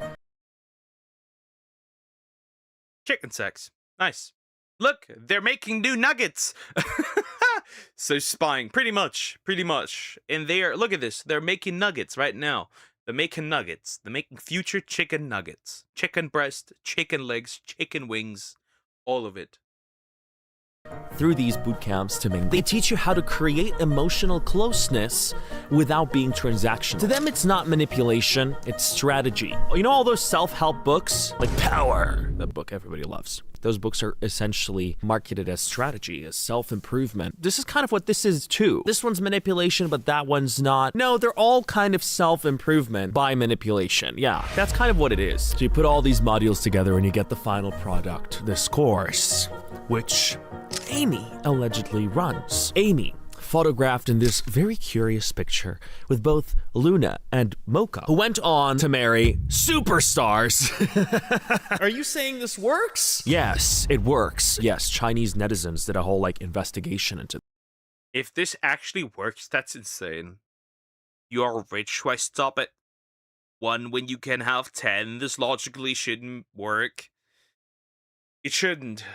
But a wise man once said, the people are retarded. This thing, because it meant anybody could marry the stars. This whole thing looks like a factory line of socialites. Yaka is what it looks like in real life. For months online, she appeared to be exactly what everything this camp offered, everything this camp promised. They put more effort in, at least, than American women, because all the things American women do to just get a hot rich guy is to just shave. Right? He doesn't know I did an all shave to her husband. So in case the hot singer right now wants to bang her, that you can become refined, wealthy, gorgeous, always in the right places, always calm, sophisticated, tilted in 15 degrees. She didn't chase status. Status followed her. Okay, like a creepy man in the dark, following her. When she looked back and she saw who that creepy man was, Huang Xiaoming, huge superstar in China. This man was the daddy of China. the daddy of China, guys, the daddy of China. That's crazy. Yeah, I don't know. I wish I could do this. That would solve all my problems. I can't, unfortunately. I'm a dude. Doesn't work. Just to put into context, he was married to Angela Baby, who is the standard, the golden standard that these courses kind of like want the girls to become. Listen, I love, but may this love never find me. Those wedding vows were abysmal. The man said, I'm gonna ruin you. Channel that daddy character he's got going. May this love never ever find me. May no love find me at all at this point. Just leave me alone. Let me live in peace. Thank you. We are good. We are good. Valentine, right? Stay away. Amor, stay away. We good. No more. You know, from his movies, I guess. With a baby. That's who he is. And shortly after his divorce with Angela Baby, which frankly we all saw coming with the vows like that and a mentality like this, ugh. You know, he doesn't need an Angela Baby, a successful... No. He needs something more performative, something more yucca. And he chased her. And lo and behold, they get into a relationship. These camps are working. She was an influencer as a result of her socialite camp training. Remember, that was one of the possible outcomes, to become an influencer. People started hypothesizing that she was dating Huang Xiaoming because of the posts that they were seeing, you know, her bag in his car, his view and her view, the same hotel room, he's filming a movie in the city that she's also in. So there were all these things that were also like all aligning. You know, netizens, they love to do their due diligence. All this is coming together and people are starting to realize, oh my god, he's like dating this girl. Then she suddenly posts this screenshot of a conversation between, a private conversation, mind you, between her and Huang Xiaoming's team. She wants to put an end to the rumors. What could that mean? Maybe that she's not dating him, and she wants to make a statement that she's not dating him, maybe? I don't know. She's pregnant. She has been impregnated. That's my next guess. She's pregnant. That's just my next guess. Now, Lord, if you exist, give this man a yandere baddie. I'm good. I'm not meeting women. I'm not dating women. I'm not going out to see any women. We are happy this way. Better miserably alone than miserable after being alone again. We good. But she didn't know either what she meant by that because she deleted it. Like she accidentally posted it, only for him to very, very promptly after announce that he is now happily dating Yaku. I forgot to tag her. He tags her after he deleted the post he put without tagging her. He had to edit that because he forgot to tag her. But it sounds a little bit odd. Like, why didn't you tag me? Said micro-influencer Yaku. Tag me in the post! To the ultra-famous guy, because she wants to be social climb. That's what these courses are. They're social climbing courses. Girl worked so hard, and she finally got there, and she married this. Guys, at this time, I think, to buy Andrew Tate's course, we're gonna social climb. We're gonna be no longer broke. what color is your Bugatti? You know, you get the idea. Frankly, unbearable man. Girl put in the work. She really read Power, you know, cover to cover. She said, I'm changing my life. When that announcement comes out, you start getting all these articles about her. Not like who she is, but how beautiful she is. Articles that are almost manufactured, almost curated, the same way her entire image is curated. But people eventually forgot about her until she posted a video teaching you how to eat cake. Yes, until she stuck a teaspoon of cake in her mouth and become a viral meme in China.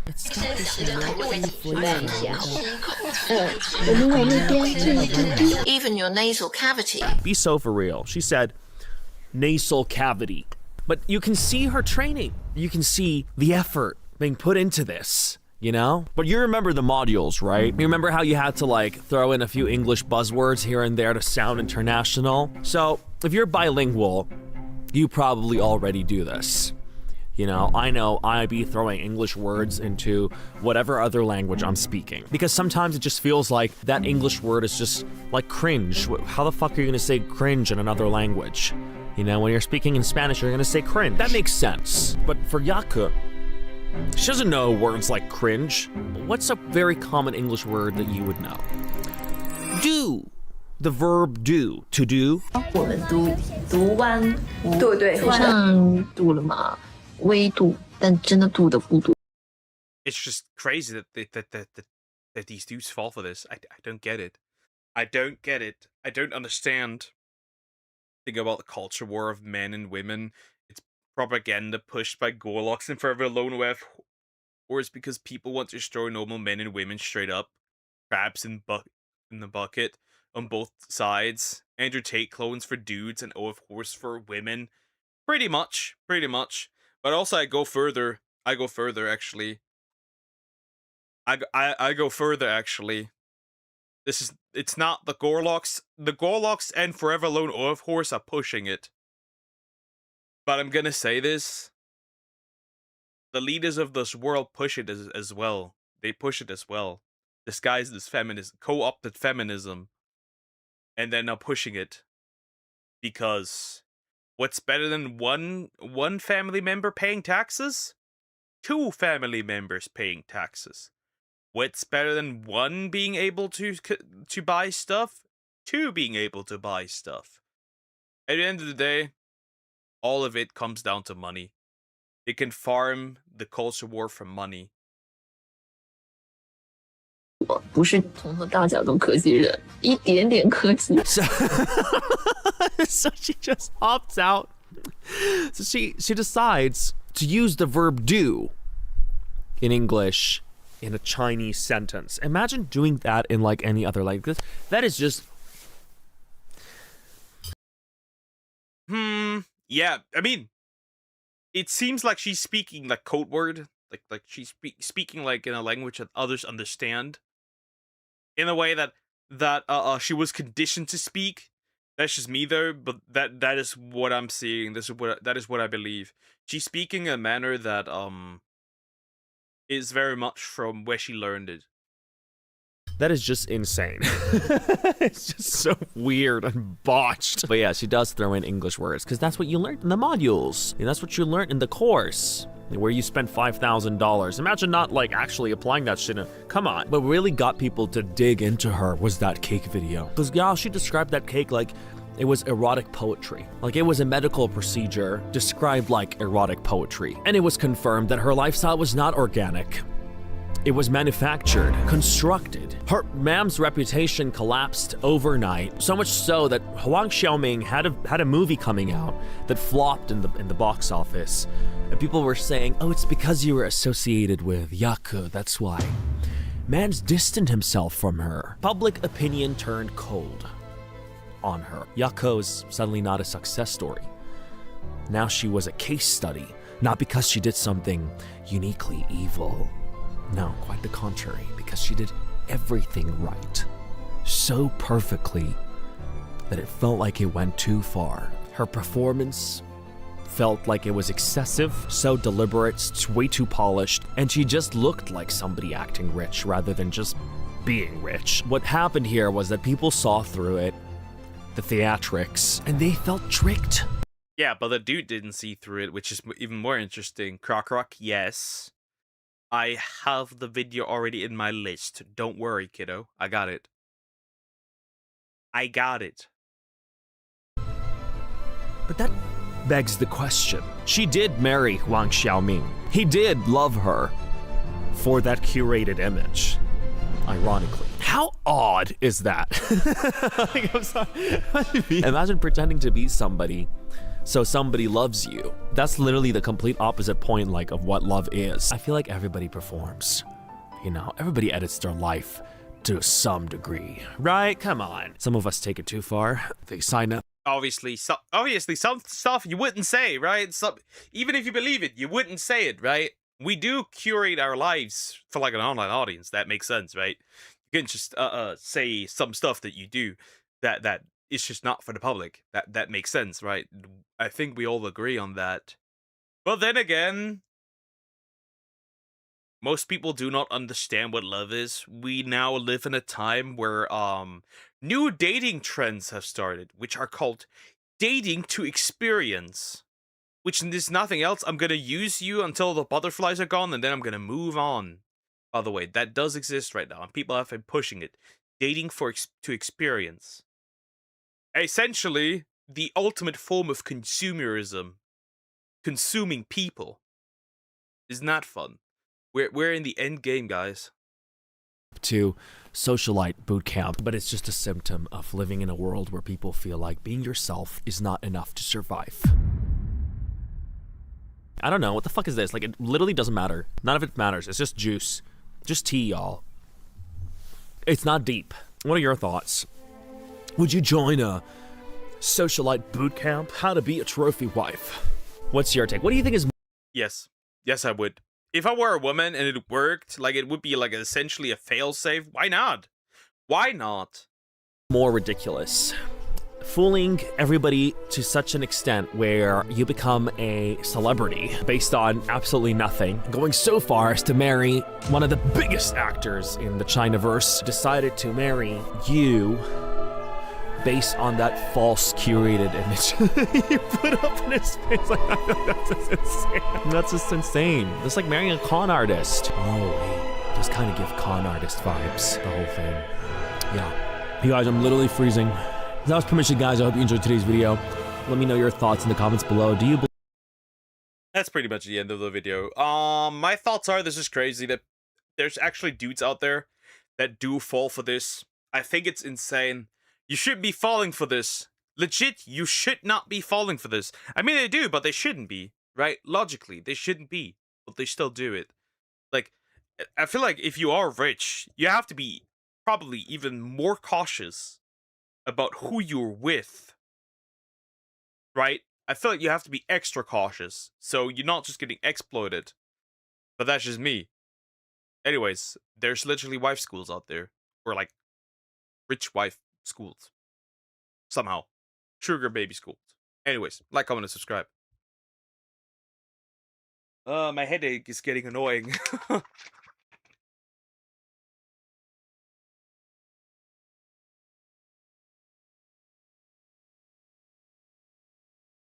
I might do like 2 more videos and then end. That headache is becoming a bitch. Alright, Croco. What's your video? Where is it? Let me click on it. So that one we want to do tomorrow, so that one we won't be doing. There. I have it. It loads eternally again. Lydia Dietz. Whoever that is. Okay, we have another dude who I don't know who that is. Yay. And I guess after this one, I guess I'll do the... We'll probably do the ChatGPT one. That might be fun. I think we might do that one. True crime next. Depending on how long it is. If it's too long, I wouldn't be doing that. I also don't have one right now. So, if it's too long, I won't be doing that. I think I'll do like 2 more videos and that's it. 2 more short videos, and that's it. That headache is getting annoying. Hopefully, I don't get sick. Because everyone around me has been sick recently. And it hasn't happened to me yet. Anyways. What happened to Jeffrey Jones? By Joe Blow Originals. I have no idea who this is. Again, I do not know. I do not know who that is. We're gonna look at it. We're gonna look at him. The movie thing comes here. That's funny. Also, please consider liking and subscribing. I appreciate it. Let's see. I don't know who that is. I'm probably, once again, being an absolute moron. And I probably have seen the actor somewhere before. I just don't know who it is by name. Lydia Dietz, her stepmother Delilah, and her daughter Astrid stand over a casket. The burial service is in progress. We can barely make out who the funeral is for, but there he is on the headstone, Charles Dietz. While this character of Charles was once part of the Beetlejuice sequel, when this ghost with the most was to go Hawaiian, but he was entirely written out of. Interesting. So who is that? Who is that 30 minutes video of work? Sure, I guess. What is this? Yeah, I won't do Family Guy anymore because that shit gets copyrighted the fuck out of me. That shit copyrights the shit. It copyrights the shit out of me. Usually, like, the entire video gets claimed. It's really frustrating. That's just annoying.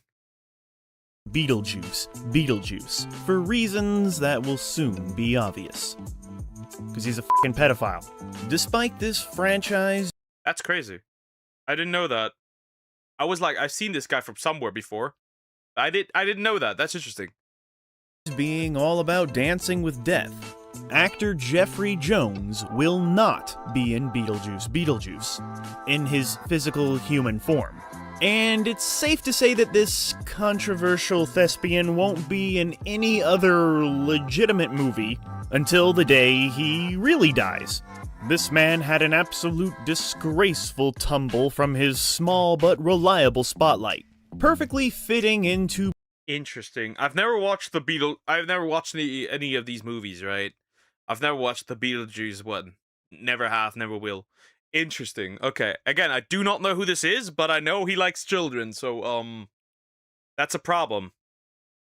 Prestigious period pieces and goofball funny flicks. Jones was a Golden Globe nominee with consistent work and a very... I knew it from somewhere. He's some Stuart Little. Like the fucking mouse. That's why I knew his face. Okay. Again, I know these actors, I just don't know them by name. Impressive resume. A mix of a villain, comedic, and at times patriarchal roles. But Jeffrey Jones went from Ferris Bueller's baddie to Who's Your Caddy? To a motherfucking pedophile. So yeah, let's find out what the fuck happened to Who's Your Daddy? I'm sorry. I need to watch movies with Cokers with this actor since he's a pred. That's crazy. Happened to Jeffrey Jones.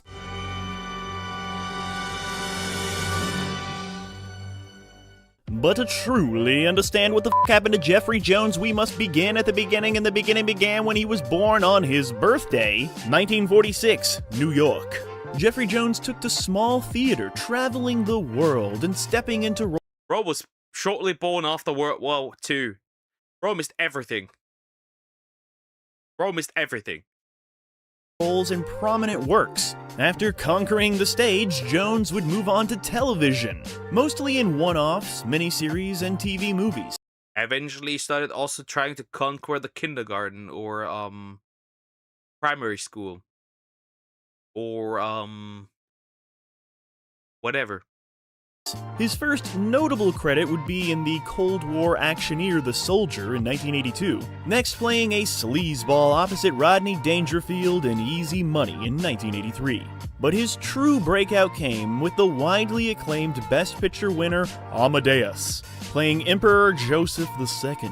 For his performance, he would earn his only Golden Globe nomination, Best Supporting Actor, but would later miss out on the Oscar nomination. Many people say he should have been nominated. But who cares now, right? This Amadeus acclaim would lead to Jeffrey Jones landing his signature role in Ferris Bueller's Day Off in 1986. The ultimate authoritarian, ego-tripping prick, at least to the teenage mindset.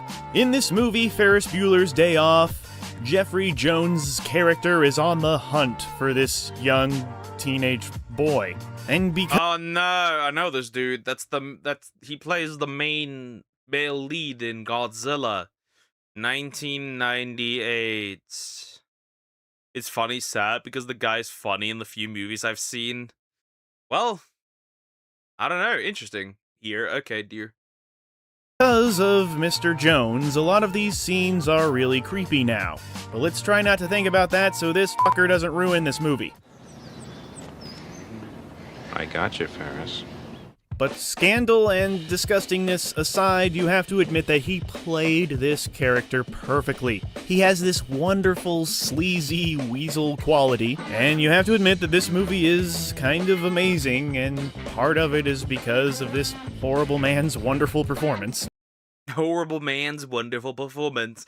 But then again, at this point, like, you gotta separate the actor from the movie at this point, because, like, otherwise, see, the problem is that, like, you could do that with a lot of things, right? You could do that with things you use on a daily basis, that probably somebody who's really horrible has done this, and has done something terrible. You just gotta move on. There's no other way, otherwise you cannot enjoy living. You cannot enjoy living.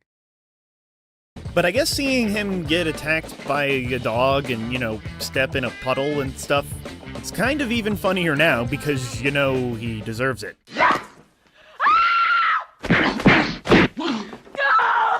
Next, he would land... Accurate reaction, valid crash out, very valid. The kid actor also voiced adult Simba in... in the original Lion King. Okay, not bad. And a role on Howard the Duck, which everybody says is horrible. And now I know where I know this guy from. It's from Howard the fucking Duck. That's why. Interesting. Very interesting. That's where I know this guy from. Especially now. Howard the fucking Duck. I still have that movie, by the way, on VHS.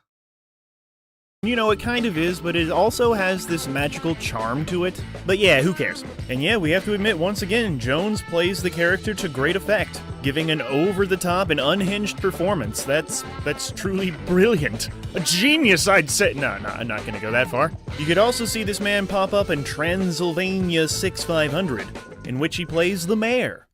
I don't like this.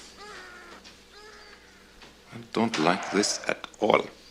Jeffrey Jones had made the mark he needed to be recognized by filmmaker Tim Burton. Mr. Burton knew that Mr. Jones should play Mr. Dietz in Beetlejuice. In this fabulous, out-of-control, brilliant movie, Mr. Jones gets to show his comedic timing that let him play the foil to the hauntings, and Deo! Tim Burton would go on to cast Jeffrey Jones in two... Interesting. Crocodile Valentine, I did not. That doesn't matter to me. I did not. I'm sad. Anyways, moving on. More movies in the 90s. Two of Tim Burton's best movies, actually. There was Ed Wood in 1994, in which he played a real-life psychic personality. And of course, he was casted to perfection as the town reverend in Sleepy Hollow. He had become part of Tim Burton. And I know it from here as well, because I watched Sleepy Hollow. Fuck! This guy's actually in the... You may have ruined a lot of movies. Well, I can just ignore him. But still, why am I watching these? Burton's growing fleet of frequent collaborators.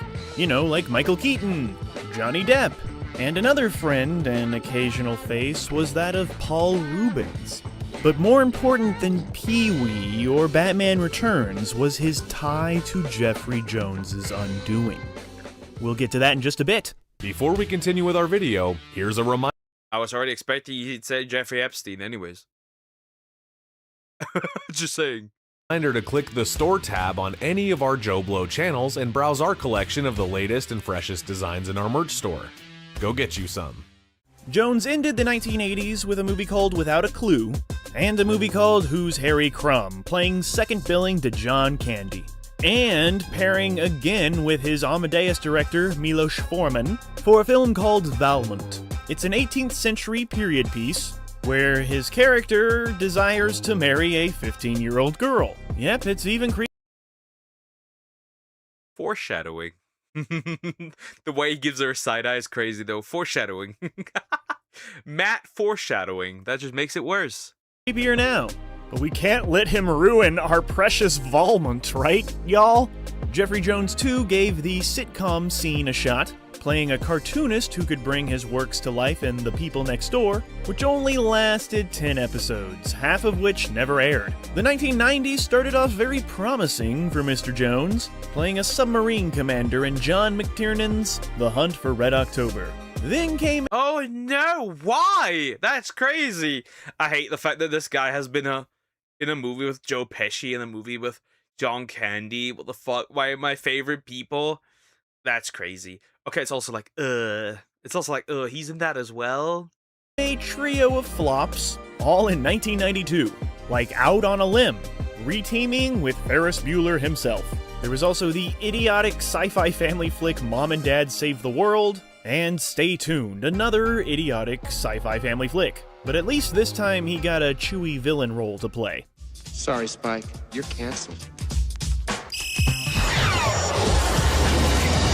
After an uncredited turn in Oliver Stone's Heaven and Earth, he balanced the rest of the decade with a mix of comedies and dramas. There was a small role in 1995's House Guest, then he would move back to his stage roots playing Thomas Putnam in The Crucible, and yeah, perfect casting. This guy just looks like he has a face that belongs, you know, in the past. He also has a face that looks like, you know.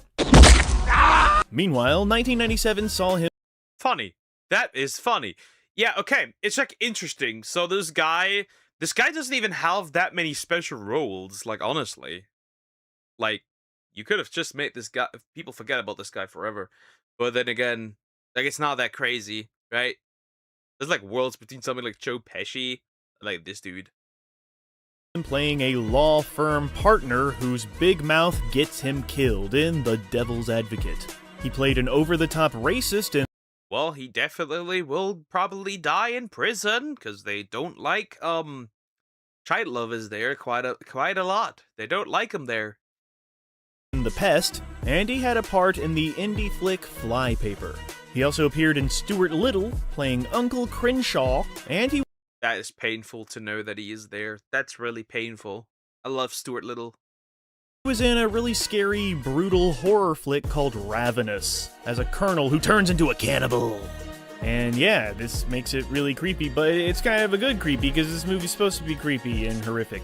So thanks, Mr. Jones. He would spend a sizable portion of the 80s and 90s doing spots on shows like Amazing Stories, Tales from the Crypt, The Outer Limits, as well as lending his voice, one of his strong suits, to shows like Duckman and Eek the Cat. Never heard of these. I've never heard of these. Interesting. But it all doesn't matter. That man is disgusting. As for... Did he just get a lobotomy? Or just got lobotomized by a mummy, right? Crazy. For movies, before he got in trouble, there was a role as a senator in Company Men, a hotel manager in Heartbreakers, the primary antagonist in Dr. Dolittle 2, and even the vice president of the United Right, he's also in Dr. Dolittle 2. Yikes. States of America in How High. In the early 2000s, Pee Wee Herman himself, Mr. Paul Rubens, was under a year-long investigation for lewd material. While no evidence was found and no charges brought, this Pee Wee search that found nothing would somehow point authorities in the direction of Mr. Jeffrey Jones. In the year 2002, Jeffrey Jones was arrested for possessing. But if finding nothing leads to him, how did that work? That's interesting, right? Because they found nothing. They found interesting. Wow. Possession of child pornography, even supposedly hiring a 14-year-old boy. Well, that video is demonetized. That's over. Interesting. What did he hire him for? To pose for explicit photographs. As such, how do you hire? Anyways, Jones faced a felony count of using a minor in an explicit film and a misdemeanor of possession of child porn. Jones has denied. Anyways, can we now go off the people that make cuties? All accusations, saying, "All I want is for the truth to come out, and for this matter to be resolved as quickly as possible." After pleading no contest, Jones received 5 years probation and had to register as a sex offender, also being made to undergo counseling. And a slap on the wrist, I guess. Following the sentencing, Jones stated, "This concludes a really painful chapter in my life. I am sorry that this incident was allowed to occur." Allowed to occur? The f*** does that mean? Such an allowed to occur, like was somebody hell like how does this work? How does this work? Allowed to occur, like I mean, if no such material exists, then it can't happen. It shouldn't be allowed to occur. Yeah, I mean, he isn't wrong, but like, still, but everyone slips up once in a while. Crazy work. That's all slip up. That's something you deliberately to do. Though it may have started first with a regular corn addiction, and then slid into that territory. Who knows? Event has never happened before, and it will never happen again. Yeah, usually they're multiple times offenders, so that's not gonna cut it. Because I do believe that you can also get into the stuff if you consume too much corn. That's just what I believe. I think child lovers are not only born that way, they can also be made by their own degeneracy. But that's just my take. Oh, he's just one of those one-time minor attracted persons. But troubles would haunt him still, as in 2004 he failed to update his sex offender status. Do not mention the maps. The maps should be burned. Status in Florida, and in 2010 failed to do the same in California, receiving 250 hours of community service as punishment, and another slap on the wrist. Slap, slap. And that was pretty much the end of Jeffrey Jones' career.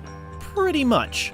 Prior to this, Jeffrey Jones had solidified himself as a familiar face among movies and television. He wasn't quite a famous character actor, but he was undoubtedly a character, and a certified, hey, it's that guy kind of guy. Despite his troubles, he still landed a vital role on a key show in the golden age of television. This convicted sex offender played a newspaper editor on HBO's Deadwood, which allowed him to tag along to a SAG nomination. I guess it's a good thing he played villains in most movies.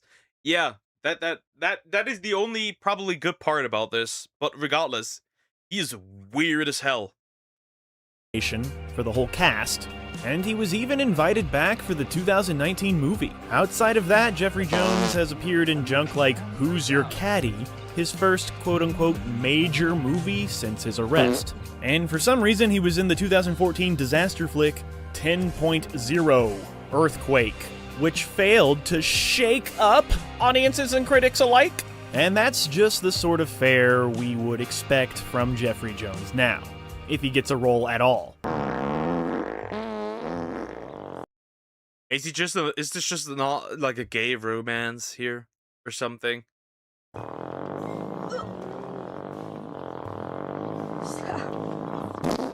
Once a familiar face and a recurring part of the Tim Burton repertoire, he fell from his minor grace with a humiliating and disgusting thud. To most of us, he'll always be Ed Rooney, and Charles Dietz, Emperor Joseph II. And while his disgraceful behavior doesn't take away from any of those wonderful movies, these wonderful works of cinematic art, they're just too good to have one pervert ruin them. You know, movies like Howard the... True and real. True and real. To be fair, I would have not found this out at all if I wasn't told that he did this. Duck. And yeah, how appropriate that his inappropriate acts would bury his career, as Tim Burton buries his body, and his Beetlejuice family closes the casket on the Jeffrey Jones legacy. So you know what? It's actually okay to give a fuck about what the fuck happened to Jeffrey Jones because well, it's fucked up. Anyways, interesting. Taylor James Johnson is narrator, writer, and editor. Funny. Anyways, that's very interesting. Yeah, I would have not found this out. See, Poke Hollywood cares. They don't let this man have a career. Yeah, they just care if it's like a really small actor. If it's like a bigger actor, they find a million excuses.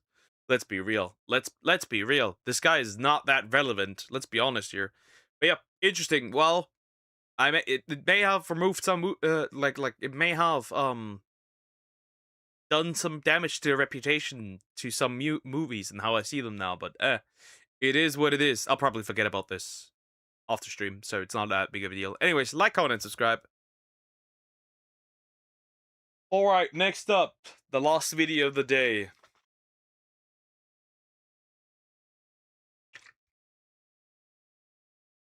I think.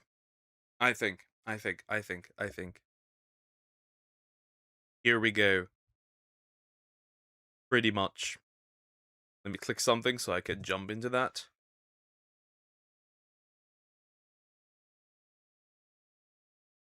Okay, let's see. It loads again, very long. Unless the Joe guy's gone, then we're not gonna do it, the Joe guy. Keeps loading. It probably will load and then start to play, probably. No, it won't. But that's a terrible pause. That's a terrible pause. However, I've seen the people aren't particularly happy about the comment in the comments.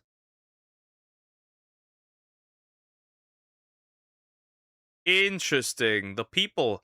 Am I sure I want to react to this? Because the people are not particularly happy about this. Look at this. The comments are really angry for some odd reason.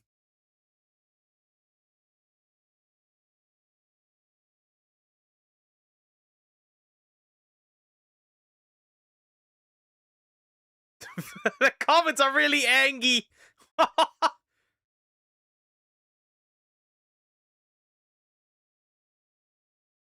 That's interesting. The comments are really angry. Hi, the speedrunist. Do it. I'm always here. Yeah. Wait, yeah, we need to do Deer's video real quick first, and then we're gonna do this one. Fine, real quick. We need to do it. Still. First this one. Yeah, what am I gonna look at this? What am I gonna look at it? It's only 1 minute. Yeah, it's only a minute long. I got no idea. Oddly unsatisfying video. Shitty Kong is crazy, by the way. Anyways, that is gonna be interesting. I mean, the way these two covered this.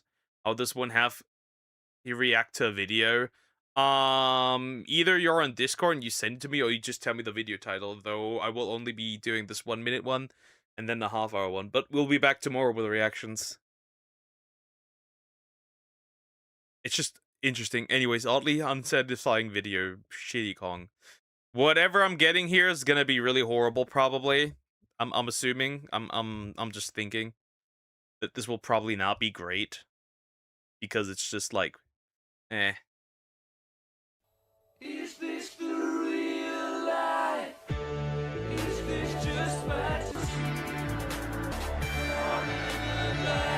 It's rage baiting me. It's trying to rage bait me. Because it never actually ends. He's trying to rage bait me. I won't fall for it.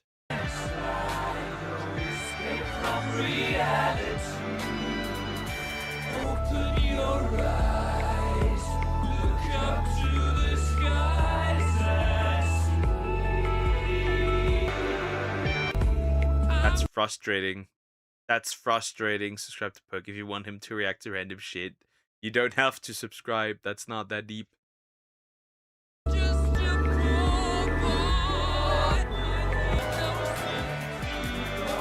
hate this. I do. I hate this. I hate this. This is frustrating.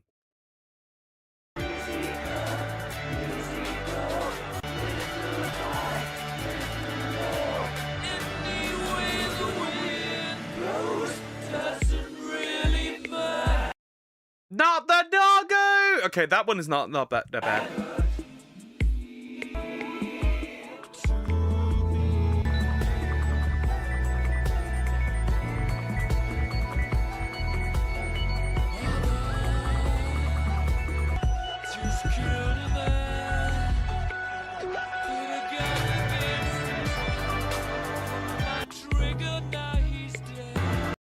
Bullshit. Bullshit. Bullshit rage bait.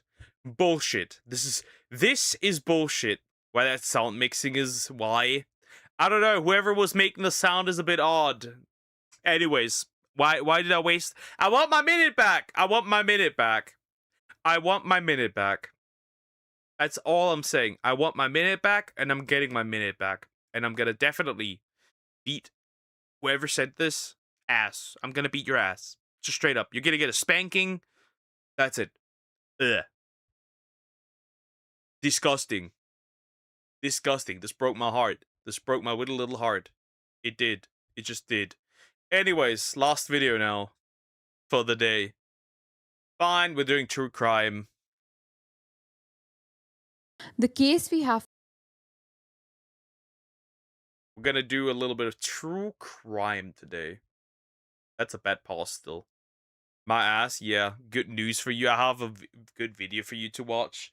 Sure, that would go into the list for tomorrow, then. That's fine.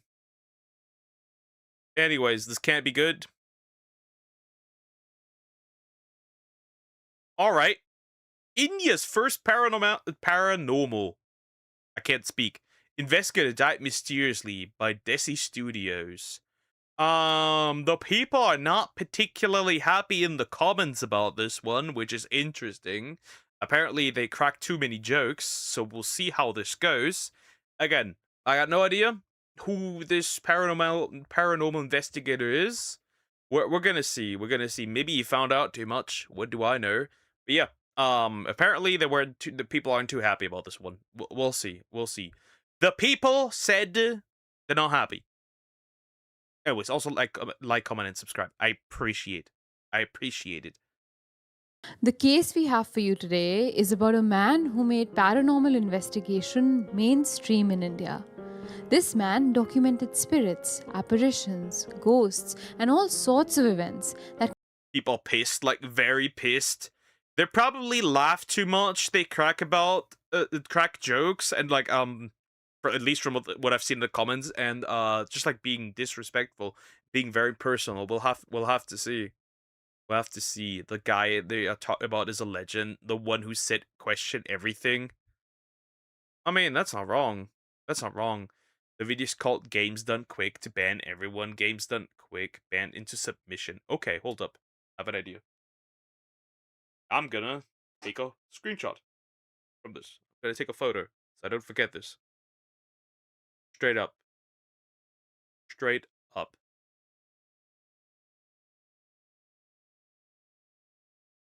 Easy.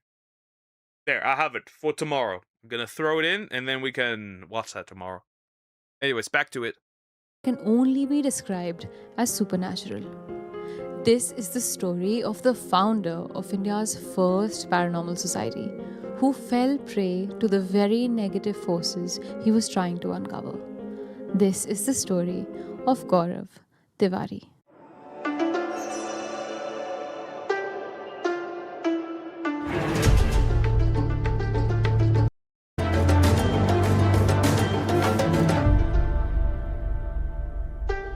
As usual, I'm trying to skip the intro because I'm very scared of music. Music scares me. It scares me. Hi everyone, welcome to Desi Crime, a show where we dive deep into some of the craziest cases from around South Asia.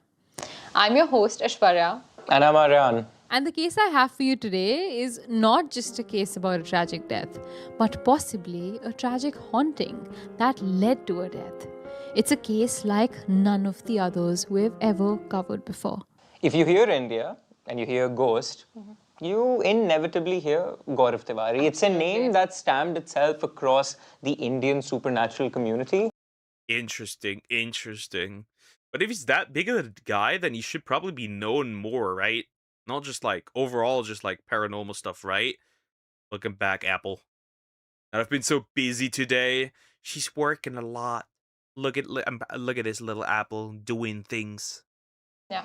And, you know, the funny or interesting thing is, his life story is as interesting, if not more interesting, than the very cases and the very spirits he was trying to uncover. Absolutely. He's almost like India's Ed and Lorraine Warren, like combined into one person. Yeah. With an interesting personal life too, which we don't really have for these other paranormal investigators we've grown up hearing of. But on that note, Aryan, I think without any further ado, let me take you right to the heart of this story, which begins in the year 2006 in a small little student apartment in Florida in the United States.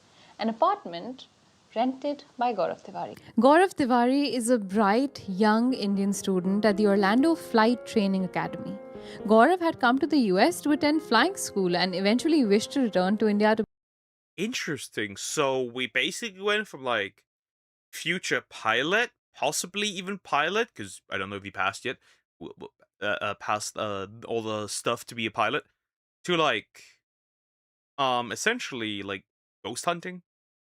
To just like break it down. That's interesting. That's an interesting way to go. Of course, you were a kid when he was alive. Yep.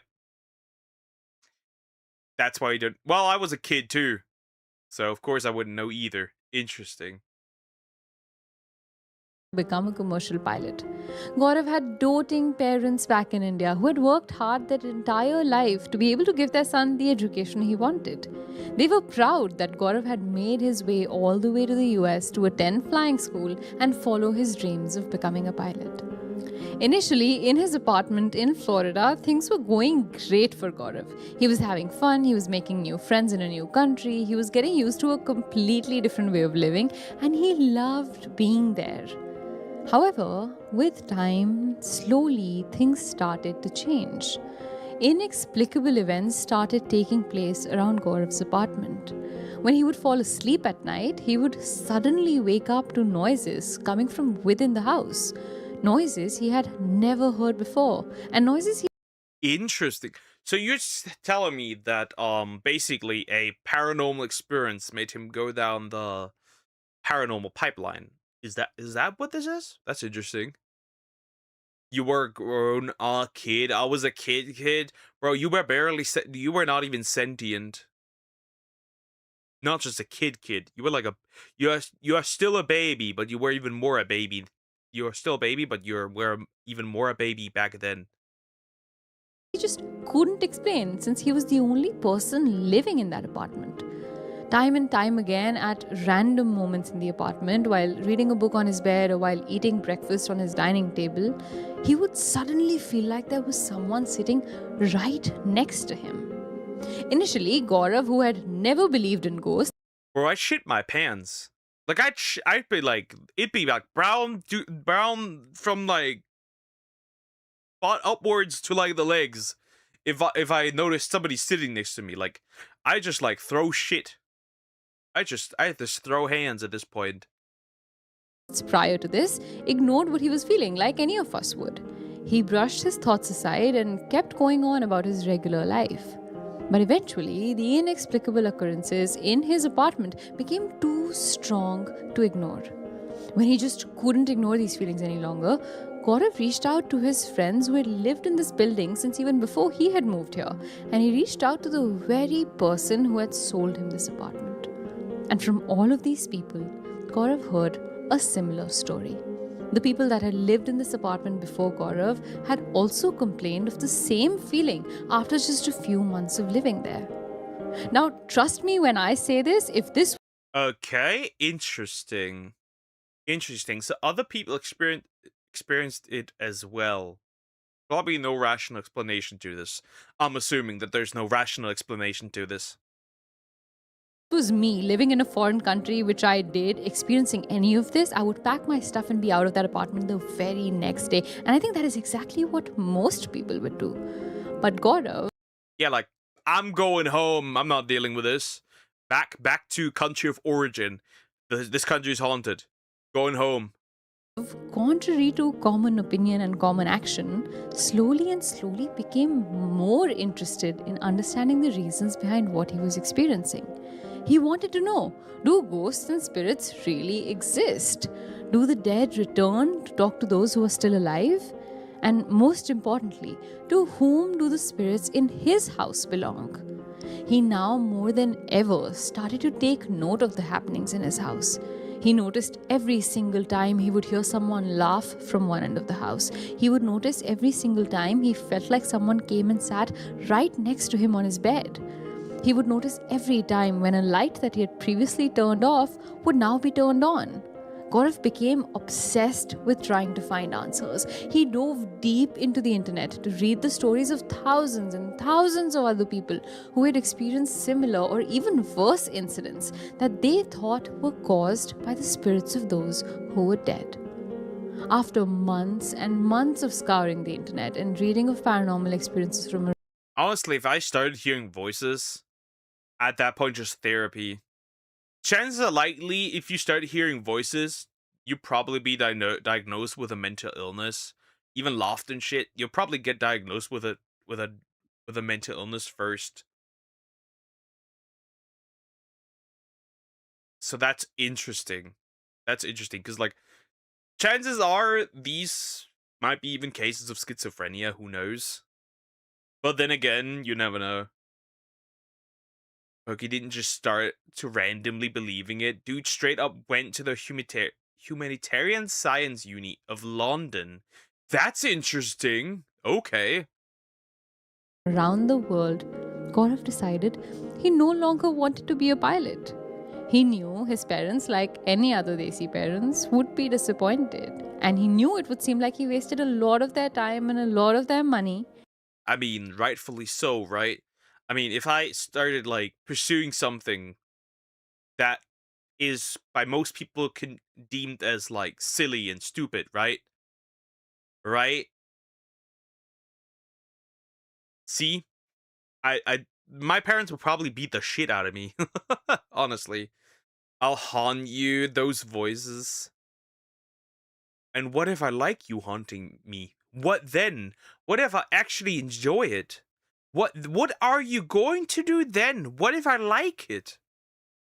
What if I like it? What then? What are you gonna do then? I'm not afraid. I'm gonna enjoy it. But he also knew he could no longer continue studying what he was. He would never be happy. I remember how difficult it was for me to persuade my family that I'm dropping out to become a producer in New York. And it was a proper job that I got, right? Yep. I can't imagine having the conversation with my mom saying, Mom, I know we've spent a ton of money. I've studied in the US. It's been one hell of a ride. Thanks for the funds, the funds. I want to look for ghosts now. Which is what he's doing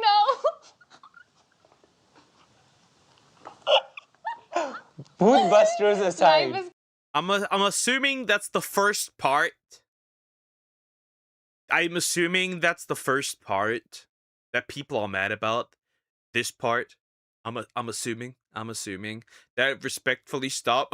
There's no stopping anymore. You took this job, now you gotta keep doing it. I'm binding you to this house then. You're staying here. And then I can finally start my manhwa. My romance manhwa. That's it. Now you know why they're mad? Probably, yeah. And what name are we going to give it? That's important. Come full circle. Yeah. I don't want what to happen to me, what happened to Gaurav Tiwari, so don't put that circle onto me, but yeah, so yeah, and this was so many years ago too, when parents were, I agree. Mom, I want to become a professional paranormal investigator. No, chappal coming flying on your head. Dude, I'd rather tell my mom I'm gay. That's saying something. That's really saying something.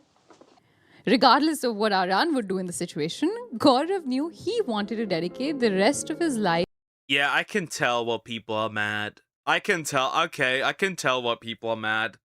I feel like jokes, I'm gonna be honest, like jokes like this, if you talk about like topics like death and stuff, jokes like this are a bit, yeah, it's just like bad taste, but that's that. Perversling, I don't care. My project will be my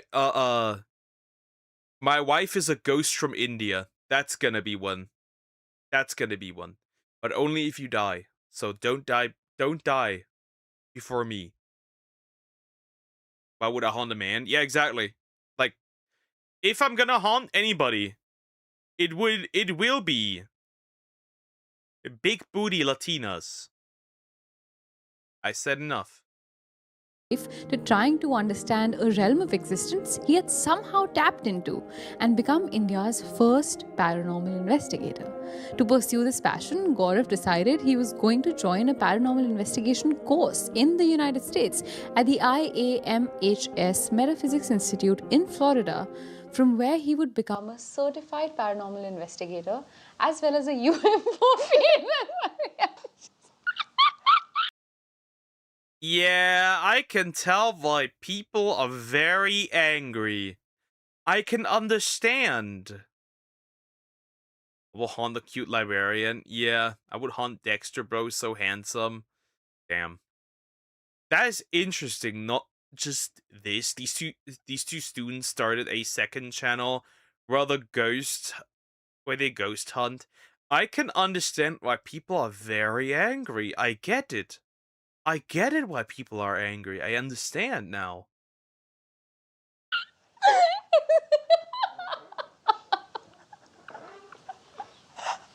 It's a little stupid. I don't know what to say. Dude, we're ghost hunters. Yeah. We cannot be So we're allowed. This is what we need to do. Listen, it's about being able to take a joke, right? Yeah.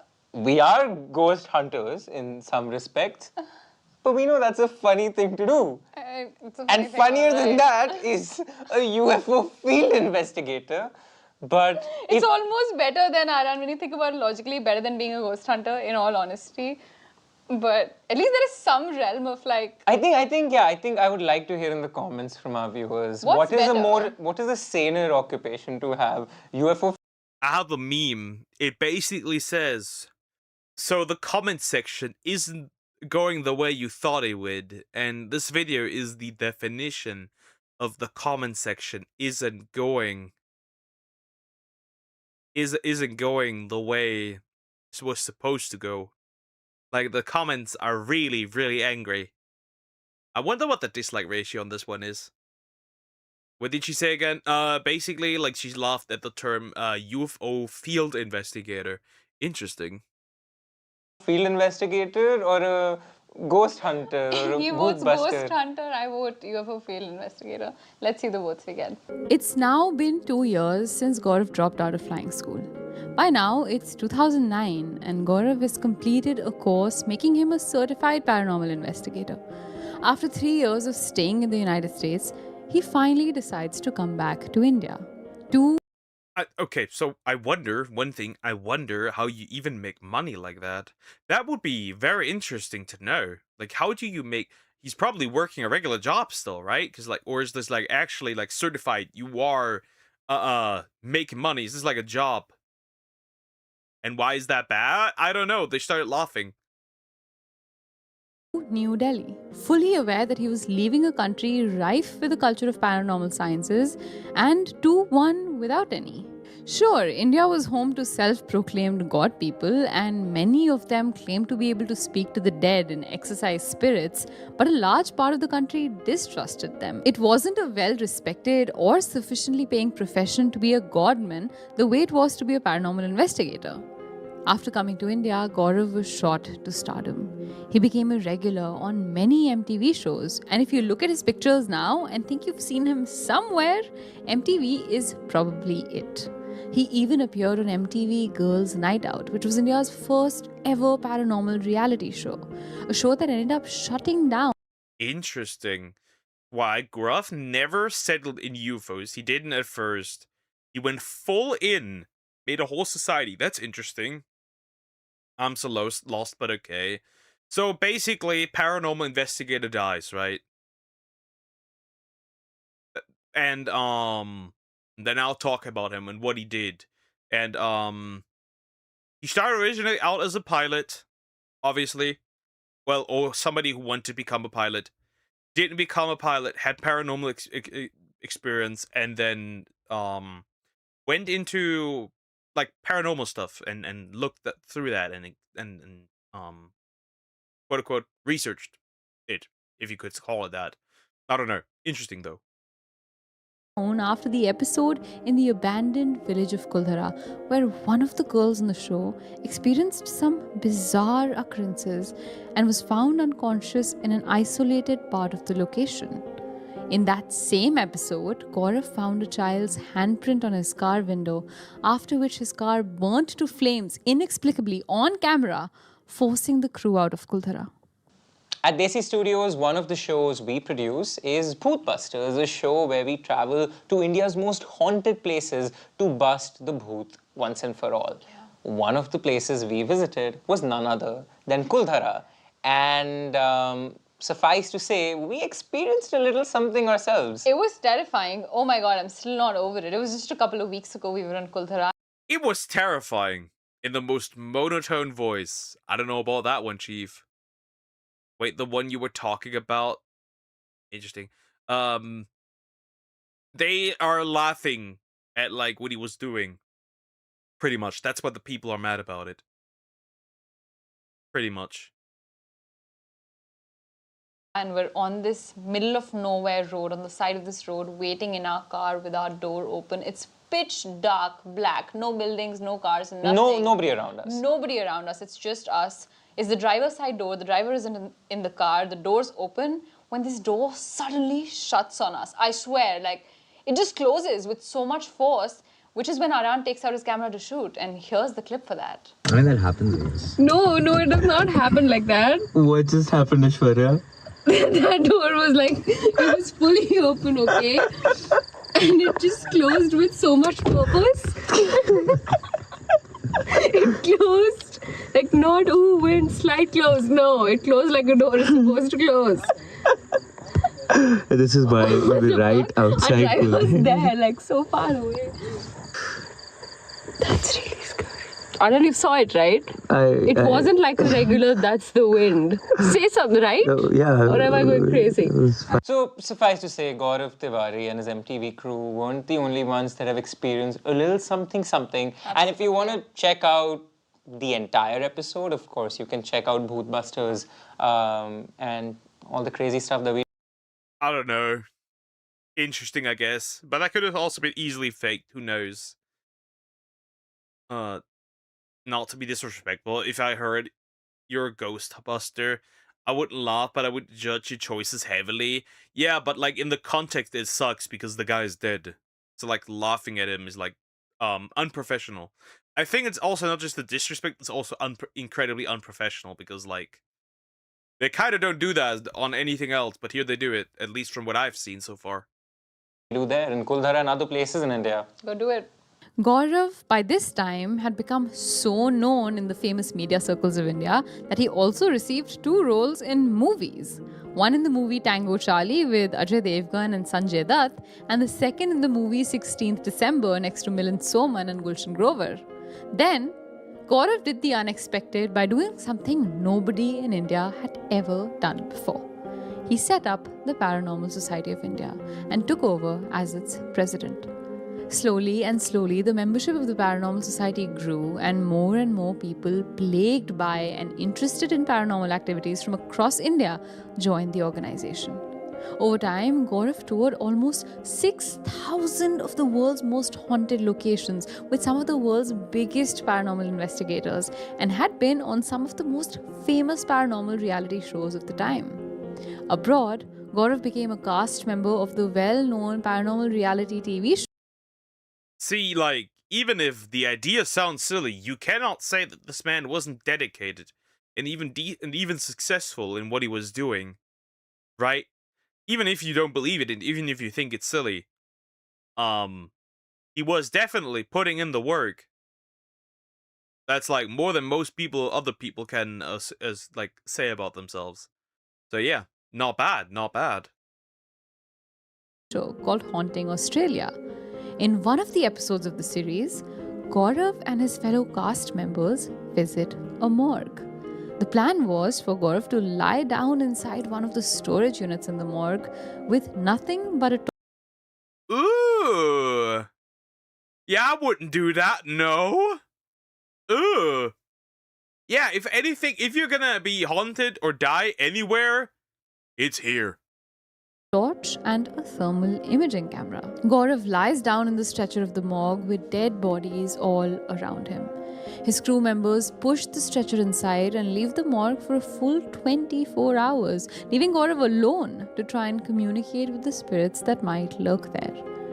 Now, at some point during the night, Gaurav begins to hear noises coming from within the room.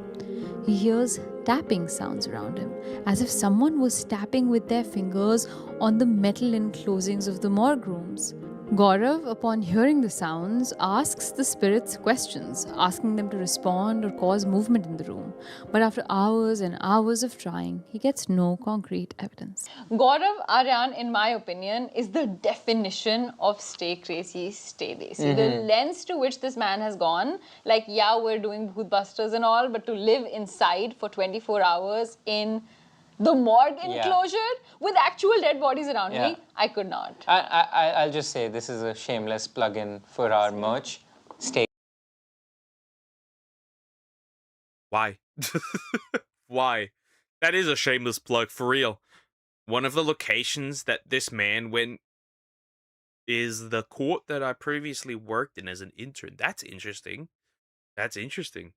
Maybe you aren't who you are, say you are. Maybe you're just a ghost. Maybe that's what you are. Crazy, stay desi. And if you want to buy our merch and support what we are doing at Desi Studios, whether it be Desi Crime or Bhootbusters, and pay the salaries of our videographer right behind this camera, you know? Keep the engines running by buying these cool merch we've made just for you guys, by checking out our YouTube store down below, or going over to Kadak Merch and finding Desi Studios. And, you know, every dime helps fill our pockets, which is a good thing. Goes a long way to produce this for you guys. So if you love what I'm wearing, what Aryan's wearing, like, the comments don't seem to agree with you. Like he said, go to Kadak Merch or find our merch down in the description. Though disappointed at the lack of evidence, Gaurav didn't give up. He prepares himself to find something in his next location, the infamous Old Geelong Jail in Victoria, Australia. While only 4 executions ever took place in this jail, there were 500. Interesting. Don't support them. They support eyes. That's kind of based, actually. That's kind of based, actually. That's kind of based, actually. Confirmed deaths within its walls, caused by the inmates killing each other. The prison is also said to be home to the ghost of a violent prisoner named Percy Ramage, who appears in his cell even today to many visitors as a 7-foot-tall shadow, despite having died in the 1900s. People that live around the prison and those who have visited it have seen full body apparitions, heard footsteps when they were alone in the jail, and felt someone come close to their ear and whisper things to them. Yeah, if something comes close to my ear and whispers me sweet love, I'm getting the heck out of there. Like, I'm getting the heck out of there. I'm getting myself checked at this point. Or if somebody comes like goes into my, is like, duck. I'm like running.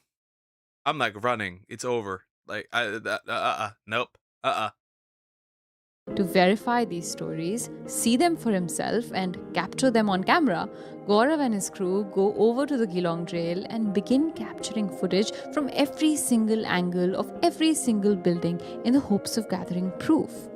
The crew makes their way into the jail cells where murders have been reported and where activity is known to be high, such as sounds of people talking that can still be heard. Finally, after hours of gathering footage and evidence, it was time for the crew to review what they had got. As they start looking through the hundreds of photos and videos they've captured, initially they see nothing. Nobody in the first photo, nobody in the second photo, nobody in the third photo. Until the team realizes they see something in a picture of the jail corridor. In this photograph of the corridor, lit up with a pinkish red light, is a man in the distance. Now the crew remembers this corridor and they remember it being completely empty. The jail was left empty for the crew to come and shoot in. But in the distance, you can see what looks like a black... Is that a man? That looks like a man. Hold up. That looks like a dude. Why is there a random dude just standing there menacingly? I mean, it could not just be a dude, but maybe it is a dude. Ugh. Then again, you never know if some homeless idiot just entered it and just sitting there. Black silhouette of a man standing right outside a jail cell.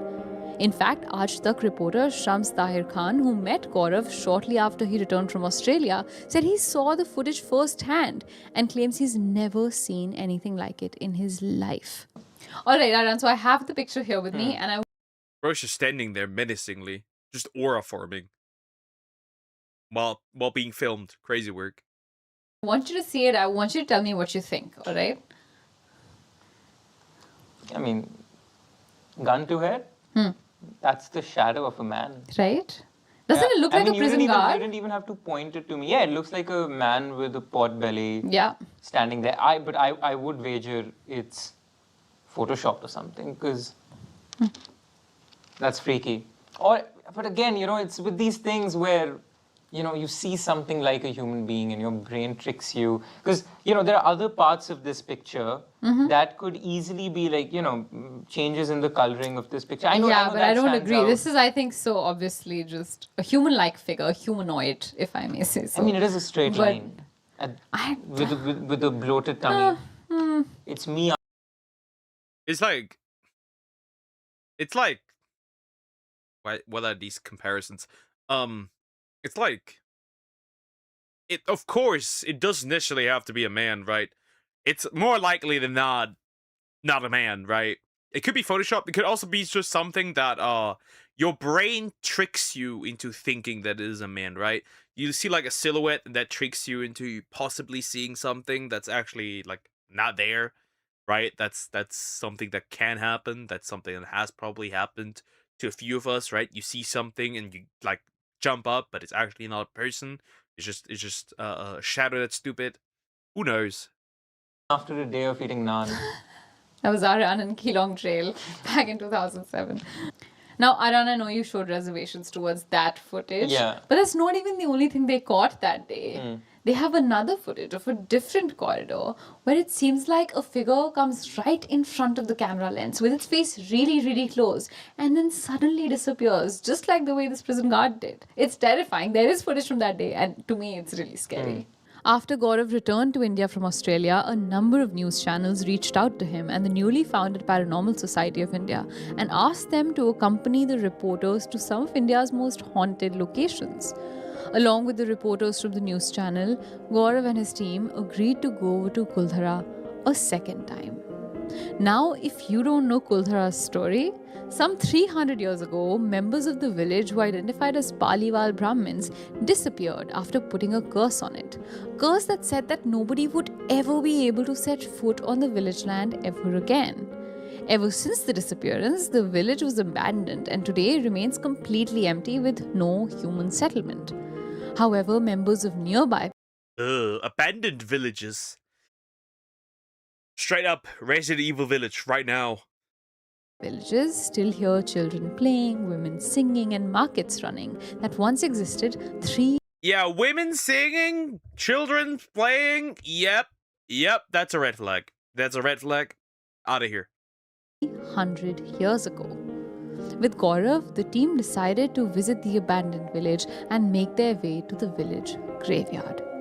It was there, on the K2 meter and other audio equipment carried by the group, that Gaurav heard a voice. A voice Gaurav claimed was of someone telling the crew to leave the village and its villagers alone. The voice terrified an experienced investigator like Gaurav to such a great degree that he instantly ended the shoot and everybody left the location as soon as possible. Incidents of this nature kept happening to Gaurav. He kept exposing himself to an unknown world that many claim is dangerous, and many close to Gaurav still believe that it was this proximity of his to the supernatural that began. Who knows? I mean, again, there's no way to prove this ever, right? There's no way to prove that paranormal stuff doesn't exist or does exist. So that's the question here. Also, it's like, he took it very seriously if he immediately left, right? I mean, most likely you would farm this, right? Like any reasonable person nowadays would farm this. Like, oh, a voice told me to leave. I'm gonna continue even deeper. Began to take a serious toll on his life. In fact, when asked by reporters about the effects of his work on his personal health and well-being, Gaurav had said something that became famous much after he said it. He said, because of his constant contact with spirits and ghosts in his professional life, sometimes negative energies stay back with him and trouble him in his personal life. You're almost exactly describing that bit of the Conjuring movies plot, where Lorraine brings back the negative spirits of the Conjuring house to the other spirits that she's traveled, and you know, Gaurav is merely like the desi rendition of that movie. And this is a theme in a lot of movies. Even the Insidious movies have a lot to do with someone making contact with an unknown world and these energies kind of sticking to them. And I think that's a really scary possibility. It's almost not the possibility of finding these beings that's as scary, but the idea of them somehow latching onto our personal lives and coming back with us, that's really, really terrifying. And many people claim that is what happened to Gaurav. Or it's just a, you know, very good excuse for not having a good something else going on. Life. Yeah, absolutely. I am cheating on you because this witch made spirit came. That's convenient. I'm not saying he was doing that, but I'm just saying. Yeah, no, I agree. Others shouldn't use this excuse. I agree. In December of 2015, Gaurav got married. That's cute. He got married. That's cute. Whereas I don't believe in supernatural stuff. I'm like 50-50 on this. I do not know. But I'm also not saying that it doesn't exist. Who knows? We all should go to the Conjuring house. We will know. I think we're good. I think we're good. I already got enough bad luck in my life. I don't want that. I don't want more. I don't want that smoke. Married to the love of his life, his longtime girlfriend, Arya. And on the outside, life seemed to be going well for him and his family. It was now July in 2016 and Gaurav was living in Dwarka in New Delhi with his wife and his parents. Despite their new marriage though, fights between the couple became a common occurrence relatively soon. Many claim that Gaurav's erratic lifestyle of odd hours and lots of travel was worrisome to his wife Arya. Unfortunately, being out late and traveling were the two aspects intrinsic to Gaurav's job. It was simply something he could not change. Over time, though, the fights between the two grew and only got worse. Yeah, I think that puts a lot of strain on a marriage. Like, odd hours, constantly being away, flying around, never having time for your husband never has time for you. I can see how this being inconvenient causes problems. But then I have to ask, if she's already the girlfriend, then like she knew this, yet she still married him. So like, yes, it makes sense, but yes, you're kind of retarded. Because like you knew this. If you knew that you wouldn't be able to handle it in the marriage, why did you marry him? That does, again, it does make sense. If that were to be the case, you know. On the 6th of July 2016, a similar fight took place because Gaurav returned home at 2 in the night after having left his house many hours prior. Despite the fight though, Gaurav was tired, and so he got into his bed along with his wife and they both fell sound asleep. The next morning, on the 7th of July, the house started to wake up. His wife woke up, his parents woke up, and then Gaurav woke up. At around 9 a.m., he ate his breakfast and started working on some footage from the night. And then he died for some odd reason. I wouldn't like that one bit, but she should have been ready for it. This is literally his whole ass job. That's what puts a roof over their head. Yeah, basically. And also, like, again, she already knew this because she's the girlfriend previously. So she should know this. Doesn't really make sense that it would be a bit odd that that's the reason, but then again, you never know. Things change. Before. Then, at some time between 10 and 12 a.m. that morning, Gaurav got up from his work desk, made his way to his washroom, and 5 short minutes after he had gone in, Arya heard a loud thud from inside the washroom. Arya shouted his name from the outside, hoping for a response, but there was only deafening silence. She tried to open the door to the washroom, but it was locked on the inside. She tries her best to break the lock, but she's unable to. Upon hearing this frenzied commotion, Gaurav's father comes running into the room, and he and Arya together break open the washroom door, only to realize their lives will never, ever be the same. Lying on the floor of the washroom was an unconscious Gaurav. Arya noticed on his neck a black line that she hadn't seen before. Panicked, the family called an ambulance, which rushed Gaurav to the nearest hospital in Delhi. But upon reaching the hospital, Gaurav was declared dead. The reason for his death was determined to be asphyxiation or death by strangulation. Gaurav. How? What did he do? Right? Because like the only option is sewer slide. There's nothing else there. That's weird. His family, though, refused to accept this conclusion to his death. They find it incredibly weird that just a few minutes before his suicide, he was on his computer talking to a magazine editor about having his picture on the cover. He was sending emails back and forth, and then in the middle of all of this, in the middle of an email, he just walked over to the washroom and killed himself? There must also be something that caused the strangulation, so look for whatever has caused this. Whatever was used. There must be something that has been used. It was hard to believe. When the family refused to accept this verdict, the cops decided to listen to their demands and called Arya over to the police station for questioning. During her questioning, Arya tells the cops that for the last 1 month, Gaurav had claimed that, quote, negative energies had been troubling him, end quote. She told them that ever since he had told her that, he also started behaving very differently. He had started talking less, staying to himself, seeming lost and seemingly unhappy. I'm not sure what to think or who to believe, because on the one side, he was looking forward to getting his picture on the cover of a magazine, which is atypical of people who are about to kill themselves, right? They're not looking forward to getting something done. It's a very different sort of a dynamic at play.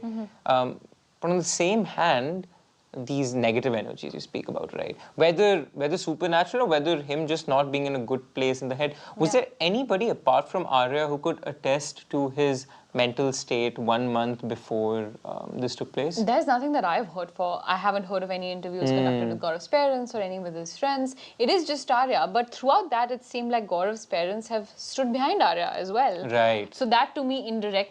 So there's like multiple options here. 1, he did it himself, but with what? That was not mentioned. There must be something. 2, it was her. But then again, how do you lock a door from the inside when you are on the outside unless there's a way to leave the washroom. So there's another one. Or it was paranormal, but the paranormal one seems to be the more outlandish one. Is kind of their faith in her version of the events, considering they were all living in the same house as well. But yeah, no, that's the extent of what I know. Initially, Arya thought that perhaps the long hours of the work and the odd nature of the job had taken a toll on him, and that maybe he was going through depression at worst. But over time, Gaurav kept... Well, the negative energies, then, well, that could have meant with that as well. But generally, aren't people who are closely to ending their lives excessively happy and positive? No, not really. Not really. Yeah, but he was not happy. Yeah, but also, like, not really. I mean, most people that I know that end their lives out of misery. The only thing they feel, I think, is the way they describe it before it happens is probably a sense of relief, but that's about it. Repeating that it was still the negative energies that were troubling him. He had expressed the same feelings to some of his other crew members from the Paranormal Society too. Now, the police were initially hesitant to believe the story. They tried their best to steer away from using spirits as an explanation for his death, and understandably so. But the family brought up other genuine points, like the way his body was found and the lack of a motive for him to kill himself.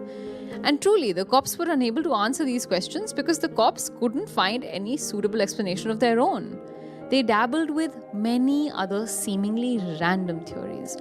One of them was the possibility of an extramarital affair with one of his co-workers.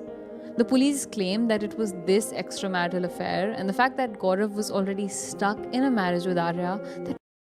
But where do you get these claims? Where is the source? I made the fuck up?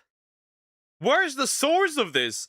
And, like, an affair, but, like, where is the one he had an affair with? Like, source, buddy? Made him kill himself.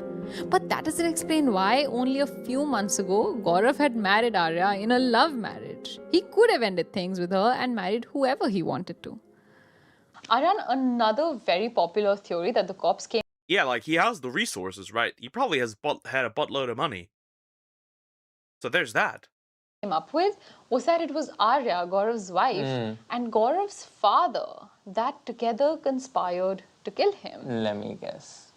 Go for it. The father and Arya had a little something going on. Absolutely not. Dirty mind. That's not at all what happened. Arya found out about Gaurav's affair is the police's theory. Well, why would the dad help then?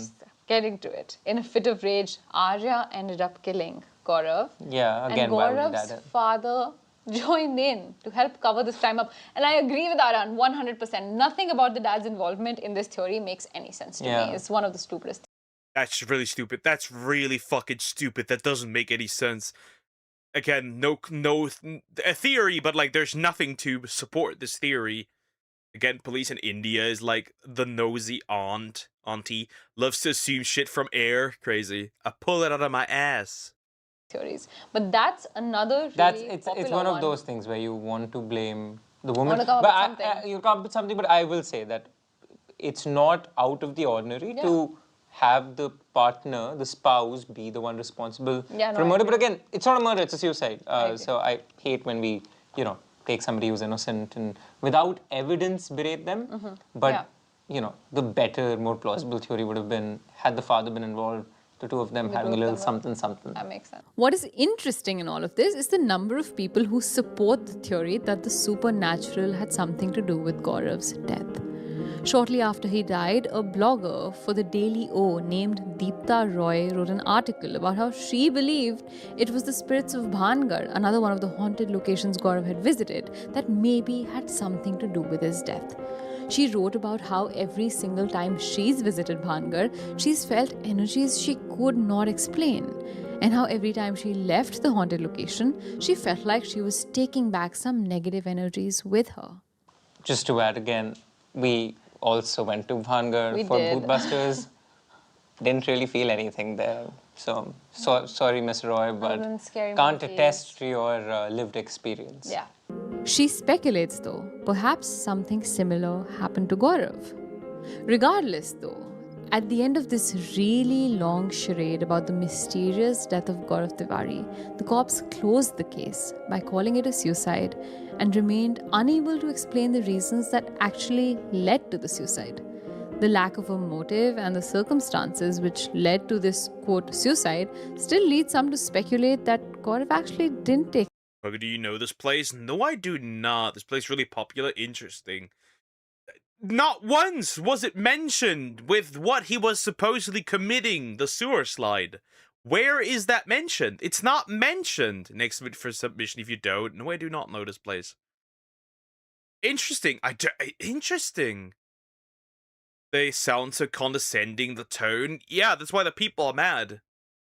His life. After all, the case of his death may be closed in the police's case files, but it remains open for us and for you, the true crime community, to speculate over. Or we may have to learn to live with this tragic mystery forever. If you like what we do here at AC Studio. Interesting. So in summary, in full summary, we don't know what happened. All we know is the guy is dead, but we don't know what happened. There was no mentioning of what he used to do it. That would be maybe like a good idea. What did he use to do it, right? Let's like check fingerprints. You just don't strangle yourself. Just randomly. There's nothing there to do it, right? Usually like you get a rope, you get something, but like there's nothing there. It's just crazy. It's just crazy. Yeah, there's like 3 options. The wife did it, supernatural, or he did it. It's just crazy. It's just crazy. Wow. Just like that vid. Fine, I will do my job. There. You happy now? But yeah, the comments are such a fine duo on this amazing channel, such an amazing person. Yeah. What's with this laughter? It spoiled the entire premise. I would take you guys seriously, but the way you people laughed and made fun of his choices was disgusting. Yeah, you get the idea. I think you get the idea. The people are angry. The people are angry. You can't even strangle yourself with hands either. Yeah, like you just lose the grip and then like be over. So you can't do that either. It's like really weird. So I think the best option probably is that either something paranormal or the woman did it. Good boy. I don't think it's possible to strangle yourself. The body would just refuse to do so. Yeah. The other way, again, the option would be to do it by rope, but it seems unreasonable that this would happen. But yeah, guys. I gotta end here. After this sad session. Have a good day. Or night. I will see you tomorrow. And we're gonna do a little more reactions as usual. Don't Guna Gump. Don't get haunted. Samex is allowed to haunt me. You offered it already, so it's fine. And I'll see you tomorrow. I'll probably eat something real quick. Hop into editing, and that's probably it for today. I'm assuming, but yeah. I'll see you guys tomorrow. You got it. What? I'm not saying that. That's bait. Take care, dear. Take care, Apple. Take care, Joe. Bye-bye.